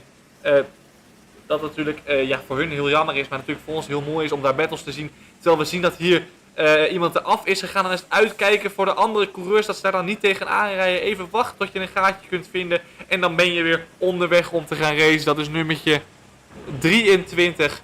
Dat, als we dan kijken, is dat ook nummertje 32. Een leuke naam als ik het eerlijk zeg. Britney Spears. Sturen natuurlijk van Britney en Spears. Als je dan nog een leuk liedje kunt opzetten, doe dat dan nu gelijk alsjeblieft. Als we natuurlijk in de regen de gaten worden gewoon groter. Er zijn nog steeds wel een beetje close battles in het middenveld. Maar het wordt natuurlijk alleen maar minder als er weer iemand in dezelfde bocht 4 op de exit rond is gegaan. En dan kan ik eventjes niet zien welk nummertje dat is. In bocht 4 zijn er nog steeds natuurlijk overal wat battles gaande. Maar op positie zijn er eigenlijk een beetje hoog in het middenveld, rond plek 19, 11, 12, 13, 14. Daar zijn de battles meestal gaande en daarachter worden natuurlijk de gaten wel redelijk groot. En natuurlijk ook voorin natuurlijk United Racing die nog steeds een ronde voor staat op HRSB. Die inmiddels 19 seconden voor liggen op de volgende kart van Bosch. En daarachter is weer het gat 17 seconden. En de gaten worden eigenlijk alleen maar gewoon veel groter. En dat komt natuurlijk door het verschil in de regen. In het droog kun je redelijk makkelijk volgen, maar in de regen is dat een heel ander verhaal. Ja, het is momenteel wel gestopt met regenen als ik goed kijk. Dus de tijden zullen langzaam wat sneller worden. Maar ja, zo'n baan, natuurlijk rijden er 38 karts rond en waait het aardig. Dus zo'n baan zal wel droog worden. Maar als er net een flinke plonsbui is, dan wordt zo'n baan snel heel erg nat. Als we ook zien dat het mediateam geweldig goed bezig is, jongens. Bedankt dat jullie er vandaag ook bij zijn. Dan zie je daar ook echt een lijn ontstaan. Net als je daar de baan afgaat, zie je daar een lijn ontstaan met water. Als je dan terug het water opkomt, ja, als het zo in een droge moddervlek is, ja, dan kun je daar ook moeilijk inhalen aan de binnenkant. Want dan verlies je gewoon de snelheid. Net gingen er ook een paar af in bocht 4. Nou, hoe komt dat nou? Nou, je wil in die bocht zoveel mogelijk snelheid meenemen. En helemaal in de regen wil je een wijde lijn nemen. Dus als je dan ook maar iets te wijde lijn, ja, dan schiet je door op die gladde curbs. En dan door die gladde curbs schiet je van de baan af. En kan het een stuk dramatischer lijken dan dat het eigenlijk voor jou gevoeld heeft. En schiet je zo een stuk door. En verlies je dus, wat Kevin zojuist al vertelt, in de regen hele grote happen met tijd. Ik had het net over United Racing en HRSB Racing. De top 2 die momenteel aan het strijden zijn. Reden identieke tijden. Terwijl eigenlijk in het HRSB de afgelopen ronde toch wel elke keer 1,5-2 seconden sneller is. Dat gaat snel. Dat gaat inderdaad echt heel rap. Terwijl ze ook langzaam weer naar de 50ers kruipen. Die tijden van 87, 50, 58 zijn nu alweer voorbij. Langzaam gaan de tijden weer sneller. Dat is natuurlijk leuk om voor ons te zien dat het langzaam weer wat droger wordt. Tuurlijk, de chaos is leuk. Maar het zien dat de tijden sneller gaan is natuurlijk ook mooi voor ons. Als we nou ook zien dat de Night Riders weer voor een pitstop gaan. Hetzelfde verhaal voor de slome Sjoompjes. Als we zien dat Vortex Racing Fun en KMRS 1 nog steeds met elkaar in gevecht zijn. En de tijden, zoals Stijn ook al zei, langzaam weer naar beneden gaan. We zien weer 51ers rondom de baan. En natuurlijk ook weer de laatste ronde 2 seconden ingelopen. HRSB op United Racing. Het gat is nog wel een seconde. Maar als het met 2 seconden per rondje naar beneden gaat, dan kan dat voor de volgende pitstop, kan dat gat weer heel erg klein zijn. Als we nou zien dat er weer een paar meetjes wijd gaan in bocht 4.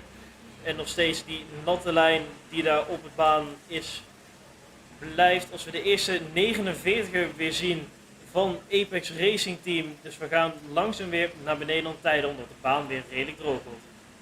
Ja, zeker. En wat we dan ook zien is inderdaad de leider in de wedstrijd ook een 51er rijdt. Ja, dat is nog steeds inderdaad 2 seconden langzamer. En HRSB blijft counteren, nu weer een 50-4.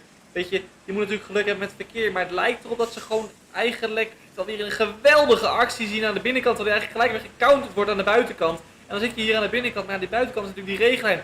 Rijdt hem mooi wijd en kan zo die positie eigenlijk wel weer terugwinnen. Dat hebben we even mooi een battle op de baan gezien.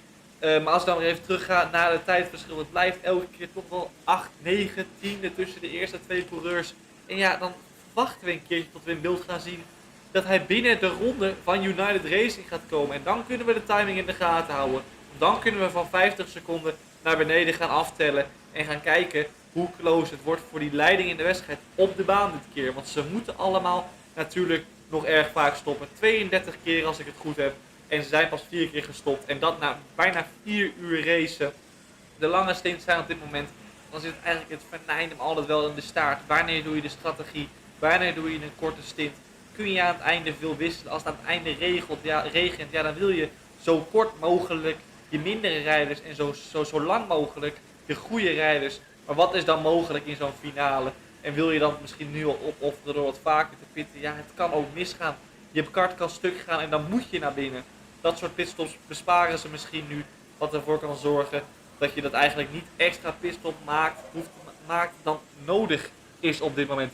Het team met de meeste pitstops op dit moment is, als ik zie, 078 zijn al 9 keer naar binnen. Het is Booty Team is al 9 keer naar binnen gegaan. En ja, gaat dan nog niet heel vaak meer naar binnen hoeven. Vergeleken met de rest, al moet ik zeggen. Want ze moeten eigenlijk nog wel meer dan 20 keer naar binnen. Maar ja, het is ook nog 20 uur. Dus dat gaat ze zeker wel lukken. Daar maak ik me geen zorgen over. HRSB blijft mooi inlopen. En, wat ik net al zei, we zitten binnen de ronde 46,5 seconden. Dus we kunnen gaan kijken hoe snel dat gat kleiner wordt. En kunnen we dan ook kijken of de rest misschien binnen die ronde kan komen. Want het tempo van United Racing is goed, maar niet heel veel sneller als de rest. Nee, natuurlijk ook HRSB heeft ze al een keer op de baan ingehaald. Dus wie zegt dat het niet nog een keer kan gaan gebeuren. In het middenveld hebben we nog steeds rond plek 8 tot en met 14 heel veel gevechten gaande. Ook naar beneden zien we dat de Graaf in de laatste positie weer in de pitstraat gaat. Die gaan volgens mij inmiddels voor hun 10e pitstop al in deze wedstrijd. En voorin zien we ook dat de tijden weer langzaam naar beneden gaan. 45ers worden weer gereden door de topteams. En dat zijn natuurlijk United Racing, HRSB, Bosch, Apex en Ventauri die nog steeds netjes in de top 5 blijft rijden. Natuurlijk nu wel op een goede 2 rondes afstand. Maar stiekem komt Apex Racing ook langzaam dichterbij weer bij Bosch. Ze zijn natuurlijk heel lang in gevecht geweest in de 4e stint met Ventauri. En daar hebben ze natuurlijk weer veel tijd mee verloren. Maar nu blijven ze eigenlijk gewoon de hele tijd rustig rondetijden afsnoepen bij Bosch Trippleback. Dus die gaan natuurlijk ook weer voor de 3e positie in de wedstrijd. En ja, misschien willen ze ook nog wel een keer gaan kijken naar HRSB voor de koppositie in de pro-klasse. Ja, zeker. Natuurlijk als HRSB heb je ingeschreven voor de pro-klasse. Dan kijk je naar teams als Apex Racing of Schaap Racing. Maar hij wil ook gewoon die leiding in de wedstrijd. Zo'n United Racing heeft zich ingeschreven voor de fun-klasse. Maar hij is hier gewoon hartstikke goed bezig om te battelen met coureurs als eigenlijk iedereen. Want ze rijden ver en ver vooraan. Met maar liefst weer een hele ronde voorsprong. We hebben een snellere ronde gereden als HRSB afgelopen ronde. Maar HRSB countert wel weer, ook in de 44ers. Dus als je ziet het ook goed op het rechte stukje hier. Langzaam ontstaat er een droge lijn. En zie je dat de coureurs die regenlijn eigenlijk weer aan de kant zetten. En zich weer gaan focussen op de droge lijn. En eigenlijk zie je ook weer dat United Racing het tempo er wel weer in heeft gezet. Is dat dan toch een droog weerrijder, denk je, Kevin? Of is het dan gewoon toeval dat hij op dit moment misschien wat minder verkeer tegengekomen is? Het zou een klein beetje van beide kunnen zijn natuurlijk. Het zou kunnen te maken hebben dat HRSB, dat ze met elkaar, want ze zitten rond die rondetijd van elkaar af, dat ze met elkaar in gevecht zijn en dat ze een beetje verkeer tegenkomen. Maar het kan natuurlijk ook een klein beetje comfort zijn dat als we hier een kleine beuk zien in bocht 4, dat iemand een klein beetje wijd wordt gebeut en hier op bocht 5 ook weer iemand wijd gaat. Er wordt nog steeds hard gevochten op de baan. En natuurlijk nou dat er een kleine droge lijn ontstaat, worden natuurlijk, als hier eentje op het gas wordt gezet, ja, het wordt alleen nog maar verhitten. En dat gaat de komende 24 uur denk ik ook niet heel veel minder worden. Als wij de rondetijden ook weer terug zien gaan naar de 43 is, dat we langzaam weer kunnen gaan kijken naar de droge rondetijden van de rond de 42ers, dat ze daar constant in kunnen rijden. Ja, het is natuurlijk leuk, er komen steeds meer nieuwe coureurs. Weet je bent 4 uur onderweg, terwijl we even zien dat er een auto af is. Die is zeker niet blij, dat is nummertje 19, als ik dan even mag kijken. Dan is het nummertje 19 die momenteel, ik durf het niet te zeggen, dat het ligt momenteel 16 in de wedstrijd. Supersonic Racing 2 gaat er dan even af. Ja, je verliest met zulke dingen nou eenmaal gewoon veel tijd. Dat moet je gewoon vermijden. Dat is voor hun natuurlijk zonde. Terwijl we de battles hier weer in volle gang zien. Het is leuk om te zien dat we eindelijk weer die droogweertijden gaan krijgen, inderdaad. Dan kunnen we die rijders gaan vergelijken. Want we zijn nu 4 uur onderweg, wat ik zojuist al vertelde. En je krijgt gewoon heel veel nieuwe rijders te zien op de baan. Want je kunt niet met z'n 4 rijden. De topteams hebben pas 4 keer gestopt. Ja, je bent meestal met zo'n team van, hoeveel zou het ongeveer zijn, Kevin, zou je zeggen? Ik zou zeggen een rijder of 8 à 10. Ja. Wat redelijk gemiddeld is voor een normaal team. Ja, dan moet je gewoon veel gaan roleren. En dan zul je ook je mindere rijders, die zijn er nou eenmaal, ook gewoon een keertje moeten laten zien. En wanneer doe je dat dan? Doe je dat dan nu de baan weer lekker opdroogt? Omdat je dan denkt, we verliezen niet zoveel. Of denk je van, laat ze maar wat korter rijden aan het einde van de 24 uur. Want dan zijn we gaten gemaakt. En dan kunnen we die jongens uitspelen om ons team zo goed mogelijk resultaat te laten hebben. Ik zou persoonlijk, kijk, voor mij apart gaan de nachtstints. die gaan echt cruciaal worden. Want dan gaan de mensen moe worden. Wie ga je dan inzetten? Zijn die misschien nu rust aan het nemen en dat er sommige rijders nu aan het slapen zijn en dan later in kort komen. Als we hier een hele grote crash zien, de bandenstapel wordt meegenomen in bocht 3 en er staat er iemand in het gras. Ja, dat moet opgelost worden, want die hele bandenstapel is gewoon meegenomen en die ligt gewoon van elkaar van de baan af. Als ze de kart proberen terug te duwen op de baan, als we daar ook weer iemand gespind zien staan, er begint alleen nog maar chaos op de baan te komen en hij zit nou te wachten totdat hij weer terug op de baan kan vanuit het gas, totdat het weer veilig is. Maar ik heb zo'n gevoel dat er misschien even naar die bandenstapel gekeken moet gaan worden, want die ligt er gewoon helemaal af. Dan ben ik wel benieuwd wat daar is gebeurd.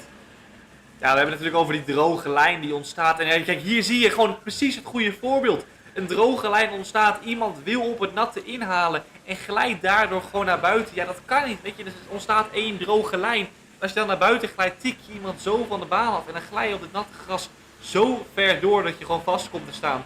En daar verlies je gewoon heel veel tijd mee. En dan verwacht ik ook eigenlijk wel een straf te gaan zien zometeen. Want dit kan natuurlijk niet. Hier schakel je eigenlijk een team misschien wel een hele ronde uit. En is het ook even afwachten tot ze inderdaad die bandenstapel weer op de juiste plek neerzetten. Ja, je moet op die droge lijn blijven. Want als je er ook maar een beetje naast komt en je hebt het gevoel dat je grip hebt alsof het droog is, ja, dan kun je zomaar een stuk doorglijden. En dat is niet ideaal, want daar kun je gewoon heel veel tijd mee verliezen met dit weer. Als we dan even kijken naar de toppers. Ja, we hebben weer iets leuks om te melden. Want het is namelijk HRSB die weer in dezelfde ronde als de leider van de wedstrijd zit. Dus we krijgen langzaam weer een wedstrijd naar onze hand voor de leiding van de wedstrijd. Het is nog wel 43 seconden hoor mensen. Maar we zien in ieder geval weer een langzame opwaartse trend van HRSB. Die jaagt op die leiding in de wedstrijd van United Racing. En dan, ja, we hebben het over die droge lijn. Maar terwijl ik naar het scherm kijk, zie ik daar de regen weer. Het is regendroog. En wat zagen we net leuk in de regen? HRSB die veel tijd won op United Racing. Dan is het gat misschien op 43 seconden. Oh, wat een gevechten hier op de baan. Dan is het misschien 43, ondertussen 40 seconden. Maar dan kan het in de regen opeens zometeen heel erg hard gaan. Natuurlijk kan het hard gaan, maar het kan ook beide kanten hard gaan. Ligt er maar net of je een keer misschien in zo'n incident zoals we hier vaker al vandaag hebben gezien terechtkomt. Maar dat kan natuurlijk ook als leider in de wedstrijd gebeuren. Want we hadden ook al gezien, HRSB die toen in gevecht was met Bosch, raakte in een incident en verloor gewoon 6 seconden in 1 ronde. Terwijl je dan de hele tijd al bezig bent in een stint om een gat dicht te maken, verlies je dan ineens weer gewoon die cruciale secondes. En als we hier zien op rechte stuk, mooi in een treintje zoals we dat zeggen.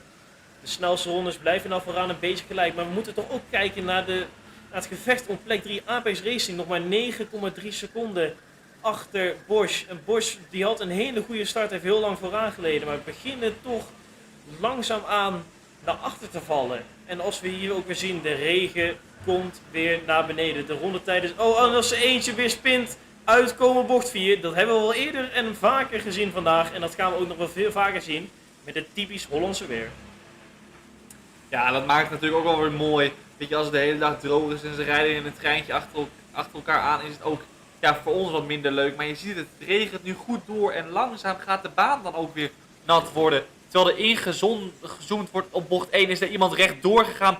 Achter het scherm is er iemand de bandenstapel ingegaan. Dat is voor ons lastig te zien. En het komt nu weer met bakken uit de lucht. En je ziet het, die droge weerlijn is opeens weg. En het is opeens weer een hele andere baan. En we rijden weer in de 50ers van secondes. Dus ja, het is eigenlijk weer flink aanpassen voor iedereen op de baan. En dat maakt het ook wel weer mooi. En wel weer leuk, dat dynamische weer te hebben. Zo verschillend in deze wedstrijd. Terwijl hier iemand vol recht door de bandenstapel in is gegaan. En dat ligt nu op de baan. Ja, gelukkig is de regenlijn de weidebocht. Dus maakt het niet heel veel uit. Maar er is één iemand hier vol recht door in gegaan. En je ziet het. De banden zijn helemaal ingedeukt. En daar verlies je gewoon donders veel tijd mee. En dat is niet ideaal. Dat is zeker niet ideaal. Als we nu ook weer de rondetijden zien rond de 50 seconden. Zelfs voor plek nummer 3, 55 seconden. Laatste ronde. Als hier weer iemand in bocht 5 is gespind. En dat gaan we nog wel veel vaker zien. Met de verschillende condities die hier in Lelystad op de baan zich bevinden. Want ja, het is elke keer, het gaat er weer van droog naar nat, naar droog naar nat. Zit je net lekker in je stint of op het droge of op het natte. En dan veranderen die baancondities weer ineens. En dan moet je weer ineens andere lijnen gaan rijden. En het is maar net welke rijder daar het beste mee kan omgaan. Ja, zeker. Veel nieuwe rijders ook op de baan. Je ziet het echt. Momenteel worden er weinig pitstops gemaakt. Dat komt ook omdat het weer natuurlijk verandert. Veel teams kiezen ervoor om nog even dezelfde rijder op de baan te houden. Weet je, zo'n veranderende baan wil je niet opeens iemand zomaar een natte baan opsturen. Dat kan gewoon zorgen voor dat je spint en dat je dan echt gewoon heel veel tijd komt te verliezen. Als je eenmaal vaststaat, ja, je komt moeilijk weg op de baan. En dan snap ik de keuze van de teams om wat langer buiten te blijven. Want het blijft ook gewoon even goed doorregenen. Ja, het zal over een uurtje wel weer droog worden waarschijnlijk. Wat er natuurlijk voor kan zorgen dat je dan weer je mindere rijders op de baan zet. Maar het is hier echt, het is actie op ten top. Ze rijden hier zelfs bijna 3 wijd en dan gaan ze hier side by side. En dan kun je 2 lijnen rijden en dat maakt zo'n battle ook veel mooier. Wie kiest er voor de wijde lijn, maar wie kiest er voor de kortere lijn aan de binnenkant. Dat maakt zo'n battle natuurlijk hartstikke interessant om te kijken wie die plek dan kan pakken en wie zo snel mogelijk door dat veld heen snijdt. Als we dan even kijken naar de leiding in de wedstrijd, moet ik helaas wel mededelen dat het gat nog steeds 48 seconden is. Dus daar verandert weinig op dit moment. HRSB, die net een hele snelle regenrijder leek te hebben, rijdt nu dezelfde tijden als United Racing. Dus daar moeten we nog even geduld voor hebben. Willen hun dat gat gaan dichten naar United Racing. Terwijl we hier weer iemand rond zien gaan. Ja, veel nieuwe rijders. Een natte baan zorgt nou eenmaal voor een klein spinnetje hier en daar. En dat maakt het ook wel weer mooi. Want weet je, het racen is ook gewoon opletten om hoe je de auto kan houden. Ja, dan ben je gespint en dan ga je ook gelijk voor de aanval. Dat vind ik mooi om te zien hoor. Je gaat er niet bij neerzitten van er zit gewoon geen tempo in. Je gaat gelijk weer laten zien dat jij de snelheid in de auto hebt en je wilt naar voren. Als we ook weer een klein blikje terug naar P3 gaan kijken. P3 is natuurlijk het gevecht gaande tussen Bosch en Apex, die nog maar 7 seconden achter op Bosch liggen als we hier weer 2 wijd gaan. En daar wordt een klein beetje contact gemaakt tussen de 2 rijders. Wordt er dan iemand in het gras gedouwd? Net niet. En dan hebben we ook nog een gevecht tussen Supersonic Racing en Vortex Racing Pro, die ongeveer zijn voor P8 in deze wedstrijd. En dan vind ik het nog steeds wel, in de top 5 zijn er nog steeds 3 funteams die gewoon meestrijden om de top 5 posities. En dat vind ik mooi om te zien als je natuurlijk ook de pro-rijders hebt. Als hier in bocht 5 iemand gewoon in het midden van de baan stilstaat, en dan moet je gewoon oppassen dat er niemand op afknalt. Dat iedereen het ziet. En hij is gelukkig weer van zijn plek af kunnen komen en weer terug op zijn normale weg kunnen komen. Als we hier weer een kleine inhaalactie zien in bocht 4. Dat gaat net en net goed. Als we hier gewoon rijders zien driften de bochten in, zoekend naar grip in deze veranderende condities. Zeker, zeker. De eerste 4 uur zit achter de rug. En ja, we kunnen kijken naar de laatste 20 uur. Ja, het klinkt weinig, maar het is hartstikke veel natuurlijk. 20 uur te gaan. Het is nog een lange race voor iedereen, ook voor de coureurs zelf. Sommige mensen zullen denk ik misschien nog helemaal nog niet gereden hebben en zijn in afwachting van hun eerste stint. Ja, en zien de baan ook wel weer opdrogen. Dus ik denk dat de meeste coureurs daar wel blij mee zijn. En sommige coureurs denken, ja, nu kan ik mezelf laten zien in dat natte weer. Terwijl kijk naar de toppers, we hebben het er steeds over. HRSB en United Racing. HRSB weer 3 seconden sneller. Dat is gewoon een penalty die eigenlijk in 1 ronde dichtrijdt. Dat is hartstikke mooi om te zien. Terwijl we daar even een klein probleempje zien met een van nummertje 43. Heeft problemen met zijn chip. Ja, dat wil je niet. Dat wil je niet. Ja, hij legt hem maar in de kart, maar dan moet je naar binnen. Dan moet je naar binnen en dan moet je een pitstop maken. En daar hebben we het al eerder over gehad. De topteams hebben pas 4 pitstops gemaakt. Maar mochten hun een probleem krijgen met hun chip, dan kunnen ze zo'n pitstop eerder veroorloven dan dat je nu eigenlijk al bijna 10 pitstops hebt gehad. Dat is op dit moment 1 team. Booty team is vaak naar binnen. Die houden van pitstoppen, die houden van wisselen. Dat is natuurlijk wel vervelend, want je moet nog 20 uur. En als je dat zo doortrekt met 4 uur, kan dat nog heel veel pitstops gaan opleveren. En dat kost je aan het einde van de race natuurlijk ook gewoon tijd. Ja, dat zouden ongeveer 60 pitstops zijn als ze zo eens door zouden gaan. Dat zal niet in het plan de campagne hebben gezeten bij Booty Team. Maar het kan zomaar gebeuren als we ook zien dat Lamballen en Supersonic Racing in de pitstraat zijn. Ook met Supersonic Racing 2 Blue Flag Group. Die ook hun vijfde pitstop inmiddels aan het maken zijn. Als we de laatste ronde is er niet heel veel gebeurd tussen nummer 1 en 2. Maar die ronde daarvoor waren ze maar liefst 3,5 seconden sneller United HRSB tegenover United Racing. Het gat is nog maar 37 seconden. Als ook het gat tussen P3 en P4. Kijk eens, 1,3 seconden nog maar tussen Bosch en Apex Racing. Er gaat binnenkort weer een gevecht komen om de derde positie en de laatste podiumplek in deze wedstrijd. Ja, dat is zeker mooi om te zien natuurlijk hoe zo'n wedstrijd zich toch midden na 4 uur weer ontvouwt voor die derde positie. Als we dan ook kijken, zijn het Lamballen Racing en Supersonic Racing die nu beide naar buiten gaan. En we zien hier een dive bomb. Ja, dat kan toch eigenlijk niet. Je rijdt hem eigenlijk gewoon aan de binnenkant van je concurrent. En ik snap dat je er voorbij wilt. Maar je ziet langzaam weer die droogweerlijn ontstaan. En ja, als je hem dan op het natte aan de binnenkant zet, dan natuurlijk aan de binnenkant wil je laten remmen. Want je wilt hem ervoor... Oh, en dat is een splash. Die hebben we vandaag nog niet zo gezien. En ja, je ziet het, de rook komt er vanaf. Het verdampt allemaal, dat water op die natte motor. Ja, zo'n natte motor, hij zit er zelf ook helemaal onder. Oh, en dan zijn die banden nat. En dan moet je vroeg op dat gas. Nee, natuurlijk niet. Dan moet je even voorzichtig aandoen. Dan moet je nu even rustig op het gas.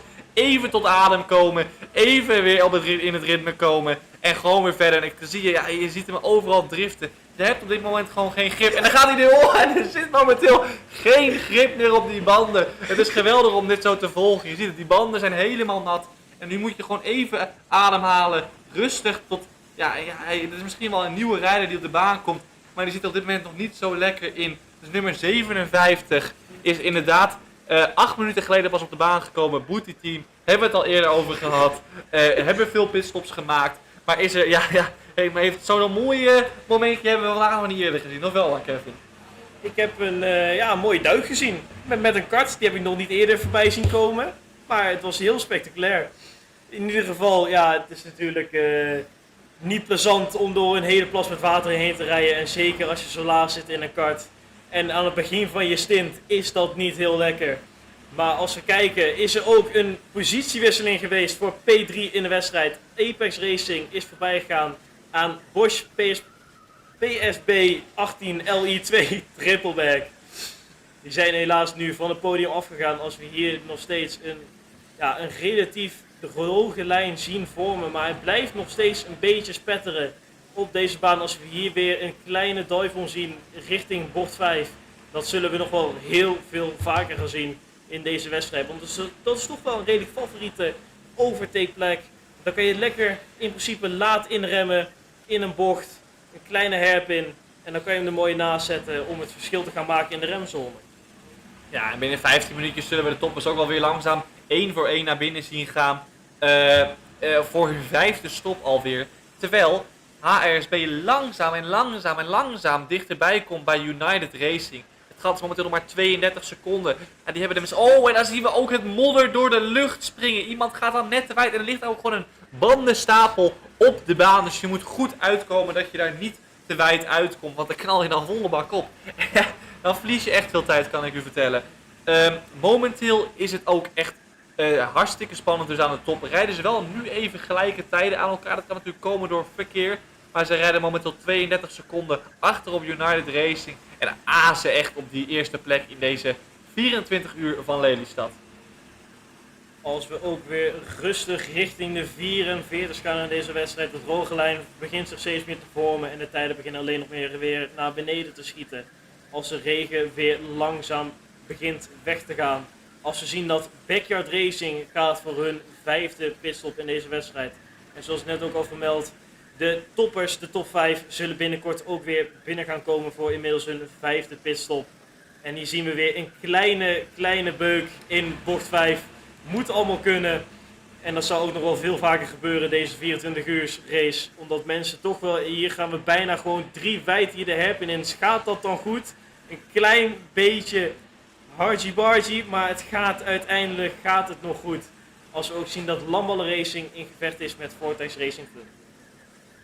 Zeker, die droge lijn wordt alleen maar droger en droger. En dan zie je ook, jij ziet het hier, met deze jonge man met de gele helm. Die raakt dan met zijn rechterwielen het natte asfalt aan. En ja, dan ga je de eerstvolgende bocht gewoon rechtdoor. Die banden zijn dan nog niet droog genoeg, dus je hebt gewoon iets minder rempower. En ja, dan verlies je gewoon hartstikke veel tijd op dit moment. Als we het dan hebben over de Graaf, ligt de hele wedstrijd al ver achteraan. Hebben op een gegeven moment met meer dan 10 rondes achtergelegen. Maar lopen langzamer wel in op Booty Team. En zijn dan eigenlijk wel weer onderweg om misschien zichzelf wel een keertje van die laatste plek af te stoten. Ik denk dat het voor hun een heel mooi doel is in deze wedstrijd. Wat ook leuk is dus om te zien, is dat de paarse teams, dat zijn namelijk de pro-teams, die rijden in het begin, heeft iedereen een beetje zijn snelste rijder. Oh, terwijl we inderdaad die jonge man met de gele helm hier rechtdoor zien gaan. Ja, je moet opletten, want zo'n droge lijn, daar moet je dan ook echt op blijven. Als ik dan even door mag gaan. Die jongens met de teams met een paars kleurtje, dat zijn de pro-teams. Die zagen in het begin over het hele veld verspreid. En dan vraag je je af, hoe kan dat nou? Al die pro-teams over dat hele veld verspreid. Maar langzaam zie je ze naar voren kruipen. En dat komt, sommigen hebben misschien wel van de fun-teams. Dit zijn opeens heel veel karts bij elkaar. En nou ja, dan moet je aanremmen op die regenlijn. En ja, dan ga je gewoon rechtdoor de groep in. Ja, en dan moet je even kijken om je heen om daar zo veilig mogelijk weer uit te komen. Dan maak ik mijn verhaal even verder af. Die pro-teams gaan langzaam naar voren. Dan heb je misschien enkele goede rijders bij fun-teams. Maar dan zie je als in de breedte uiteindelijk toch weer wat minder sterker is dan zo'n pro-team. Terwijl momenteel natuurlijk hebben we gewoon een fun-team op plek 1, 4 en 5. Hè. Dat ze zijn natuurlijk hartstikke goed bezig. United Racing, Bosch, maar ook Team Ventauri is hartstikke goed bezig. Er zitten allemaal nog geweldig in die fight in de top 5. Terwijl we langzaam zien dat HRSB weer aan het klimmen is naar de eerste positie. En dan kunnen wij hopelijk een mooie battle gaan krijgen voor de eerste plek. Die hopen we inderdaad te krijgen. De laatste ronde zijn ze maar liefst 4 seconden ingelopen op United Racing. Het gat wordt alleen maar kleiner. Natuurlijk hadden we in de kwalificatie een volledig, als we hier weer in bocht 5 allerlei soort gevechten zien. 7 karts gewoon heerlijk dicht bij elkaar en dan gaat het nog wel een keer mis. Wordt er dan iemand weer op het gas geduwd? Net niet.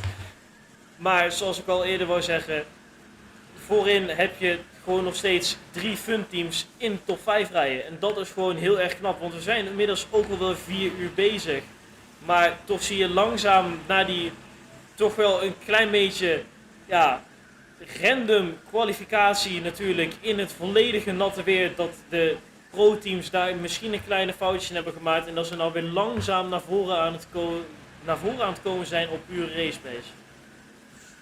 Zeker, dat zien we goed en dat we ook zien in hartstikke veel battles momenteel op de baan. Het is echt een stuk lastiger inhalen, weet je, in het nat kun je met andere lijnen inhalen, in het droog kun je met duivels inhalen. Maar wat ik al zeg, met één droge lijn zijn er gewoon natte plekken op de baan waar je op dat moment niet wilt zitten. Dus het is inhalen is lastig. Je ziet het ook, ze zitten dicht tegen elkaar aan als ze hier dus side by side gaan. Als je ook maar een beetje uit elkaar gaat zitten, één van de twee gewoon op een natte lijn.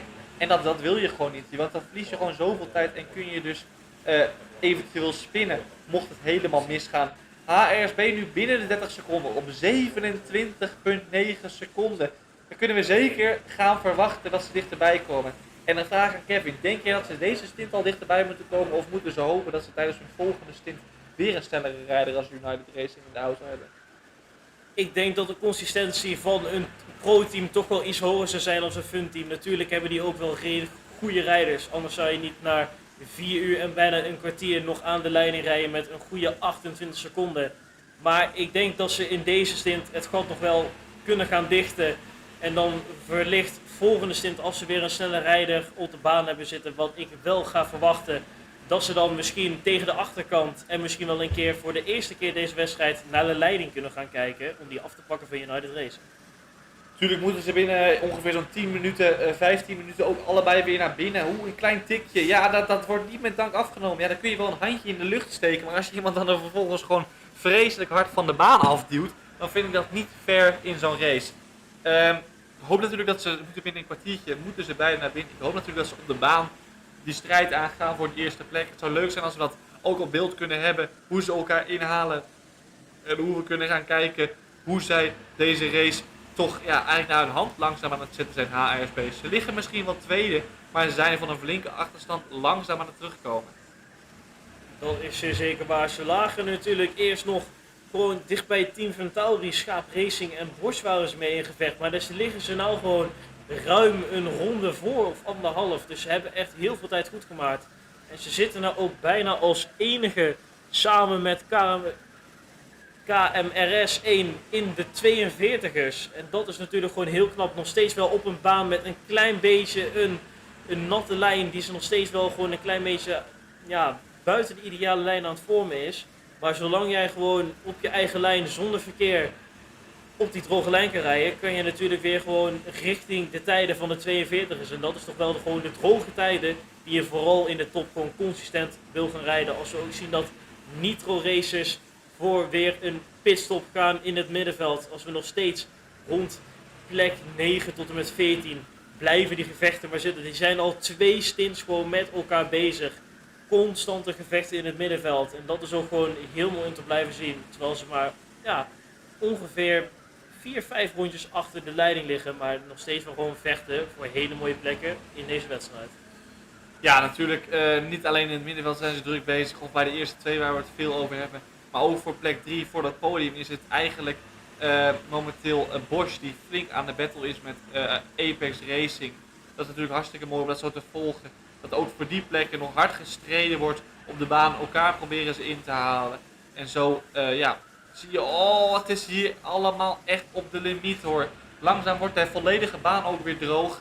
Dat is ook wel weer leuk om te zien. Dan kunnen wij iets meer aanvallen verwachten vanuit alle coureurs. Ook weer wat mooie verdedigingsacties. Dus zo gaan we weer flink wat battles op de baan gaan zien binnenkort. Terwijl HRSB Racing hebben we het veel over. Die zijn momenteel op 25 seconden gekomen. Dus het is niet even zomaar dat ze naartoe rijden. Maar ze rijden er zeker langzaam heen. Het gat was op een gegeven moment 2 rondes. En nu zitten ze nog maar op 25 seconden. Als ik zie dat er misschien weer een klein beetje regen aan het vallen is op de lens. Ja. Als we hier weer een kleine drive van zien, een mooie dubbel overtake. Maar dan heb je natuurlijk de switchback op de exit. En dan is de vraag, wie gaat hem hier laten staan aan de binnenkant? En probeert hij hem aan de buitenkant mee te rijden? Wordt hij dan buiten de baan gedreven? Net niet. Hier in de chicane kan het dan 2 wijd goed gaan. Net wel. Altijd hele mooie battles gaande en nog steeds blijven gaande. Als we hier bijna 3 wijd gaan in de laatste bocht. Een hele mooie overtake aan de buitenkant van de man met de witte helm. En die gaat weer een mooie paar posities naar voren als we daarachter nog steeds heel veel mensen bij elkaar zien. En als de regen weer aan het vallen is, het typische Nederlandse weer valt weer naar beneden. En alleen al voor deze stint alleen zijn we al 4 keer geswitcht van regen naar droog, van regen naar droog.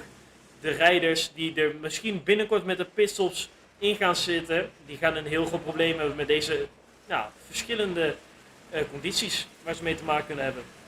Ja, dat is natuurlijk grappig om te zien dat het zo blijft veranderen. Dan is er eindelijk weer een droge lijn en dan is er eindelijk weer een hele droge baan. Dan begint het weer te regenen en dan zakken ze weer terug. En terwijl ik dat eigenlijk zeg, kijk naar de rondetijden. En net zagen we mensen 42ers, 43ers doen en dan kijken we naar de graaf. Die hebben wat pech. Die lagen net misschien 11 of 10 rondes achter. Maar die reden net gewoon een 43er. Die zijn langzaam gewoon op jacht op booty team. En ik denk dat als je daar een mooie strijd voor jezelf kan maken, is dat natuurlijk hartstikke leuk binnen de teams.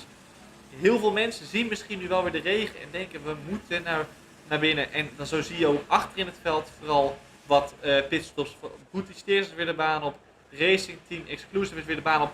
Terwijl we niet mensen alleen de baan op zien, maar ook mensen de baan af. En dat is niet in de pitstraat. Mensen zijn hier van de baan geschoten. Er is een gele vlag op de baan. Zijn rechtdoor geschoten. Dat is net na bocht 6. Is hij te wijd uitgekomen. En dan sta je gewoon vast op dat gras. En dan moet je je eigen kart weer de baan opduwen. Je moet eigenlijk ervoor zorgen dat je zo snel mogelijk weer onderweg bent. Anders ga je gewoon tijd verliezen. En als we net het leuk zagen. HRSB na 25 seconden. Kan ik je vertellen. Het is ondertussen weer 30 seconden. De regen valt. De wisselende condities. Daar kan United Racing gewoon op dit moment heel goed mee omgaan. Die kunnen gewoon goed wisselen. En die maken zich geen zorgen als er iets verandert. Maar zullen ze meteen wel tegen een pitstop aankijken. En dan is het nog maar even afwachten hoe HRSB hierop reageert. En hoe United Racing met hun nieuwe coureur in de kart start. Natuurlijk, in de regen is het natuurlijk kijken welke rijder je op de baan gaat sturen. Want natuurlijk, de pitstops komen er weer aan voor de topteams.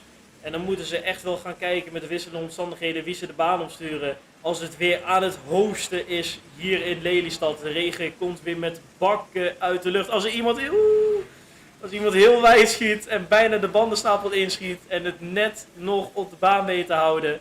Ja, dat zijn natuurlijk weer de wisselende omstandigheden die je rempunten en je instuurpunten gewoon elke keer weer veranderen. En dan moet je natuurlijk als rijder heel erg in de gaten houden, omdat je niet zometeen een keer iets te laat remt. En als je ergens een keer in de bandenstapel hangt, want dan ga je gewoon heel veel kostbare secondes of misschien wel minuten mee verliezen. Ja, als we momenteel kijken naar mensen die secondes aan het verliezen zijn, dan kijken we gewoon tegen HRSB. Die verliest de afgelopen ronde 3 seconden in 1 ronde. Ja, dat gaat op een gegeven moment echt heel hard. Dan kun je net wel hard aan het inlopen zijn. Maar als je vervolgens alles met een klein beetje regen weer aan het verliezen bent, dan is zo'n wedstrijd gelijk eigenlijk weer in de hand van United Racing aan het spelen. En je ziet het hoor, je ziet de druppels vallen. Het is momenteel spek en spek glad aan het worden. En ja, nu moet je hem op de baan houden. Als je op een gegeven moment rond staat, dan gaat het niet lekker. Hier iemand met een mooi geel vestje in een Red Bull tenue, hard aan het racen. Natuurlijk ook die regenlijn en die wordt hier geswift. Wat een mooie move. Hier aan de binnenkant laat je hem dan staan of kan hij buitenom meerijden. En er is er ook eentje rechtdoor gegaan in de laatste bocht. Die is wat wijd geschoten, maar lijkt alweer onderweg te zijn. Dat is nummer 2. Dit is de leiding in de wedstrijd. HRSB haalt hier mooi iemand in aan de binnenkant. Zo zien we nummertje 2 ook weer even goed in actie om te zien hoe zij hier door dat veld heen snijden. Kunnen wij dan nummertje 16 ook nog ergens vinden? De echte leider in de wedstrijd, United Racing. Zo zijn we eigenlijk beide klasses druk met elkaar in gevecht voor de leiding in de race. Als we nu ook veel meer pitstops aan het zien zijn, Fortnite Racing Pro en Fortnite Racing Fun toevallig. En de pitstoprankers zijn ook in de pits. Die voor hun ongeveer, even kijken, 5e pitstop weer naar binnen aan het gaan als we hier veel meer inhaalacties en een klein beetje contact weer zien in bocht 5. Dat hebben we natuurlijk al veel vaker gezien als de regen maar blijft vallen. Het zonnetje komt er inmiddels ook weer doorheen. Dus dat is ook weer gewoon leuk om te zien. Maar we blijven hier battles zien. Hier aan de binnenkant. De man met de roze overal die weer een overtake maakt. Heel mooi aan de binnenkant. Als we dan kijken dat, je had het net over HRSB die ongeveer weer 2 seconden verloor. Maar nu lopen ze in 1 ronde gewoon weer een goede 4,5 seconden in op 1 rondje. En dat is natuurlijk echt bizar. Maar dat krijg je natuurlijk met de regen als United Racing binnen de kortste keren een paar minuten weer naar een pitstop moeten gaan kijken. Ja, en dat is natuurlijk altijd leuk en interessant. Het is eigenlijk, ze knallen op elkaar. Kijk dan ook uit wanneer je weer de baan op bent. Dan rem je aan op het natte en dan ga je om. En dan neem je zo 2-3 mee. En dan sta je met z'n allen in bocht 5 stil. Ja, dan verlies je gewoon vreselijk veel tijd. Dat is een moment dat wil je niet meemaken. Het is lastig. We zien inderdaad veel pitstop, maar ook veel nieuwe coureurs dan inderdaad. En als je dan op het natte aanremt, dan kun je zo doorglijden. En dan neem je zo 1 of 2 coureurs mee. En ook hier gaan ze weer wijd. En dan zit je aan de binnenkant. Ja, rem je dan door. Ja, dan kun je niet terugkruisen. Dat kan hij zeker wel. Hij kruist terug, maar dan zit je hier weer aan de buitenkant. Probeer je dit dan weer. Kun je dan weer terugkruisen. En ja hoor, dan lukt het. Een hele mooie actie van de man met de gele helm. En hier gaat het side by side. En dan knalt iemand achterop. En dan kun je zomaar eens last van je nek gaan krijgen. Wat we ook eerder in de wedstrijd al hebben gezien. Dat wil je niet. De leider in de wedstrijd is binnen, mensen. De leider in de wedstrijd is binnen. Zoals al gezegd, de leider in de wedstrijd is binnen. Maar ook Ventauri en de KMRS als er nog steeds alleen maar chaos op de baan is. Hier ook weer. Wat zijn we nou allemaal aan het doen met z'n allen in bocht 5. Mensen proberen elkaar weer uit te remmen. En mensen gunnen elkaar geen centimeter in deze 24 uur race. Als we dan toch gaan kijken waar United Racing Team naar buiten gaat komen. En wat voor rijder daar naar buiten gaat komen. Is het iemand die heel goed is in het droog of is het iemand die heel goed is in het nat? Dat is natuurlijk nog maar de vraag als we hier toch weer een hele mooie switchback zien van iemand in bocht 7 en 8. En dan is er nog steeds wachten totdat United Racing en Ventauri weer de pits uitkomen die vanuit de top 5 zijn gestart. United Racing ging natuurlijk naar binnen met een voorsprong van 20 seconden. En gaan ze meteen terug de baan opkomen. Maar komen ze dan voor of achter Apex Racing Team terecht? Ze rijden natuurlijk wel in dezelfde klasse allebei. Maar ja, als we hun elke keer 10 minuten eerder moeten stoppen.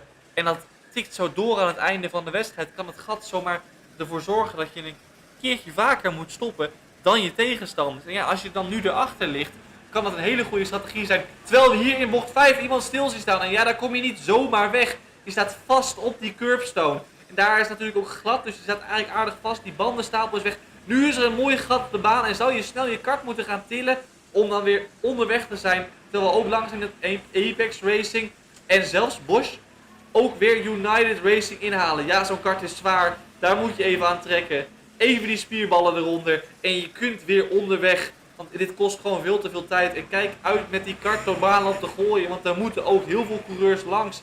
Er gaat ook een wijde lijn gereden worden. Gelukkig is de wijde lijn op dit moment ook de snelste lijn door de regen. Maar ook dit team is weer onderweg in hun race. Heeft natuurlijk wel flink wat tijd verloren, maar mogen hun weg weer vervolgen. Terwijl we zien dat United Racing weer onderweg is de baan opgekomen als plek 4. Mocht het niet zo zijn dat Bosch ook gelijk naar binnen is voor de derde positie. Dus United Racing gaat de derde positie gewoon weer terugkrijgen. Ja, die gaan ze zeker terugkrijgen als we hier in bocht 4 aan het inzoomen zijn op de bandenstapel die nog steeds gewoon van de baan. Als hier iemand heel wijd wordt gestuurd in een spin. Ja jongens, geef elkaar nou gewoon eens een keer ruimte. Want dit gebeurt elke keer als je aan de buitenkant probeert in te halen en je komt op de natte lijn. Dan word je gewoon van de baan afgedrukt. Als we hier misschien in bocht 5 weer een actie gaan zien. Mensen gaan elkaar weer een beetje op het kontje beuken. En dat moet ook allemaal kunnen. Nou, hier in bocht bocht 6 zijn we dan aangekomen richting bocht 7 en 8 gaan we dan misschien weer een actie zien richting bocht 9. Ja, handjes worden in de lucht gegooid, maar dan gaat hier toch weer een actie plaatsvinden. Dan is de vraag of dat gaat allemaal wel goed. Ja jongens toch. Geef elkaar nou gewoon een klein beetje ruimte. Meneer nummer 11, wie is dat? Lamballen Racing met, als hier eentje stil komt te staan, of niet? Hij gaat heel langzaam. Die mist zijn chip. Zijn chip is van zijn kart afgevallen. Ja, dan heb je natuurlijk een heel groot probleem. En dat is natuurlijk de vraag, waar ligt die chip? Als hier... De tweede van vandaag, die hier even de plas in wordt gedrukt. En dat is nummer 26. Even kijken, ja, de smederij. Dan is het ook glad nog op de baan. Nummer 26, de smederij die even hier volledig van de baan op wordt gezet. In de plaswater. Die heeft een mooie douche gekregen. En ja, die moet natuurlijk ook weer gaan kijken om die banden weer rustig op temperatuur te krijgen. En die gaan we ook weer 4 wijd in bocht 4. Alleen maar chaos op de baan bezig. Ja, dat is natuurlijk hartstikke mooi om voor ons te zien. Maar voor het team zelf is het natuurlijk een stuk minder. De chaos ontstaat wel met dit natte weer. En dat maakt het voor ons ook wel weer leuk. Natuurlijk wat minder ervaren rijders die momenteel de baan opkomen. Dat natuurlijk ook meespeelt in zo'n race. Zo'n race kan misschien al bijna al 4,5 uur onderweg zijn. Maar het verschil in coureurs is eigenlijk wel te merken. Terwijl langzaam de baan sneller wordt. Het gat was net 20 seconden. En het leuke is, er gaat een overcut komen van HRSB. Wat leuk is dat HRSB momenteel 43ers rijdt. Terwijl United 47ers rijdt. Dus dat gat zijn ze langzaam aan het overkutten. Om te kijken of HRSB toch na hun pitstop opeens ervoor kan zitten. En de leiding tijdens de pitstraat dus over kan gaan nemen. Het gat tussen de nummer 1 en de nummer 3 is nou ongeveer, als ik eventjes snel reken, 1 minuut en 17 seconden. Dus dan zouden ze met een normale pitstop van 1 minuut 30, 13 seconden van de leiding afkomen van HRSB. Nou zie ik ook toevallig in de chat de vraag, wat zijn de verschillende klasses en hoe kun je die aanduidingen? Nou, dat kan ik je heel makkelijk vertellen. De roze markeringen zijn de pro-teams en de lichtblauwe markeringen op de timing screen, dat zijn de fun teams die meedoen. En dat is gewoon het verschil tussen de twee klasses. Ook nog een leuke vraag in de chat, wanneer het JSR kartteam. Het zou natuurlijk leuk zijn als het JSR kartteam, net als IRT en andere leuke online race teams, volgend jaar ook hier aan de start staat. Maar dat is nog even afwachten natuurlijk. Als we kijken zien we ook Apex Racing binnen. Dus die gaat ook zeker weer terugvallen. En, het leuke voor ons, dan gaan we de tweestrijd weer zien tussen United Racing en HRSB. Voor de leiding in de wedstrijd, wat natuurlijk hartstikke spannend is. Want van zo'n 24 uur race, dat gebeurt niet binnen een paar uurtjes of een paar rondes. Oh, er gaat eentje heel erg hard de stapel in. Dat wordt even gemist door de cameraman, maar dan staat je eentje achterstevoren in de bandenstapel. En ook die bandenstapel is even verzet. Ik denk als je van tevoren een foto had gemaakt vandaag met bandenstapels en aan het einde van de 24 uur, dan heb je een heel ander circuit, denk ik. Het is toevallig dat het asfalt ligt waar het ligt. Maar als het aan de bandenstapels lag, hadden we nu wat extra chicanes erbij gehad. Wat natuurlijk hartstikke lachen is. HRSB is ook binnen en nu is het even opletten. Nu wordt het afwachten. Want gaan zij voor United Racing uitkomen of gaan ze er net achter komen en krijgen ze weer een snelle coureur in de auto. En gaan we dan op de baan het verschil in de leiding van de wedstrijd zien. Ik hoop dat als er weer iemand achterstevoren staat uitkomen, bocht 6 is dat. Als ik eventjes goed kijk, als we hier nog meer gevecht hebben richting bocht 6 alweer. En dat is een hele mooie overtake. Netjes aan de binnenkant, zonder contact, weer een positie omhoog of weer iemand ingehaald en gelegd. Natuurlijk hebben we in het middenveld nog steeds heel veel posities, swaps gaande. Ongeveer de swappies en de kart racing freaks die met elkaar in battle zijn. Supersonic Racing 2, Blue Flag groep, Viva la Virage en de smederij zijn ook weer met elkaar in battle. Toyota, Volvo groep en Team Buick die met elkaar in battle zijn. Dus we hebben nog steeds op de baan heel veel battles gaande. Als we nog steeds aan het wachten zijn totdat HRSB weer uit de pist gaat gekomen. En dan gaan we kijken wat het gat is tussen die twee teams. Als er weer iemand uitkomen, bocht 4, net de plas heeft ontweken. Dus daar heeft hij misschien nog geluk mee. Maar hij is weer niet blij. Maar het leuke aan dat we even inzoomen op die plas is dat we regen zagen. Ik zag daar wat druppeltjes. En dat zie je dan misschien niet op de lens. Maar mocht dan langzaam het baan weer nat worden, dan kunnen wij wel weer hele andere veranderingen gaan zien in de stand. Want het zijn de eerste 2 topteams die naar binnen zijn geweest. En die dan nu op dit moment ook weer een nieuwe rijder in de kart hebben. En is dan het verschil met rijder heel erg groot. En kunnen we op een natte baan kunnen we die verschillen natuurlijk nog meer aan het daglicht krijgen. Wat natuurlijk hartstikke leuk is. Hier zien we ook heel veel battles. Het is HRSB dat helaas niet heeft kunnen undercutten op United Racing. En komt dan achter Schaap Racing terecht. En dit is wel even een interessante. Komen niet achter Schaap Racing terecht. Want die gaan ook gelijk weer naar binnen Schaap Racing. Gaan hun 6e pitstop maken. Rijden momenteel in de top. Hebben even achter de schermen, lijkt het wel, heel veel tijd goed gemaakt op de 2 toppers. En moeten we zeker nog niet afsluiten. Want die hebben in het begin van de race lagen zij zeker vooraan. En hebben nu ook weer flink een comeback kunnen maken. Maar, wat ook leuk is, de overcut is 10 seconden sneller geweest van HRSB. Het gat voor de leiding in de wedstrijd is op dit moment 10 seconden, mensen. We gaan een spannend moment aan, want we gaan misschien wel weer wisselen van leider in de wedstrijd. Dus even afwachten wat de rondetijden van de 2 topteams op dit moment gaan doen. En dan kunnen wij u vertellen of het spannend gaat worden op de baan en wie de ander eventueel kan gaan inhalen. Zeker. HRSB natuurlijk nou weer met een nieuwe coureur. Die moet natuurlijk weer even in zijn ritme gaan komen. Dan is het misschien nog wel gelukkig dat het op het moment relatief droog begint te lijken. De tijden gaan weer richting de droogweertijden rond de 43ers, 44ers. Natuurlijk als het heel kurkdroog is, dan hoop je van de toppers toch weer in de 42ers. Ze zien nog steeds de snelste ronde in deze race is een 41.8. Dus ze zitten op het moment natuurlijk wel redelijk wat vanaf. Schaap Racing nog steeds in de pist en zoals je al had aangegeven. Die hebben stiekem toch wel redelijk veel tijd goed gemaakt. En je moet ze natuurlijk zeker niet onderschatten als een pro-team. Maar dan heb ik nog een vraag aan jou. Gaat HRSB deze stint United Racing kunnen aanvallen? Ja, dat verwacht ik wel. Want als ik even de afgelopen 2 rondes kijk, lijken ze wel weer een halve seconde per ronde sneller te zijn. En dan op een gat van 9 seconden verwacht ik zeker dat zij langzaam dichterbij gaan komen. Ook kregen we net de vraag over hoe zit het met gewicht.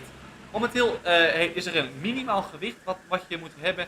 Mocht je dat gewicht niet hebben, en dus ben je te licht, moet je extra ballast meenemen. Oh, daar gaat er eentje heel hard de bandenstapel in. Ja, die staat ver in het gras. Kan die dan wel wegkomen? Ja, of staat hij dan vast? Die wacht even op een moment totdat hij weer de baan op kan komen. En dan gaat hij zijn weg vervolgen. Nou ja, als ik mijn verhaal even mag afmaken, heb ik het over minimaal gewicht wat je moet hebben. Wat dat precies is, durf ik u niet te vertellen. Maar je moet in ieder geval wat extra ballast meenemen in de kart om op het gewicht te komen. En mocht je tijdens het wegen of tijdens momenten erachter komen dat je te licht bent, dan krijg je hier zelfs een straf voor. En ja, dat kan soms tot een ronde leiden zelfs. En als je daarmee een ronde verliest, kun je eigenlijk zomaar een positie op de baan verliezen. Of misschien wel meer. Nou kan ik wel toevallig antwoord geven op de vraag hoeveel gewicht je minimaal in de kart moet hebben. En dat is 85 kilo.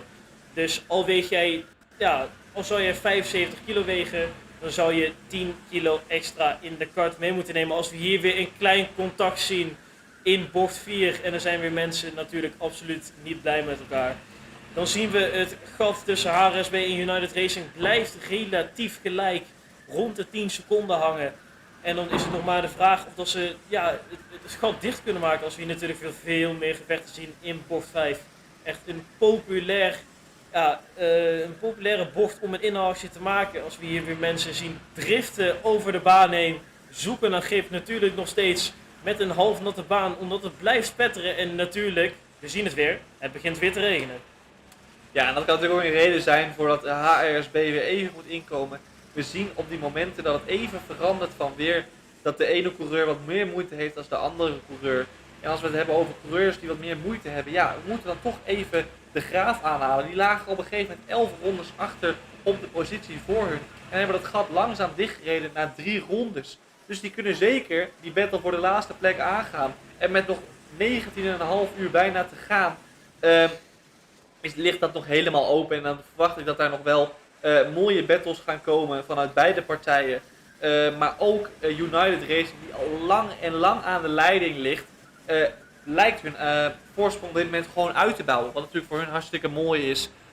En voor ons natuurlijk als kijker ook hartstikke mooi is. Als we dan nog naar meer close battles kijken, dan zien we dat ze voor plek 23 hard in gevecht zijn met elkaar. Team IRT en Team Bike, die momenteel binnen een tiende van elkaar zitten als ze over de finish komen. Maar ook Team Ventauri, die ook zo'n online gamegroep is, schuift naar voren naar plek 5 in deze race. En ook voor het podium is het nog een hartstikke spannende battle op dit moment. Ja, daar wil ik ook nog eventjes op ingaan. Natuurlijk Team Ventauri en Team IRT. Heel goed, relatief goed bekend uit de F1 eSports scene en zeker op console.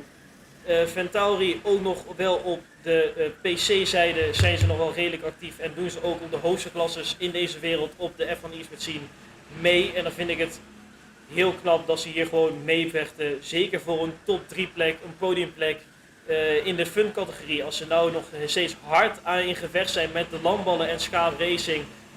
Samen, met z'n drieën zijn ze gewoon in gevecht voor die top 5 plek in deze wedstrijd. En toch zie je langzaamaan dat de pro-teams toch wel de tijden goed aan het maken zijn op de fun teams. Maar dan vind ik het nog steeds leuk dat United Racing als fun team nog steeds na 4,5 uur op P1 aan de leiding ligt. Ja, de tijden fluctueren een beetje. Het is momenteel United Racing, wat ik net vertelde, die zijn aan het uitbouwen. Maar als we naar achteren kijken, is het nu HRSB die weer aan het versnellen is. Die hebben zojuist weer een seconde goed kunnen rijden. Dus dat blijft een beetje rond die 10, 11 seconden hangen. Wat natuurlijk hartstikke mooi is. Terwijl eigenlijk zien we daar United Racing die of een foutje heeft gemaakt, of die een beetje verkeer is tegengekomen. Dat gat is opeens nog maar 8 seconden. Dat is voor de leiding van de wedstrijd kan dat een hele mooie battle gaan worden. En dan kunnen we hopelijk zo op elkaar de baan weer gaan tegenkomen en kunnen we zien wie voor de leiding van de race gaat. Zeker, het gat is nog maar 8 seconden van HRSB naar United Racing. Het gat wordt langzaamaan gedicht. Natuurlijk zal het door verkeer en door de verschillende omstandigheden kleine foutjes worden gemaakt. Mensen worden opgehouden, mensen moeten door het verkeer heen komen. Als we heel veel battles zien daaronder van plek 5 tot en met 11... zien we echt mensen vol met elkaar in gevecht. Team Ventauri nog steeds met de landballen en Schaap Racing. Backyard Racing samen met Vortex, Supersonic en Cut. Als hier weer iemand door het water is gegaan lijkt het. En natuurlijk alle grip als er nog eentje omgaat daar ook in bocht 5. Gebeurt er weer van alles op de baan. En dan heb ik nog een vraag aan jou. Wie gaat de laatste eindigen? Boet Team of de Graaf Racing? Want het gat is nog maar 3 rondes. Ja, maar dat durf ik natuurlijk niet zo te zeggen, want als je kart stilvalt, dan kun je op een gegeven moment met een heel slecht moment zomaar 3 rondes verliezen. Er komt natuurlijk nog een nacht aan. Er zijn teams die zijn maar met 6 man of met 7 man misschien. Wat ervoor zorgt dat als jij in een nacht al ongeveer 12, 13 uur erop hebt zitten en je bent op een gegeven moment helemaal kapot en je kunt nog maar stints van 30 minuten doen, ja, dan gaat het hard. Dan is het in zo'n begin van het race, dan zijn de stapjes nog maar klein en vooral achteraan worden dan de grote verschillen gemaakt. Het is misschien achteraan misschien 3, 4 en 2 rondes op dit moment. Maar het gaat zeker meer worden. En helemaal nu het weer gaat regenen, zullen die gaten ook alleen maar groter worden. En als ik kijk naar gaten die kleiner worden, dan kan ik naar de eerste 2 gaan kijken. En dat is leuk, want dat gaat dus nog maar 6 seconden. En dan kunnen we steeds meer in afwachting gaan zijn. Terwijl plek 2 dus de jacht aan het openen is op plek 1. Nummertje 2 ook op de kart. Die wil natuurlijk nummertje 1, maar dat gaat qua chip niet gebeuren. Het is hier heel veel battles en weer een switchback. We zien heel veel chaos op de baan. Oh, en dat is een even zijwaarts. Maar die houdt hem uiteindelijk recht om zijn weg weer te gaan vervolgen. Ja, het is niet een van de toppers, gelukkig voor ons. En dan zien we hier, die mist een chip als ik het goed heb. Maar dat durf ik niet zo goed te zeggen. Het leek op dat hij een chip op de auto mist. En ja, daar ga je ook veel tijd mee verliezen. Als ik ook naar zwapjes kijk, heb je een rondetijd van 2 minuten 18. En daar verlies je gewoon hartstikke veel tijd mee. En ook de smederij heeft de afgelopen ronde en langzame ronde neergezet. Ik weet niet of het mij leek dat omdat ze met de pitstraat ingaan.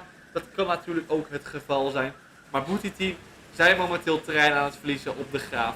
Dus voor de laatste plek hebben we ook eigenlijk een langzame strijd die weer terug aan het komen is. De eerste plaats blijft nu even weer, het gaat regenen, weer op 6 seconden hangen. We zien als het droog wordt is HRSB degene die aan het inlopen is. Als het nat wordt blijft die tijd toch een beetje gelijk. Dat is mooi om te zien. En ja, op een dag waarin het van droog naar regen, van regen naar droog en weer van droog naar regen gaat, zijn het hartstikke leuke strategieën om even te volgen. Dat is zeker waar. Het gat blijft nu een beetje gelijk hangen op 6,6 seconden. Bosch is ook relatief langzaam weer terrein aan het verliezen op Apex Racing om het gevecht voor de derde plek. Maar daarna is het gevecht nog vol in de gang. Schaap Racing, Team Ventauri en Lamballen Racing die zijn nog steeds met z'n drieën ongevecht zijn voor plek 5. Als nou Karts Freaks Racing hun 6e pitstop van deze 24 uur race aan het maken is. Als we hier weer 2 man zij aan zij zien gaan in bocht 6, gaat het dan allemaal netjes zonder contact. Net wel, net niet, een klein beetje. Ja, het gaat net goed. Het gaat net goed. Als we nog steeds het gevecht hebben voor plek 5 die volop aan de gang is. Zeker, die rijden binnen 2 seconden van elkaar. En ja, dan zie je elkaar op de baan. En als je dan in je oortje te horen krijgt van hij rijdt op 2 meter of 5 meter voor je, dan ga je toch wel iets nerveuzer worden. En dan is het mooi om die jongens zo met elkaar in een battle te zien en te vechten voor die top 5 positie natuurlijk.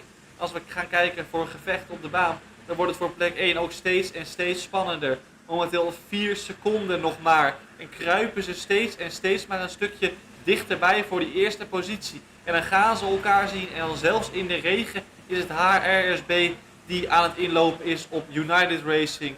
En dan gaan we zo meteen op de baan hopelijk een mooi gevecht kunnen volgen. En kunnen ze dat gelukkig, veilig en netjes uitvechten. Dat hoop ik zeker ook. Ze zijn pas net begonnen in de stint. Dus als HRSB dit tempo vol kan houden, dan kunnen ze uiteindelijk misschien wel een aanval gaan inzetten. Als het weer hard begint te regenen. Het blijft maar gaan van nat naar droog, van nat naar droog. Rijders die weer de grip aan het zoeken zijn. Overal en nergens op de baan als we ook weer de tijden zien gaan. En dit gat tussen nummer 1 en 2 nog maar 2,2 seconden is. HRSB is tijd aan het goedmaken. Ook in deze verschillende weersomstandigheden zijn ze gewoon heel veel tijd aan het goedmaken. Als we hier weer een mooie actie zien aan de binnenkant van bocht 6 en bocht 7. En als we daar ook zagen, nummer 1 en 2, die komen gewoon dichter bij elkaar. Want nummer 1 is in gevecht met wat achterblijvers. Dus zo kan de HRSB gewoon heel veel tijd goed gaan maken. En dan hebben we misschien wel binnen een paar ronden een gevecht om de leiding. Ja, wat natuurlijk hartstikke mooi om te zien. Het gaat natuurlijk niet alleen maar om die eerste positie. Maar de eerste positie is natuurlijk wel het leukste om te volgen. En als daar dan een leuke battle uit ontstaat, is dat voor ons als commentatoren natuurlijk ook geweldig om te volgen. Het is 19 het gat momenteel. In de Formule 1 zou je DRS krijgen. Maar hier moet je het toch echt op eigen kracht gaan doen. Moet je een moment vinden. En in de regen maak ik me daar geen zorgen over dat ze een gaatje of ergens een momentje gaan vinden voor een inhaalactie. United Racing, ook een van de snelste op de baan. Ja, dan hoef je niet eigenlijk achterom te kijken. Maar als er daar opeens positie 2 als een HRSB gaat kijken om ook voor die positie in te halen, dan schrik je misschien wel een hoedje en moet je toch echt wel een keertje gaan verdedigen. Gaat United Racing überhaupt volhouden om de eerste positie in de race te behouden? Want zo groot is het tempoverschil niet En inhalen is ook niet zomaar even gedaan. En als je ziet wat een verkeer hier helemaal rondrijdt, haal je ook niet even zomaar de andere coureur in. Ja, je ziet het is een zetje hier, een zetje daar, om er toch maar te voorbij te komen. En het is minder dan een 10. Ze zitten naast elkaar, ze duiken hier bocht 1 in zometeen. En als ze zometeen gaan zien dat de live timing en zo voorbij gaan komen, zijn ze veranderd van positie. Terwijl je bijna iemand de bandenstapels ingaat, maar die houdt die kart nog mooi recht en kan zijn weg vervolgen. Ja, ik denk dat ze gewisseld zijn van positie. Dat is zometeen kart nummer 2 die we in de gaten moeten houden. Die lijkt nu de leiding van de wedstrijd te gaan innemen. Het is iemand die ook even zeker niet blij is. Die is denk ik even afgetikt of die heeft totaal geen grip. Maar dat heeft niemand op zo'n halfnatte baan. Dus ik denk niet dat je daar de bal op moet gooien. Het is United Racing die geweldig goed bezig is. Maar ook HRSB die hier lijkt de leiding over te gaan nemen. Dat is zeer zeker waar. Natuurlijk de rondetijden gaan weer richting de mid-50's. Het begint natuurlijk weer heel hard te regenen. En dan daar is het gebeurd. HRSB is voorbij gegaan aan United Racing voor de koppositie. Als we hier 6, 7 man bij elkaar zien. Vechtend om positie, vechtend op een goede plek op de baan. Om een goede rempuntzone te vinden. In de laatste bocht een klein beetje getik, een klein beetje gebeuk. Maar het gaat voor nu nog allemaal redelijk goed. Als we op het rechterstuk ook een klein beetje contact zien. En richting de eerste bocht zal dat denk ik niet anders zijn. HRSB meteen met een rondetijd 2,3 seconden weggereden van United Racing. Het lijkt erop dat HRSB hier wel eens flink mee weg kan gaan rennen. Ja, we hebben natuurlijk misschien wel 1 tot 2 uur zitten kijken naar een achterstand op United Racing. En als je dan na ongeveer 5 uur in de wedstrijd ziet dat United Racing hun leiding heeft moeten overgeven aan HRSB. En dat er ook iemand even afgaat die zeker niet blij is. En dat temperament, ja, het zie je ziet dan, ja, dan denk ik, ja, het temperament is er zelf wel. Maar als je dan vervolgens in de bocht erna zelf er bijna weer afgaat, durf je dan ook niet mijn uitspraken te doen, maar kan het zomaar aan jezelf liggen. Het is het eerste gat. HRSB bouwt alleen maar verder uit. Is goed bezig op dit moment. Heeft een goede coureur in de auto. En ja, op een baan die nu nog steeds eigenlijk langzaam nat aan het worden is. Er ontstaat wel een droge weerlijn. Maar ook die is licht vochtig. Dan is er gewoon weinig grip. En dan zie je, wauw. Wat een switchback van de coureur hier. Die echt geweldig laat zien dat hij het goede racehout is gesneden. Dit is volgens mij de nummer 2 in de wedstrijd die hier voorbij komt. En hier battelen ze ook met schaapracing, inderdaad leuk te herkennen aan allemaal de blauwe outfit. Dus dat is fijn om dat in je achterhoofd te houden, want ook die rijden op dit moment weer 5e. Terwijl Team Ventauri helemaal eigenlijk is teruggezakt. Die battelden voor de 3e positie, maar rijden momenteel 9e. Tuurlijk doen die ook mee in de funklasse. Dus zullen een minder breed team hebben en de toppers, de echte pro-teams, schuiven zichzelf langzaam naar voren. Maar toch, het is knap om even vooraan te hebben gereden. Rijden nu mooi mee voor P9 en kunnen zeker, denk ik, met de mannen om hen heen blijven vechten. Dat is zeker waar. Team Ventauri ligt nou ook 10 seconden achter het gevecht wat tussen Landballen en Schaap eigenlijk bezig was. Waar Backyard Racing nou ook bij betrokken is. Maar die zijn gewoon ja, heel veel tijd verloren eigenlijk. Heeft het dan te maken met rijden die nu in de auto zit die wat minder ervaring heeft met het rijden in het natte weer. Want natuurlijk, het weer blijft hier maar veranderen in Lelystad. Het gaat de hele tijd van droog naar nat naar droog naar nat. Nu het verschil tussen nummer 1 en 2 redelijk stabiel blijft op 4,3 seconden. Maar daarachter worden de gaten groot en zijn de battles nog steeds gaande tussen Landballen Racing en Backyard Racing. Zeker. Die battles die blijven maar doorgaan en blijven maar doorgaan. Terwijl ja, ook voor plek 14 is het heel spannend. Het is Kartfreaks Racing en Supersonic Racing 2 die hier wisselen van positie zelf. Het is een flinke battle voor P14. En ook hier zie je, als we even in beeld krijgen, dat ja, United Racing het gewoon erg lastig heeft met verkeer. En ja, dan gaat de tijd snel. Als we dan een Marshall zien rennen, is er meestal wat aan de hand. Als ik dan hier zie, is het een auto die langzaam gaat. Is hij aan het wachten tot hij weer mag? Ja. Dan gaat hij weer. Nummertje 56 is weer onderweg. En als ik dan mag mededelen, momenteel op de laatste plek. Verliezen misschien nu wel, maar lagen nog even 10 rondes achter op de 1 na laatste. Maar liggen momenteel nog maar 1 ronde achter op de 1 na laatste. Dus ook die houden we in de gaten. En ook die zijn lekker bezig. Terwijl ondertussen Racing Team Exclusive, Fifth Trust Racing en Booty Team, Toyota, Volvo, Schaap Racing allemaal naar binnen duiken. Veel pitstops op dit moment, druk in de pitstraat. Dus als ik de topteams was, zou ik zeker nog even wachten. Zeker, de top 5 teams nou ook in het klassement nog pas minder dan 30 minuten bezig met een stint. Dus ze gaan ze zeker nog verlengen om gewoon zo min mogelijk pitstops te maken. Want nu in het begin is iedereen nog fit, is iedereen nog wakker. Maar later, als de nacht valt en als de ochtend weer opkomt, dan gaat dat heel anders zijn. Wie is er dan nog in staat om zo fit mogelijk te zijn om de snelste rondetijden eruit te persen? Wie is dan nog in staat om zo lang mogelijk in de kart te blijven zitten en de constante rondetijden eruit te gooien?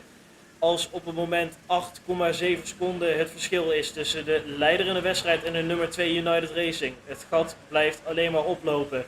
Als het gevecht tussen schaapracing, landballenracing en backyard nog steeds niet klaar is. Als we hier in bocht 9 weer 7, 8 rijders bij elkaar zien die elkaar proberen in te halen, een weg proberen te vinden om een overtake te plaatsen op de auto voor hun, blijven die gevechten op de baan met 38 karts op zo'n kleine baan de hele 24 uur lang gaande.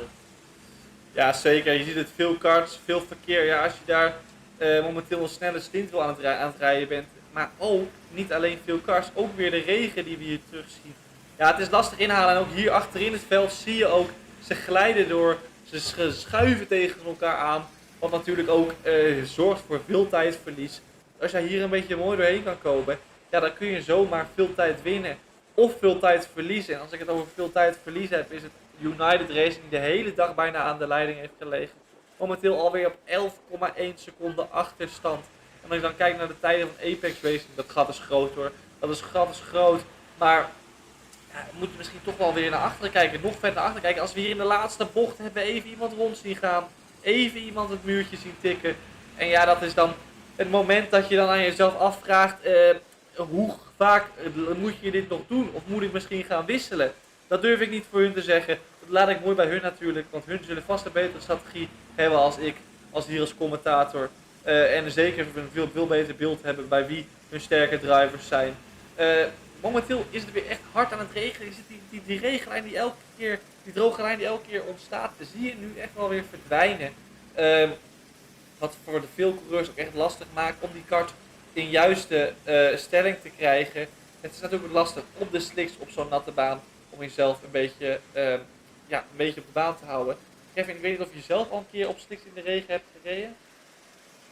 Ik heb in principe eigenlijk nog nooit buiten op een kartbaan gereden. Zal ik je dat eens vertellen? Dus ik heb er geen ervaring mee. Ik heb alleen binnen indoor kartbanen gedaan. Natuurlijk ben ik ook redelijk actief op de sim. Daardoor ken ik natuurlijk ook de teams zoals Team Ventauri en Team IRT die een beetje uit diezelfde wereld komen. Maar ik heb er zelf nog geen ervaring mee. En als ik zo kijk naar de tijden, begint het ook weer heel hard te regenen. Want ze lopen weer op naar de mid-50's. Ja, zeker. Weet je moet ook niet alleen hele andere en wijde lijnen rijden om überhaupt grip te hebben. Want ja, met die droge lijn heb je normaal gewoon heel veel rubber liggen. En dat wordt gewoon spek en spek glad als het begint te regenen. Terwijl we hier ook eentje spek en spek glad, eentje achter de voren hebben staan. En dan moet je nu gaan. Hoppa, draaien met dat ding. Draaien. Het is geen vrachtwagen. Je moet onderweg, want je verliest gewoon vreselijk veel tijd. En hij is gelukkig ook weer onderweg om deze race te hervatten. Verliest daar wel heel veel tijd mee. En wat je zegt, de tijden schieten omhoog. We gaan weer de 55ers in. Het is gewoon weer spek en spek glad. En dat is wel grappig om te zien. We hebben echt gewoon droog en weer regen en weer droog. Het blijft maar fluctueren.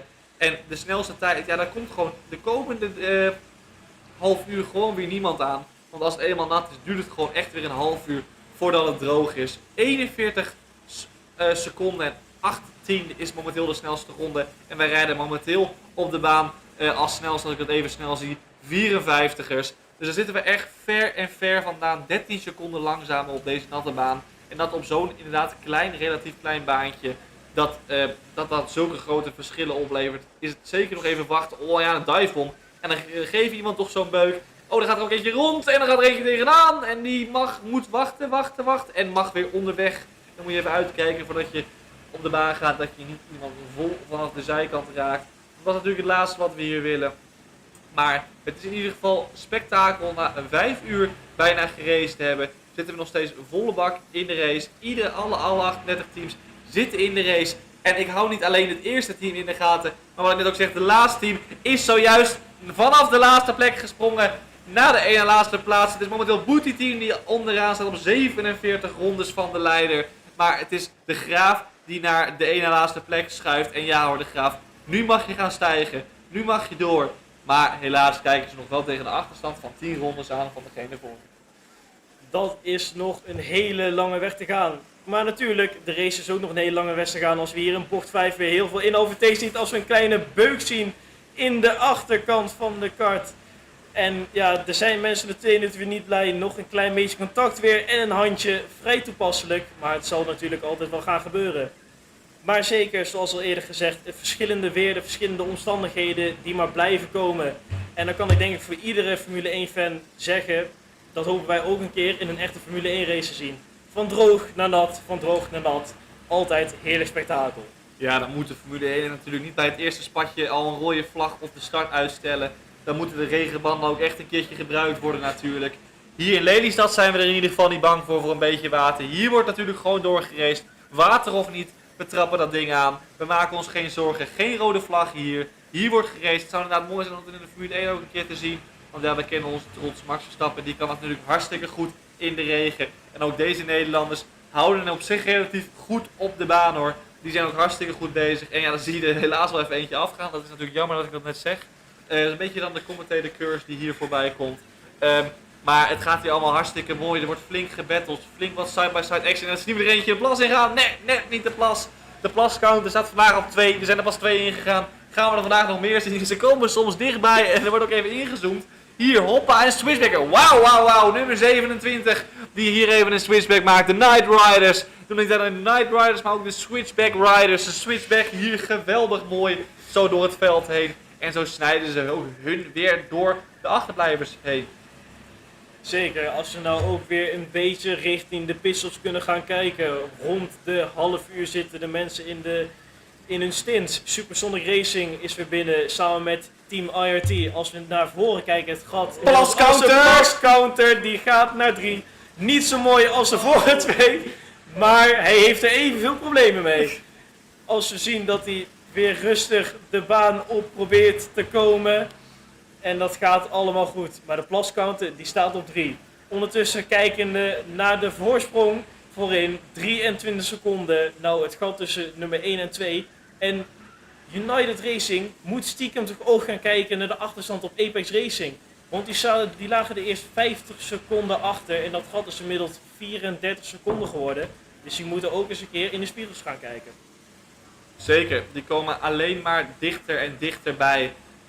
Tuurlijk is het voor hun ook mooi om dat podium te behouden in de race met de pro-teams. Maar als we kijken, hun zijn natuurlijk een fun team. En dan kijken we verder naar achter naar Bosch en Team Ventauri en Backyard Racing. Waar ze eigenlijk echt mee battelen in hun strijd. Momenteel Schaap Racing, die ook op jacht is, rijdt ook snelle rondetijden in de 46ers.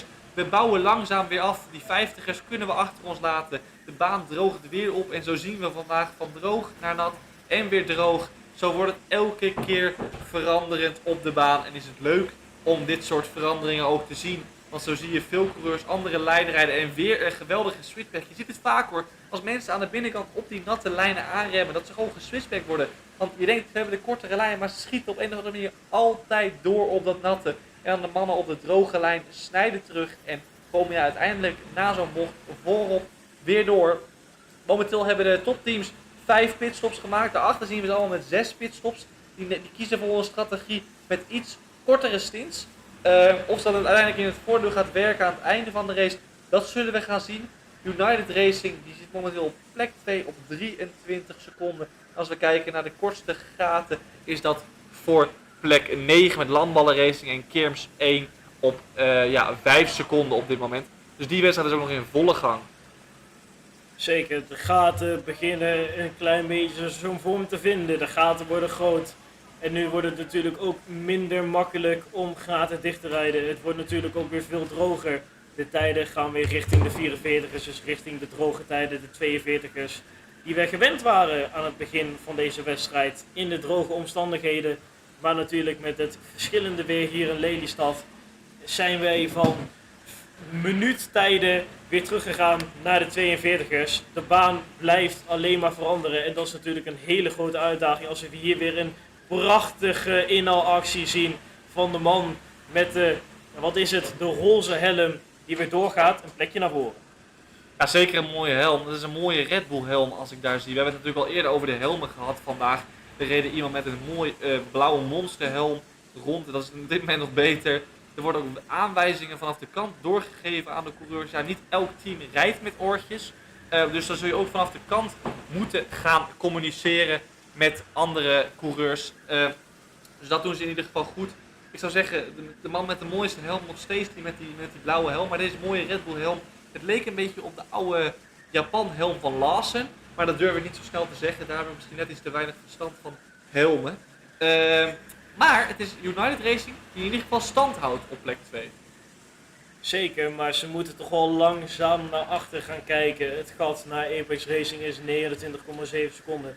Natuurlijk is er een verschil tussen de pro-teams en de fun-teams, maar United Racing houdt nog steeds heel knap stand in P2. Daarachter moeten ze natuurlijk gaan kijken naar Bosch. Als we hier weer een tik zien in bocht 5 en iemand die totaal niet blij is dat hij weer wordt rondgetikt in bocht 5. Natuurlijk hebben we het hier wel vaker gezien in bocht 5. Een populaire inhaalactie voor een drive-home of voor een switchback. Maar soms gaat het ook relatief fout. Het gat tussen de nummers 2 en 3 is weer opgelopen naar 30 seconden. Als iemand over het gras gaat, een klein beetje hobbels meeneemt, dan aan de binnenkant komt van iemand en die beugt hij dan weer van de baan af.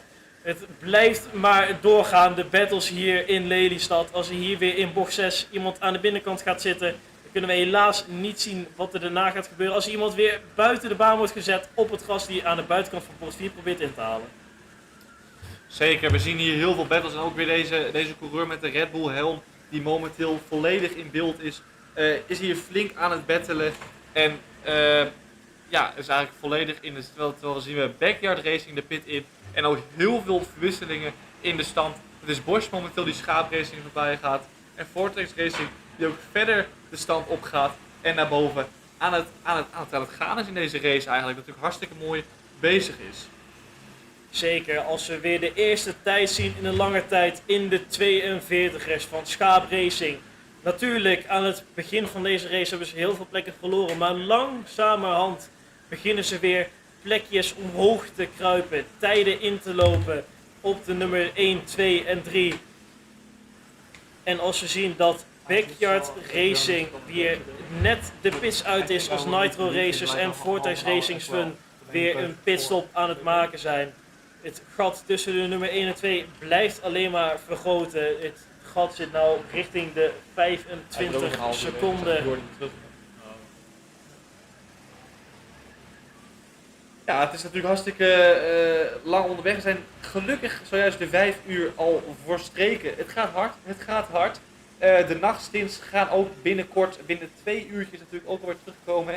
En terwijl het net zojuist droog is geworden, begint het nu weer te regenen. Het is geniaal. Je had het niet kunnen bedenken. En je ziet het hier weer, hè.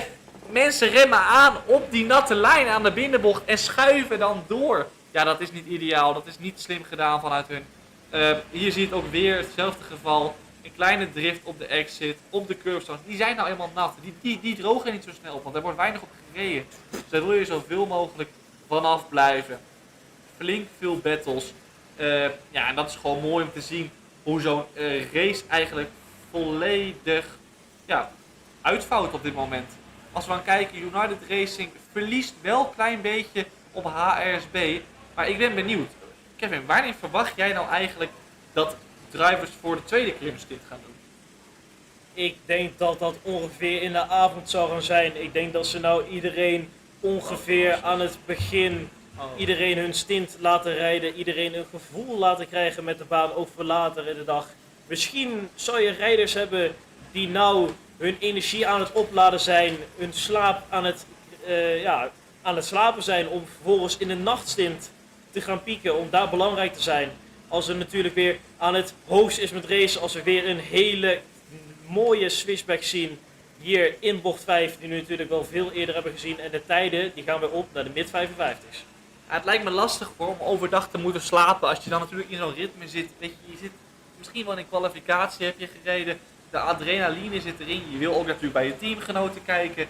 De wedstrijd ontvouwt zich in zo'n begin van zo'n race helemaal. Het is spannend. Wie ligt er voorop? Hoeveelste blijf je liggen? Waar verlies je de meeste tijd mee? En om dan maar even te gaan slapen in de middag. Ja, dat is lastig. En hetzelfde geldt voor als je net een uur in de avond in de nachtstint hebt gereden. En je moet dan even op je bed gaan liggen. Nou, sorry hoor, maar ik voel mezelf nog helemaal door die hele kart heen gaan.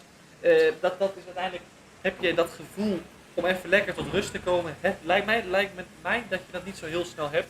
En ook hier in bocht 5 zien we er weer eentje rondgaan. Gelukkig knalt daar niemand op en kan hij zijn weg gewoon weer vervolgen om dus eigenlijk weer onderweg te gaan en eventueel weer zijn tijd goed te kunnen maken.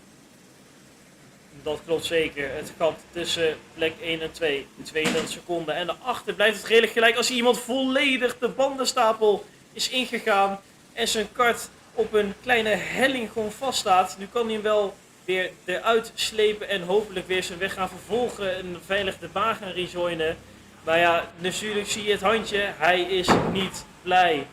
En hier zien we ook weer mensen elkaar uitleggen hoe je moet gaan rijden op het rechte stuk. Dat is ook heel bijzonder, dat heb ik in ieder geval vandaag nog niet eerder gezien. Maar voor alles is een eerste keer. Ja, dat zie je wel vaker, dat ze daar op de grid elkaar uitleg geven over wat je in de race moet doen. Maar meestal staan ze dan gewoon naast de auto met hun engineer te overleggen en doen ze dat niet al rijdend. Leuk om dat ook nog eens even zo mee te krijgen. Ja, natuurlijk, weet je, je zit in zo'n auto en soms wel meer dan 40 minuten in zo'n stint. En als je dan merkt dat iemand voor je gevoel jou onrecht aandoet, kan de adrenaline toch echt meespelen. En kunnen er van de Italiaanse gebaartjes bij komen. Want ja, we zijn allemaal racers en we kennen allemaal de Ferrari gebaartjes van de hand uit de cockpit. En toch zijn er dan heel veel mensen die zich dan niet kunnen inhouden. En dan toch even hun handje moeten laten zien. Of even moeten laten zien dat zij er misschien wel verstand van heeft. Terwijl hier weer geel is in bocht 5. Ja, dat is lastig. Er zijn gewoon 2 lijnen. Je wil een dive maken aan de binnenkant. Maar daar is het gewoon een stuk natter als aan de buitenkant. Wat zo gewoon lastig is voor de jongens om dat zo naast elkaar te houden. Hier zie je ook heel veel mooie side-by-side racing. Wat natuurlijk voor hun ook geweldig is om zo'n leuke battle te doen. Maar het kost je nou helemaal tijd. En in een race die 24 uur duurt, ja, dat kan ik je vertellen, dan gaat het puur om tijd. En de specpositie maakt dan op dat moment niet zo heel veel uit. Als we hier dan in ieder geval aan boord zijn bij de leider in de wedstrijd met de altijd mooie Red Bull helm. En het gat is inmiddels 34 seconden.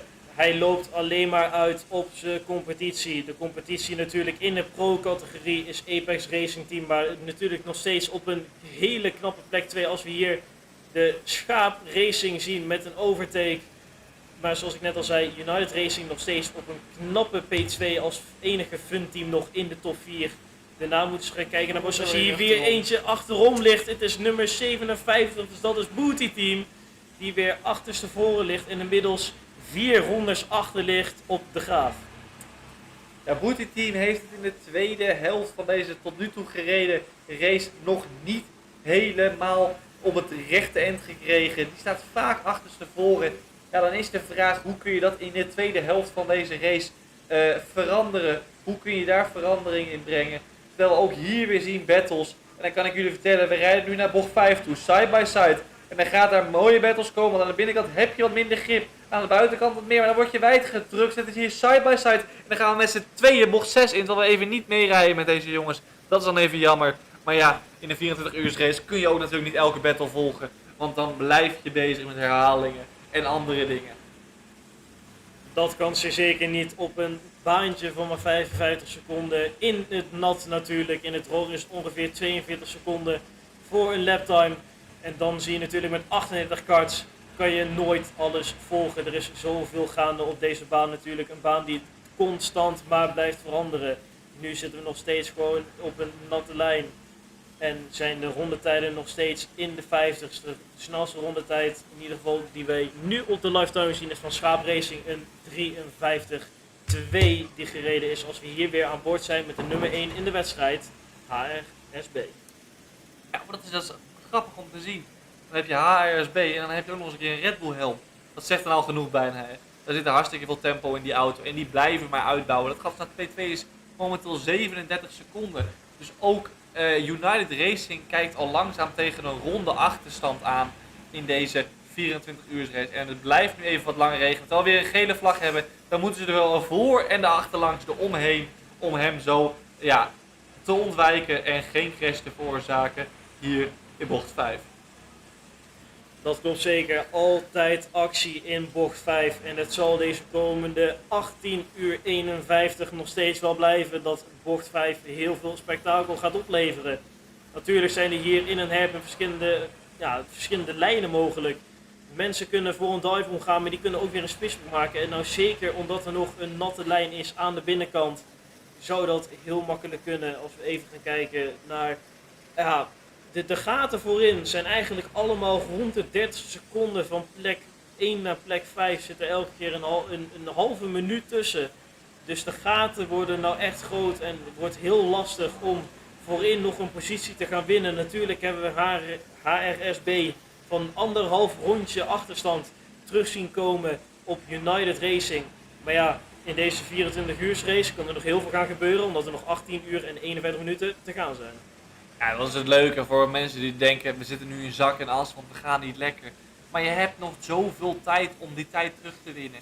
Je hebt nog zoveel mogelijkheden. Weet je, we hebben pas 5 pitstops gemaakt van de 32. Er is gewoon nog zoveel mogelijk. En dat geeft ook wel weer het leukste voor de nacht. Weet je, wie is daar goed? Zijn er gasten die het gewoon echt niet aankunnen op weinig slaap racen? Of zijn er gasten die heel erg sterk zijn op dat soort momenten? Kunnen ze een mooie strategie bedenken om in de finale sterk te zijn met heel veel pitstops? Of zijn er misschien teams die hebben ervaring, hebben dit vaker gedaan, kunnen dat meenemen en daaruit verbeteren? En als we dan kijken, de Funk Team top 3, de Team Ventauri op 3, Bosch op 2 en United Racing vanaf P2 staat eerst in het Funk klassement. Terwijl ze hier met z'n tweeën stilstaan in de laatste bocht. Die hebben elkaar even geraakt, maar zijn ondertussen alweer onderweg voor hun race te vervolgen. Wat natuurlijk al hartstikke mooi is. Ook zien we dat steeds meer teams eigenlijk langzaam weer naar die 40ers kruipen. Maar de rondetijden zijn niet zo heel snel. Ook zien we het nu wel weer regenen. Dus dan verwacht ik niet dat we snel meer in die 40ers zijn. Misschien gaan we zelfs weer langzaam naar de minuuttijden. Terwijl hier, kijk, je ziet ze langzaam achterstevoren staan. En dat komt dan eigenlijk vooral omdat je veel nieuwe coureurs ziet. Die natuurlijk de baan niet kennen. En als het dan wat eens nat wordt, dan moet je daar gewoon op kunnen anticiperen. En ja, als je dan een van de minder ervaren coureurs bent van je team, is dat natuurlijk hartstikke lastig om die kart zo op de baan te houden. En ja, zo kun je wel snel veel tijd verliezen hoor. Als we het binnenkort voor de topteams ook weer binnenkort moeten gaan hebben over de pitstops. Want ze zitten nou allemaal boven de 40 minuten in een stint als het weer begint te hosten in Lelystad. De regen begint weer naar beneden te komen. Als ook KMRS weer een pitstop gaat maken. Hun 7e van deze race inmiddels al. Dus ze hebben 1 pitstop meer gemaakt als de rest van de teams. En als we hier zien het mooie blauwe pakje van Schaap Racing. Die hier weer tijd probeert goed te maken om uiteindelijk dichtbij de P2 te komen in de topklasse. Als er weer iemand achterstevoren staat in bocht 5. Dat hebben we natuurlijk al veel vaker eerder gezien. En zeker nu het weer begint te regenen en begint te hosten, gaat het steeds. Als hier iemand achter in bocht 4 wijd wordt gedrukt en loopt te spinnen op het gras. Natuurlijk is daar helemaal geen grip. Dat is spek en spekglad. Als iemand weer gaat voor een dive in de eerste bocht. En we hebben allemaal weer helemaal geen grip. Als er weer eentje achterstevoren staat uitkomen op bocht 5. Zo gaan we nog wel even door. Ja, het wordt natter en natter en natter. En er ontstaan weer plassen. Er wordt echt veel tijd verloren op dit moment in de race. Veel teams hebben er gewoon moeite met dit veranderende weer. En je ziet het ook, de tijden schieten omhoog naar de 55ers, 56ers. Het is gewoon lastig om te volgen op dit moment om eigenlijk strakke rondetijden te rijden. De mindere teams zie je ook gewoon, die hebben het echt lastig. Staan snel weer een keertje rond met de auto. En dat is natuurlijk wat je zo min mogelijk wilt voorkomen op dit moment. Je wil nu eigenlijk tijd en terrein goed gaan maken met het weer en zo min mogelijk verliezen. Wat wel leuk is om te zien, veel teams kregen in het begin een penalty voor kleine dingetjes. Maar langzaam nu de wedstrijd een beetje begint te settelen, dat we zo iets minder dan 6 uur ondertussen onderweg zijn, krijgen weinig teams eigenlijk nog maar penalties. En dat is eigenlijk wel grappig om te zien, dat eigenlijk de teams langzaam een beetje in een ritme komen, maken weinig domme foutjes als iemand eraf tikt. Je doet meer eigenlijk eigen foutjes, waardoor mensen achter ze tevoren staan als ze echt heel hard geraakt worden. Wat we in zo'n beginfase natuurlijk een stuk meer zien. Terwijl hier natuurlijk wel even 2 auto's elkaar raken, maar dat zit in een hartstikke spannende battle. Als we hier ook 3 wijd gaan in bocht 6, dat gaat allemaal nog maar net goed. En natuurlijk in bocht 5 zie je heel veel contactjes, heel veel auto's, of karts moet ik zeggen, die zij aan zij gaan, die elkaar proberen in te halen. Omdat het natuurlijk gewoon de meest logische plek is om het te doen. Een relatief harde remzone waar je je auto mooi in de bocht kan laten lopen. Als inmiddels Team Ventauri voorbij is gegaan aan Lamballen Racing, die ze weer een positie gewonnen hebben naar P7 en nog steeds P3 liggen in de funklasse. Als we kijken, misschien naar weer een overtake ingaan, bocht 5, iemand die bijt gaat, maar die gaat voor de switchback. Een altijd heerlijk mooie switchback gemaakt. Als we hier weer Schaap Racing zien, die vorige ronde een klein contactje had in deze bocht, maar nu voor een kleine switchback gaat. En kleine handjes, die worden weer gegooid. Misschien hier aan de buitenkant, dat zou een hele mooie actie zijn. Wauw, wauw, wauw, wauw, wauw. Wat een hele mooie actie. Ingaan van bocht 7 en 8. Veel acties op de baan, dat maakt natuurlijk, dit weer maakt het ook wel een mogelijkheid voor dat er veel acties op de baan blijven ontstaan.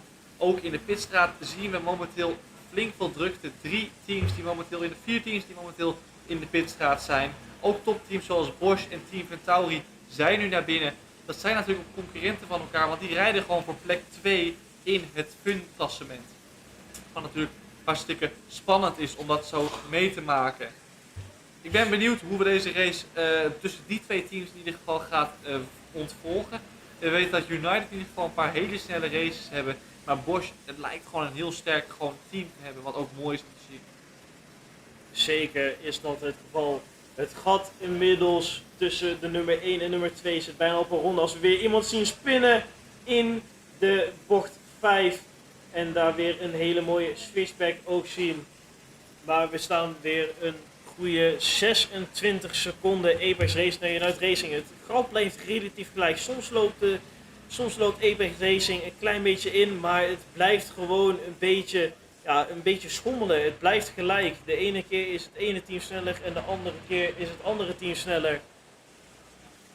Als we hier weer een battle zien tussen Bosch en Vortex Racing Pro, die uiteindelijk naar de achterkant is gereden van Bosch en nou ook een inhaalactie heeft kunnen maken voor P5 in deze race. Als ze nou ook samen in de pitstraat zijn. Ja, zeker. We zien ook hier het team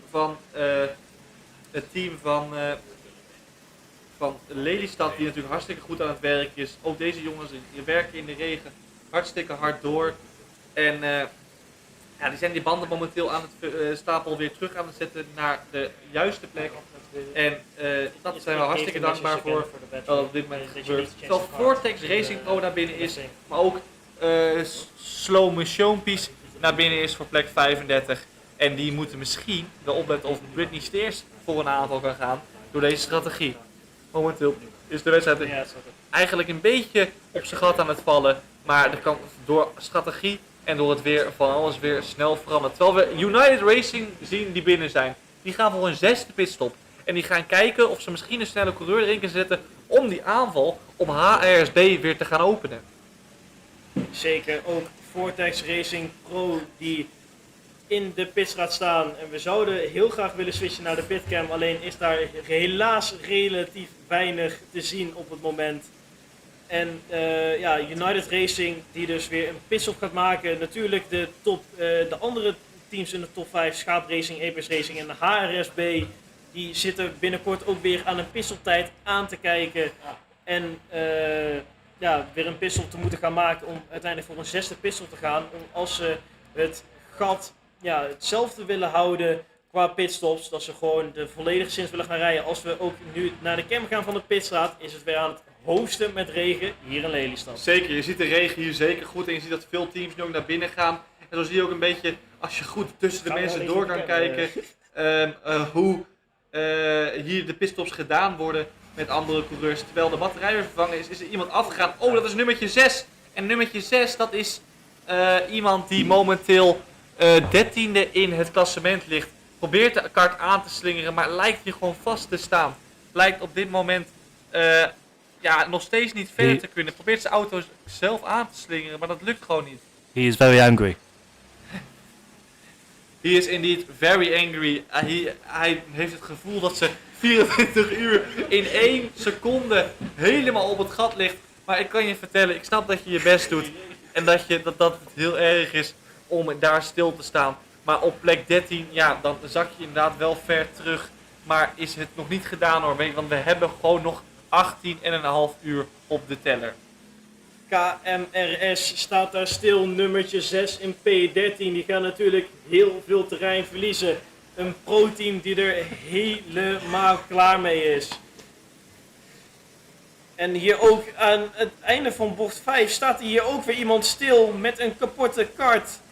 Zien we dat goed? Wat is hier aan de hand?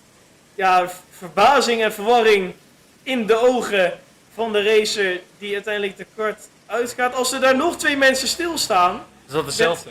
Dat is dezelfde met een andere kart. Hij mag onderweg. Hij mag weer onderweg. We zien langzaam karts sneuvelen. Of dat dan door het weer komt, durf ik niet te zeggen.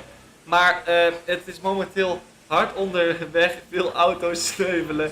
Het is een drama op dit moment. Het weer is drama, maar ook de karts zakken er een beetje doorheen. Gelukkig zijn er nog 36 andere karts die gewoon hartstikke goed bezig zijn. En dan heeft Lelystad het voor de rest helemaal goed voor elkaar. Die pech hoort nou helemaal bij. Het is nou helemaal autosport. Het is geen hockey waar we met een stok bezig zijn. We zijn hier aan het racen en mechanische dingen kunnen nou eenmaal gewoon stuk gaan. En gelukkig kunnen ze weer onderweg. Terwijl ja, weer hier iemand langs de kant hebben staan. Proberen we die auto weer even aan te slingeren en krijgen we hem dan weer onderweg om weer verder te gaan. En het lijkt allemaal goed te gaan. Hij lijkt weer onderweg te kunnen en deze race te vervolgen. Dat is zeker het geval. Op het moment, plek 1, 2 en 3 zijn de pro-teams van Apex, Schaap Racing en HRSB. Alleen moet hij er nog wel een pis op maken als uiteindelijk daar weer iemand net van zijn plek af kan komen en de race kan vervolgen. Als we natuurlijk met de regen kunnen er natuurlijk dingen gebeuren met de karts. Het zijn ook mechanische dingetjes die misschien vol kunnen lopen als het gaat hosten met racen. Dingen die vast kunnen lopen als het gaat hosten met regen. En we blijven hier gewoon altijd racen. Overtakes blijven gebeuren. Nu bijvoorbeeld in bocht 4 zie je mensen weer 2 wijd gaan. Iemand aanremmen op de hele natte lijn. En het blijft allemaal relatief netjes. United Racing is weer binnen. Die maakt hun 7e stop. Is daar dan wat gebeurd? Zijn zij dan degene geweest die met mechanische pech moeten kampen? Gaan hun dan het meeste last hebben van deze momenten in de race? Die moeten opnieuw naar binnen. En dat is precies waarom ze zo weinig naar binnen zijn geweest. Omdat je zulke soort momenten kunt krijgen wanneer je ineens een extra pitstop aan de broek kan krijgen. En daar verlies je gewoon vreselijk veel tijd mee. En zo zie je maar de pro-teams momenteel aan de leiding. De pro-teams momenteel langzaam vanaf het middenveld weer naar boven aan het glijden. En pakken hier weer de leiding in de wedstrijd. Momenteel 1, 2, 3, maar dat komt ook omdat United Racing er doorheen zakt. Landballen Racing is onderweg naar de top 4. En ook Vortex Racing kijkt naar voren. Als we dan kijken naar de eerstvolgende pro-team is het KMRS. Dat was degene die we zojuist langs de kant zagen handgebaren. Die was zeker niet blij met zijn auto die op stil viel. En dan kon je dus met zacht gezegd wel zeggen, die was woedend. Als we weer terug gaan kijken naar het klassement, iets valt mij op. Als hier een marshal over de baan heen begint te sprinten naar een rijder die daar weer vaststaat met een kart die niet wil opstarten, die is stilgestaan, valt mij iets op dat Team Ventauri nu een 6e pitstop heeft gemaakt en achter Backyard Racing, Soppies en Supersonic Racing is terechtgekomen. Eerst lagen ze 3e nog in het klassement van de fun teams. Alleen zijn ze nou helaas afgezakt naar de 11e plek als het weer lekker aan het regenen is in Lelystad en de tijden weer richting de mid-55's gaan. Ja, de tijden gaan alleen maar omhoog en omhoog. Het wordt alleen maar natter en natter. En dat zorgt ervoor dat we ook meer spektakel op de baan krijgen. Wat natuurlijk altijd hartstikke mooi is voor ons als commentatoren. We volgen daarom ook eigenlijk van alles. Het is eigenlijk, zien we de hele race, United Racing ver bovenaan. Maar nu zijn het de pro-teams die met dit natte weer eigenlijk langzaam naar voren aan het stuiteren zijn. We zagen dan ook dat veel teams van de fun racing in het begin misschien goed waren, maar zo zie je, fun teams hebben meestal 1 of 2, 3 goede rijders en zijn over de breedte wat minder sterk als de pro teams. Terwijl de leider van de wedstrijd nu naar binnen is. En die gaat dan achter de schaapracing terugkomen. Dus dan gaan we meteen een nieuwe leiding van de wedstrijd krijgen. En het leuke is, dan hebben we nummertje 2 die tweede ligt en nummertje 1 die eerste ligt. En dat is op zich wel grappig meegenomen. Na bijna 4,5 uur race. Dat is zeer zeker waar. Dan gaan we kijken waar HRSP uit gaat komen. De pits uit. Als we hier ook een gevecht zien. Team IRT die weer een plekje omhoog gaat naar plek 25. Als we ook de swappies in de pitstraat zien. Die gaan voor hun inmiddels 7e pitstop in deze race. Als we weer een hele mooie switchback zien die we al veel vaker hebben gezien. Dan gaan ze zij aan zij richting bocht 6. Aan de buitenkant gaat het dan gebeuren. Een klein handje omhoog en er wordt er netjes voorbij gelaten. Heel netjes geraced. Zo kan het natuurlijk ook. Zeker, mooi om te zien dat er zulke battles ook op de baan kunnen ontstaan. Is er weer een auto die stilvalt? Hoe kan dat nou op dit moment? Is dat dan een te lange stint? Auto's die het zwaar krijgen naarmate ze uren hebben moeten rijden. Ja, zij hebben geen pauze. Zij moeten nog gewoon 18,5 uur volle bak door die karts. Ja, dan is het ook gewoon lastig. Zit er dan op een gegeven moment te weinig benzine in als ze niet meer doorkomt? En is het nu ook schaapracing dat naar binnen gaat? Hadden we even gehoopt op een nieuwe leider in de wedstrijd. Maar schaapracing is ook binnen. Dus het is HRSB die van naar binnen ook weer naar plek 1 gaat. En dan zien we daar een auto stilstaan. Aan het einde van dit kleine rechte stuk, hier net voor de bocht, staat er weer een auto stil. Het is op dit moment eigenlijk prijsschieten voor de mensen die niet stilvallen. Want ook daar staat weer een auto stil. Het is momenteel echt veel tijd verliezen. Je wil eigenlijk vooral blijven rijden. Je wil blijven gaan en niet zorgen dat je stilvalt. Want dan kun je de meeste tijd goed maken. Als HRSB weer vanuit de pitstraat terugkomen. Als er nu 2 man op hetzelfde punt, als hetzelfde punt stilstaat, als de eerste voor in het rijtje die weer stilstaat, lijkt het. Als we hier in bocht 5 weer battles hebben, als daar natuurlijk nog steeds links mensen stilstaan met karts, met problemen, wat ineens nu met de hoeveelste regenval en de uren dat de karts aan het runnen zijn, dat die gewoon problemen gaan krijgen. Als we nu ook schaapracing in de pits hebben, nog steeds in de pits hebben, die ook voor hun 7e pitstop gaan, die nou als het goed is naar buiten moeten gaan komen. En HRSB die nog steeds aan de lijnen ligt met een volledige pitstop op dit moment. Ja, zeker mooi om te zien dat zij een flinke leiding hebben op dit moment. Hoeven zich op dit moment nog geen zorgen te maken om schaapracing. Maar ja, dat kan zich natuurlijk allemaal ontvouwen in de finale als HSRB misschien in de avond er doorheen zakt. En dan liggen daar gewoon teams op de loer om die positie zeker op te gaan rapen. En daarom is zo'n wedstrijd als zo'n 24 uur van Lelystad zeker nog niet bepaald. En is het afwachten hoe deze race zich gaat ontvolgen.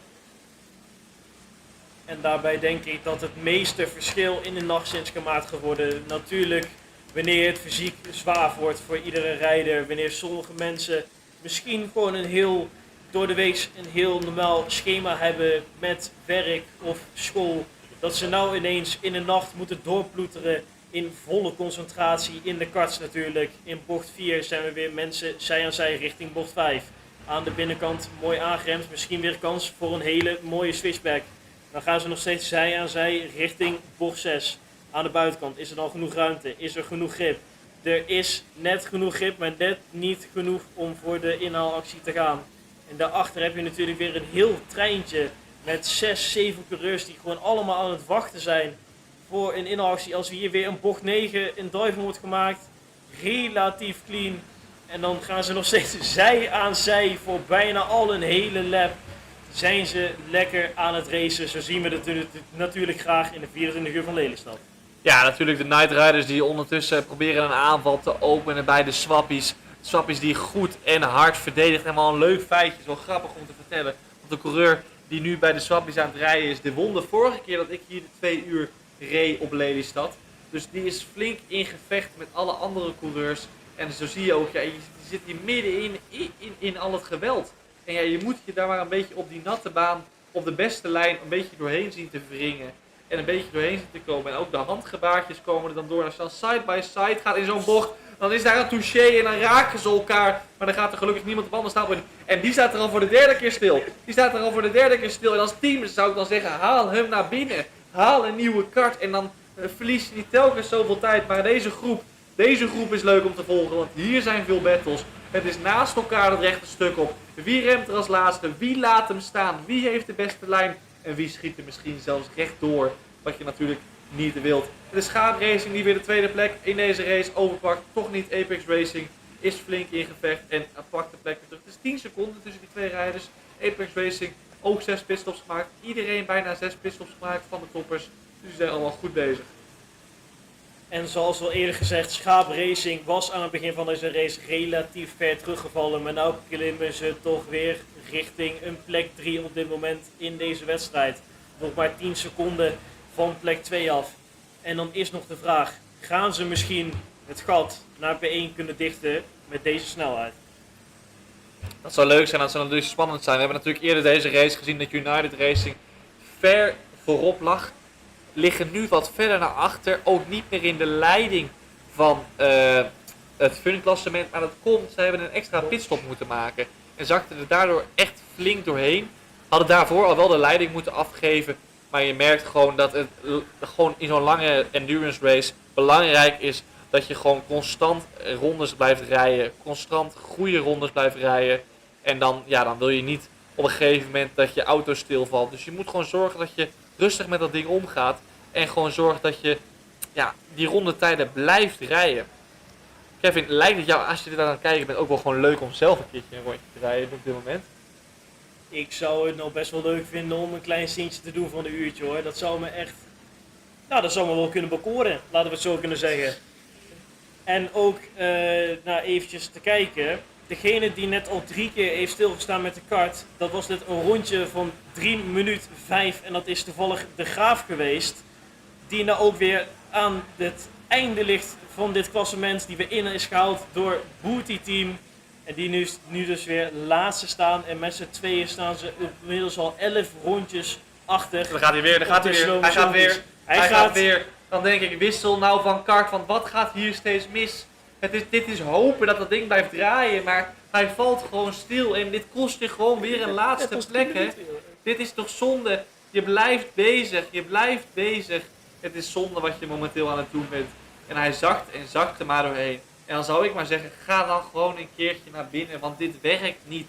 Kies als de Graaf team, ook al weet je, je hebt al iets meer pitstops gemaakt als de rest, maar maak in zo'n geval dan gewoon de keuze van we stoppen. En Booty Team denkt, ho, onze concurrent is momenteel aan het fumbelen. Wij duiken naar binnen, hoppatee, wij maken die pitstop. Eigenlijk zijn ze een beetje aan het spelen met de Graaf. Ze hoeven misschien helemaal niet naar binnen, maar laten toch zien, wij gaan wel naar binnen hoor. Wij luisteren wel goed.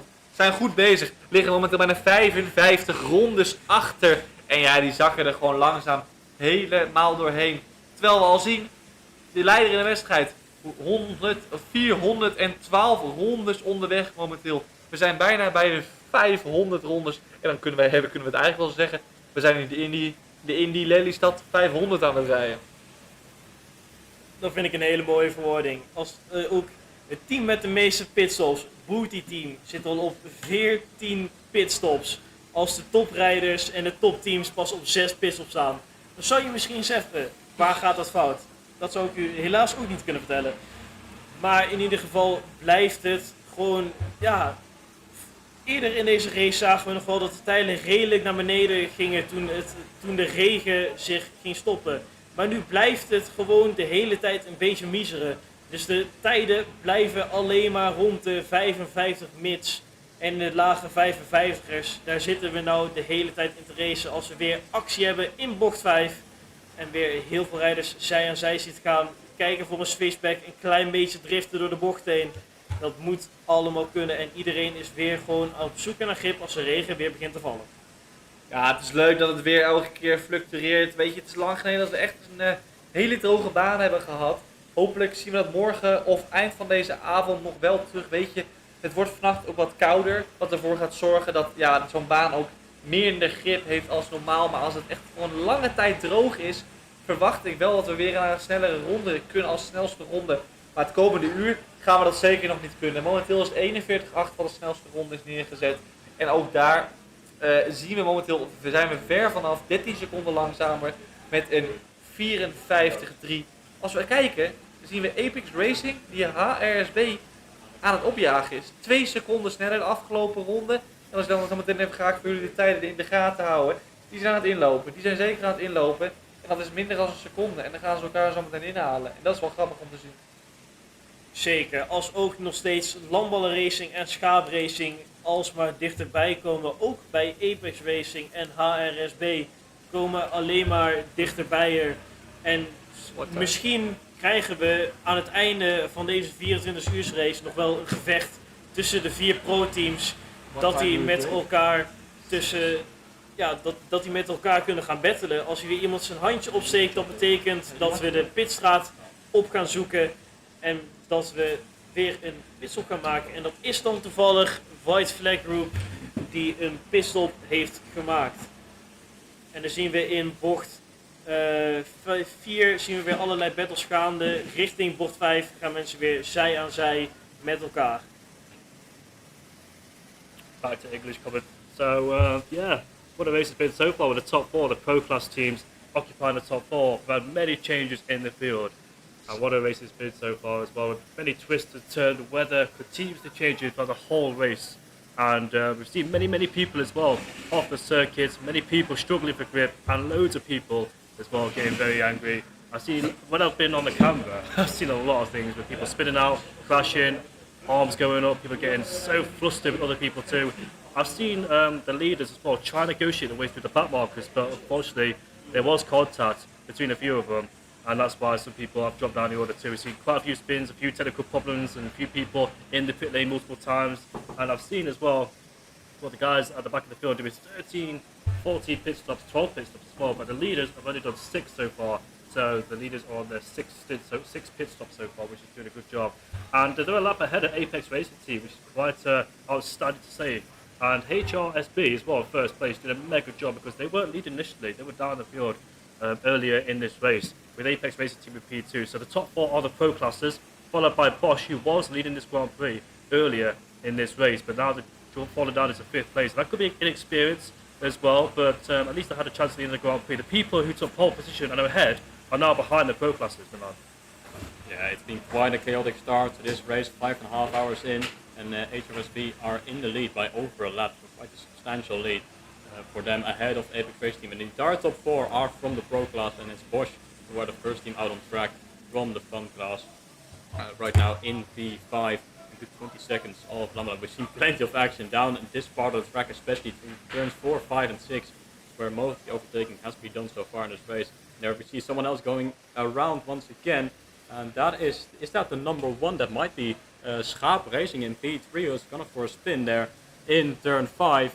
Don't think he's lost any position, but they sure have lost a lot of time with that, as the rain has started to come down as well here around this track, like it has been for the majority of this race. It's been rain, dry, rain, dry, rain, dry, and now it's raining again. It's been quite dynamic weather around this track, but that makes it so incredibly fun to watch.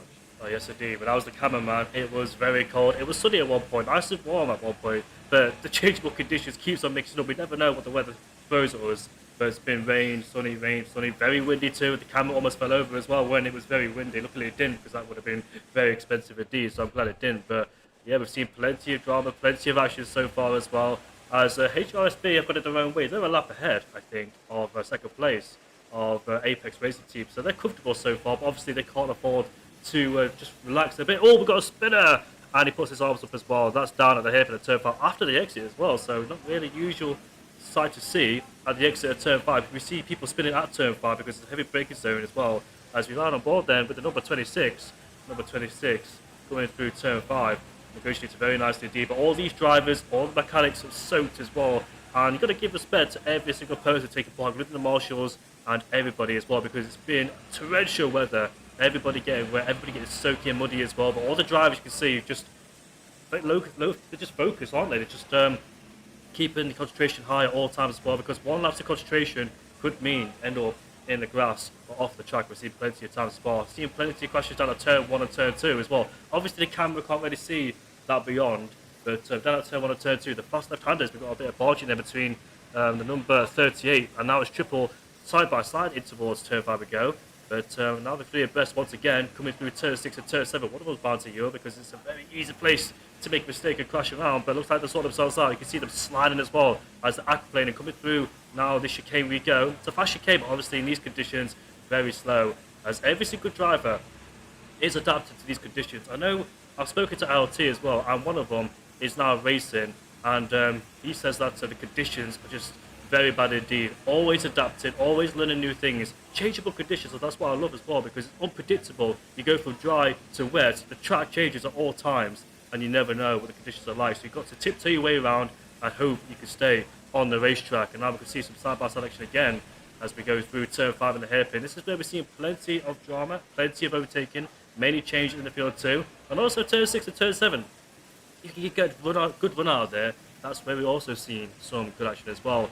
Bosch in P5 is ahead of Vortex Racing Pro, and they're 48 seconds. I think Backyard Racing now has got past Vortex Racing. They've dropped down into P7, so Backyard Racing doing a really good job so far in P6. Another 40 cards ahead of the professional team of Vortex Racing Pro, and still it is HRSB who are leading this race ahead of Apex Racing Team by 1 lap. We've got a nice buffer. We've got a bit of kerfuffle going on towards the final corner there with all these guys changing. The number 5 there as well getting past and makes its way through.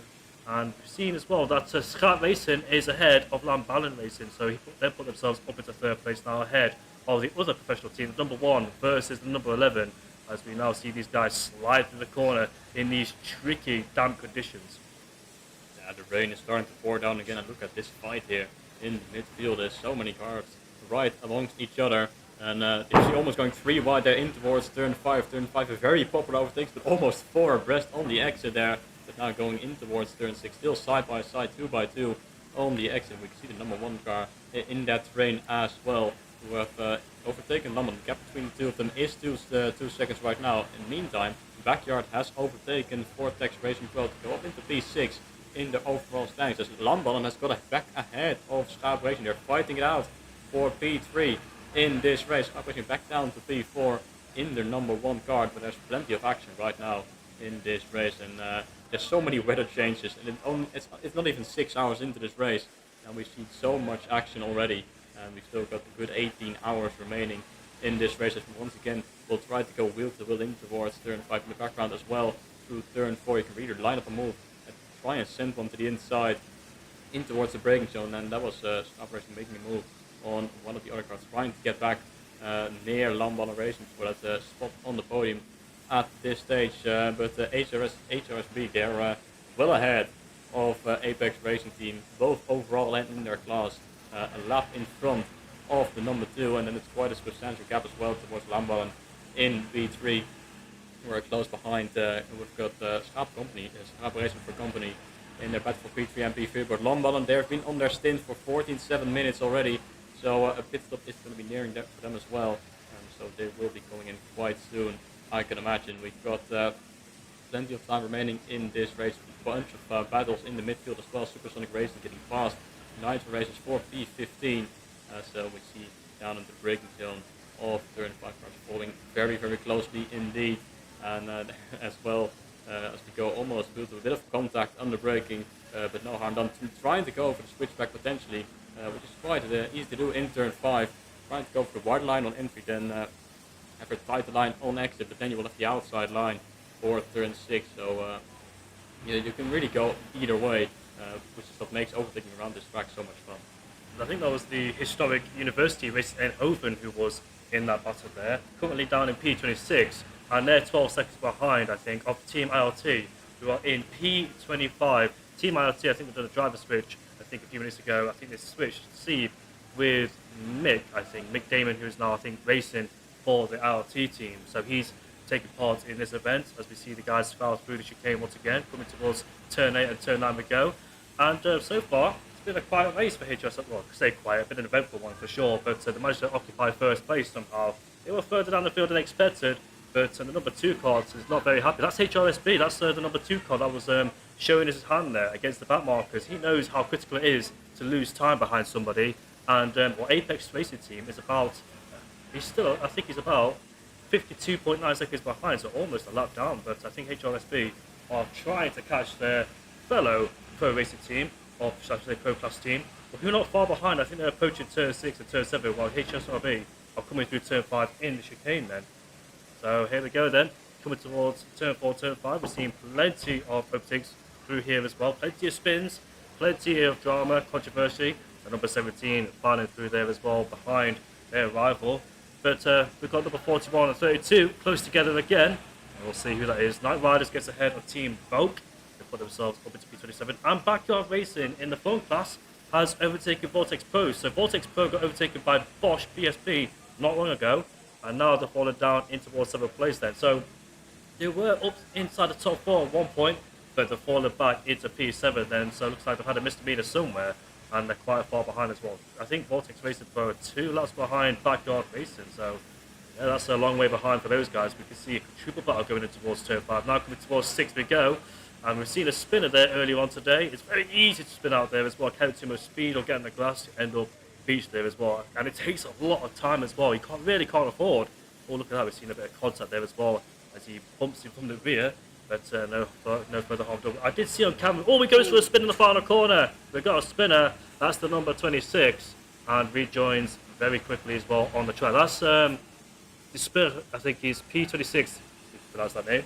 De Smederij. Yeah, the Smederij, who went for a spin down in the final corner, so he might have lost a few places.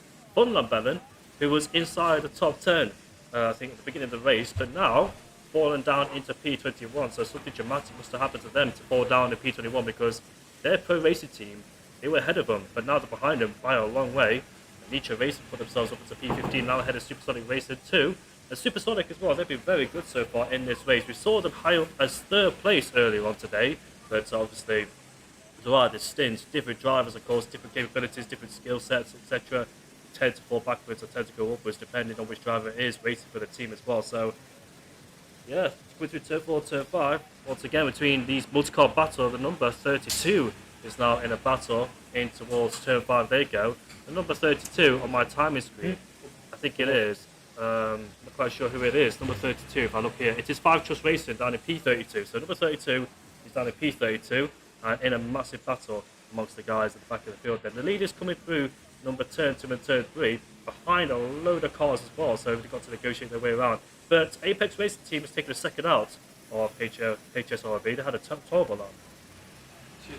In the meantime, Lamballen has pulled into the pit lane for their 7th pit stop, and because of that have dropped behind Schaap Racing again. And of course, the top 3 still has to make their 7th pit stop, and Bosch, Backer and Vortex behind as well. Only have made 6 pit stops so far in this race, but the number 11 pulling into the pit lane, and so is the number 41 with Nitro Races down on P15 pulling into the pit lane as well. For their, I think it's their 8th pit stop already. As we go down start-finish straight from lap number 428, we're getting closer to lap 500 as there's some hand gestures made down the start-finish straight. Some drivers clearly not happy with each other. Supersonic Racing into the pit lane as well from P9 as we see some more action going down towards turns 5 and 6. Complex in towards turn 4 as well. Look how close these are all together, side by side, 2 by 2, almost 3 wide on the exit, bit of contact, bit of argy-bargy on the exit. And now almost that's going to 56 and try and go up the inside to go for the double overtake. And he actually pulls it up with a great move. And here as well, almost 3 wide again on the exit. So close between all these drivers here in the midfield. As it's so fun to overtake around as we go wheel to wheel into the works chicane. Bit of out of shape on the exit, but a great switchback. And round the outside they go to take the position as we go towards that final corner. But at the front, HRSB is now, Apex Racing have unlapped themselves from HRSB. They're 51.5 seconds behind, but now they can try and close that gap down a little bit. We've seen that HRSB has been in the lead for a long time in this race and built up a substantial lead, but now Apex Racing have unlapped themselves and can try and get closer to them once more. Schaap Racing is still in a very comfortable P3, but of course Lamballen has just made their pit stop. Once Schaap makes their pit stop as well, we're going to see where they're going to come out as we see multiple lines being taken here in towards the hairpin. And this Lamballen Racing having a go up the inside into towards turn 45, go for the quadruple overtake. What a move! And a brilliant move to go up into, well, get ahead of this train. But now one of them is fighting back and has lost one position again, trying to get himself out of traffic to have some clean air to close the gap back down towards Schaap Racing. With a great move there from the Lamballen team, getting ahead of 3-4 cars at the same time through turn 6. But we'll wait and see when HRSB can pull into the pit lane. They're still only halfway down their stint, the entire top 4 to be honest, so we're not going to see them putting into the pit lane anytime soon. But it sure is a difference of strategies. Look at this terrain here. Down towards the first couple of corners. They're almost 3-4 breath going in towards turn 4 and 5 we go 2 by 2, almost 3 by bit of contact made and around goes one of them on the exit as well, going wide as there is a bunch of contact going in towards turn 4. A lot of positions lost there, a lot of time lost as we see different lines being taken there through turn 5 on the exit, still side by side as we now head towards chicane. Single file, keep it safe, but at the moment it looks like Apex Race Team has been lapped once again by HRSB, so they have got that one. Number 27 has just been given a first offence for unsportsmanlike conduct as well. So I think that's 3 seconds added to their time. We've got a spinner there as well, hits the barriers as he gets going once again, and luckily it does. I think the timing boards have not been updated because the driver track is gone, and Lamb Ballon Racing says it's still out the pit lane. So I think the timing screen has just glitched a little bit. So hopefully we do get that back on for you guys. But it's still HSRB who still leads. It looks like they've locked Apex Racing Team once again. So it looks like they've managed to overtake them whilst Apex Racing Team trying to unlap themselves. We've got a big battle going down in towards turn number 5 here as well. The most common place to overtake around the circuit, of course, the first 2 corners are fast kinks before we head down towards turn 3 and turn 4 and turn 5, the hairpin. Now we're coming towards this little chicane as well. I've seen a few people become a copper there as well at this particular part of this racetrack. And I'm so glad I did the camera work at the right time, because when I did it, it was bone dry and sunny, but now it is wet conditions once again. So these changeable conditions keep on making a big difference in this race, and every single driver as well having to adapt. I think the driver tracker has updated, and finally we can see where the drivers are. But still, HRSB still in the lead and a lap ahead of the competitors of Apex Racing Teams, Kart Racing and Bosch people. Bosch, they were leading at the very beginning of the Grand Prix, weren't they? When I think they overtook United Racing. And United Racing dropped backwards at the start because one of the drivers failed to get the go-karts because this is a long style start, which means that the drivers have to run to their go-karts as quick as they can and get on the circuit, starting from the pit lane. And I do love that as well, because it really shows that every single driver has to get in there very quickly, get the go-kart started up and get out of the pit lane as soon as they can. Team Ventari, I think, made up the most places. They started outside the top 10 and they made their way through contact, but luckily enough, the contact put him in the right direction, so I bet he won't mind about that, because otherwise he would have gone into a full spin and lost even more time. But looking at our driver tracker here, it's still missing, so we don't really know where the drivers are, so we have to do it the old way and look at the numbers and see where the people are on the track then. With majority heading down towards turn 5, this tricky braking zone indeed. A few people go side by side, going through turn 6 and turn 7. Is that 3 wide in the foreground there? It is 3 wide, and I think they made it out unscathed. And here we go again in towards the hairpin, with drivers changing different lines. One of them gets pushed out off track limits there, and now he's back ahead and occupies that place. But first place, HSRB in first still. Oh, we've got somebody who's stationary, desperately waving their hands, trying to get the marshal's attention. I think the go-kart has stopped and had a failure. And finally, we've got everything updated then for the driver tracker, and the timings have been updated too, so I had a bit of a glitch in the system, but luckily we're back and running once again. But hopefully the driver who's stationary can get themselves back, and looks like the go-kart has had a failure. Just needs a quick reboot and go again, but it'll cost them plenty of time as well. Number 11, there we go, through 7th place. They're currently in 7th, Lambellin Racing, behind United Racing, who was leading this race, but they're 4 laps down, according to the timing screens here. And the timing screens are changing constantly as well. We're seeing major gaps. So I think this whole timing screen is not accurate, but the driver tracker is back. Maybe the transponders are not working due to the weather, of course. Of course, it is very, yeah, it is raining here and very wet indeed. As we cross the line once again, it is HRSB still leading. And finally, they've got the gaps updated there by 50.8 seconds. So Apex Racing Team is taking about a second or 2 out of HRSB's racing. And the drivers then coming to the end of the stint very shortly as well. And I think that it is Backyard Racing who are going to pit once again very shortly in this race.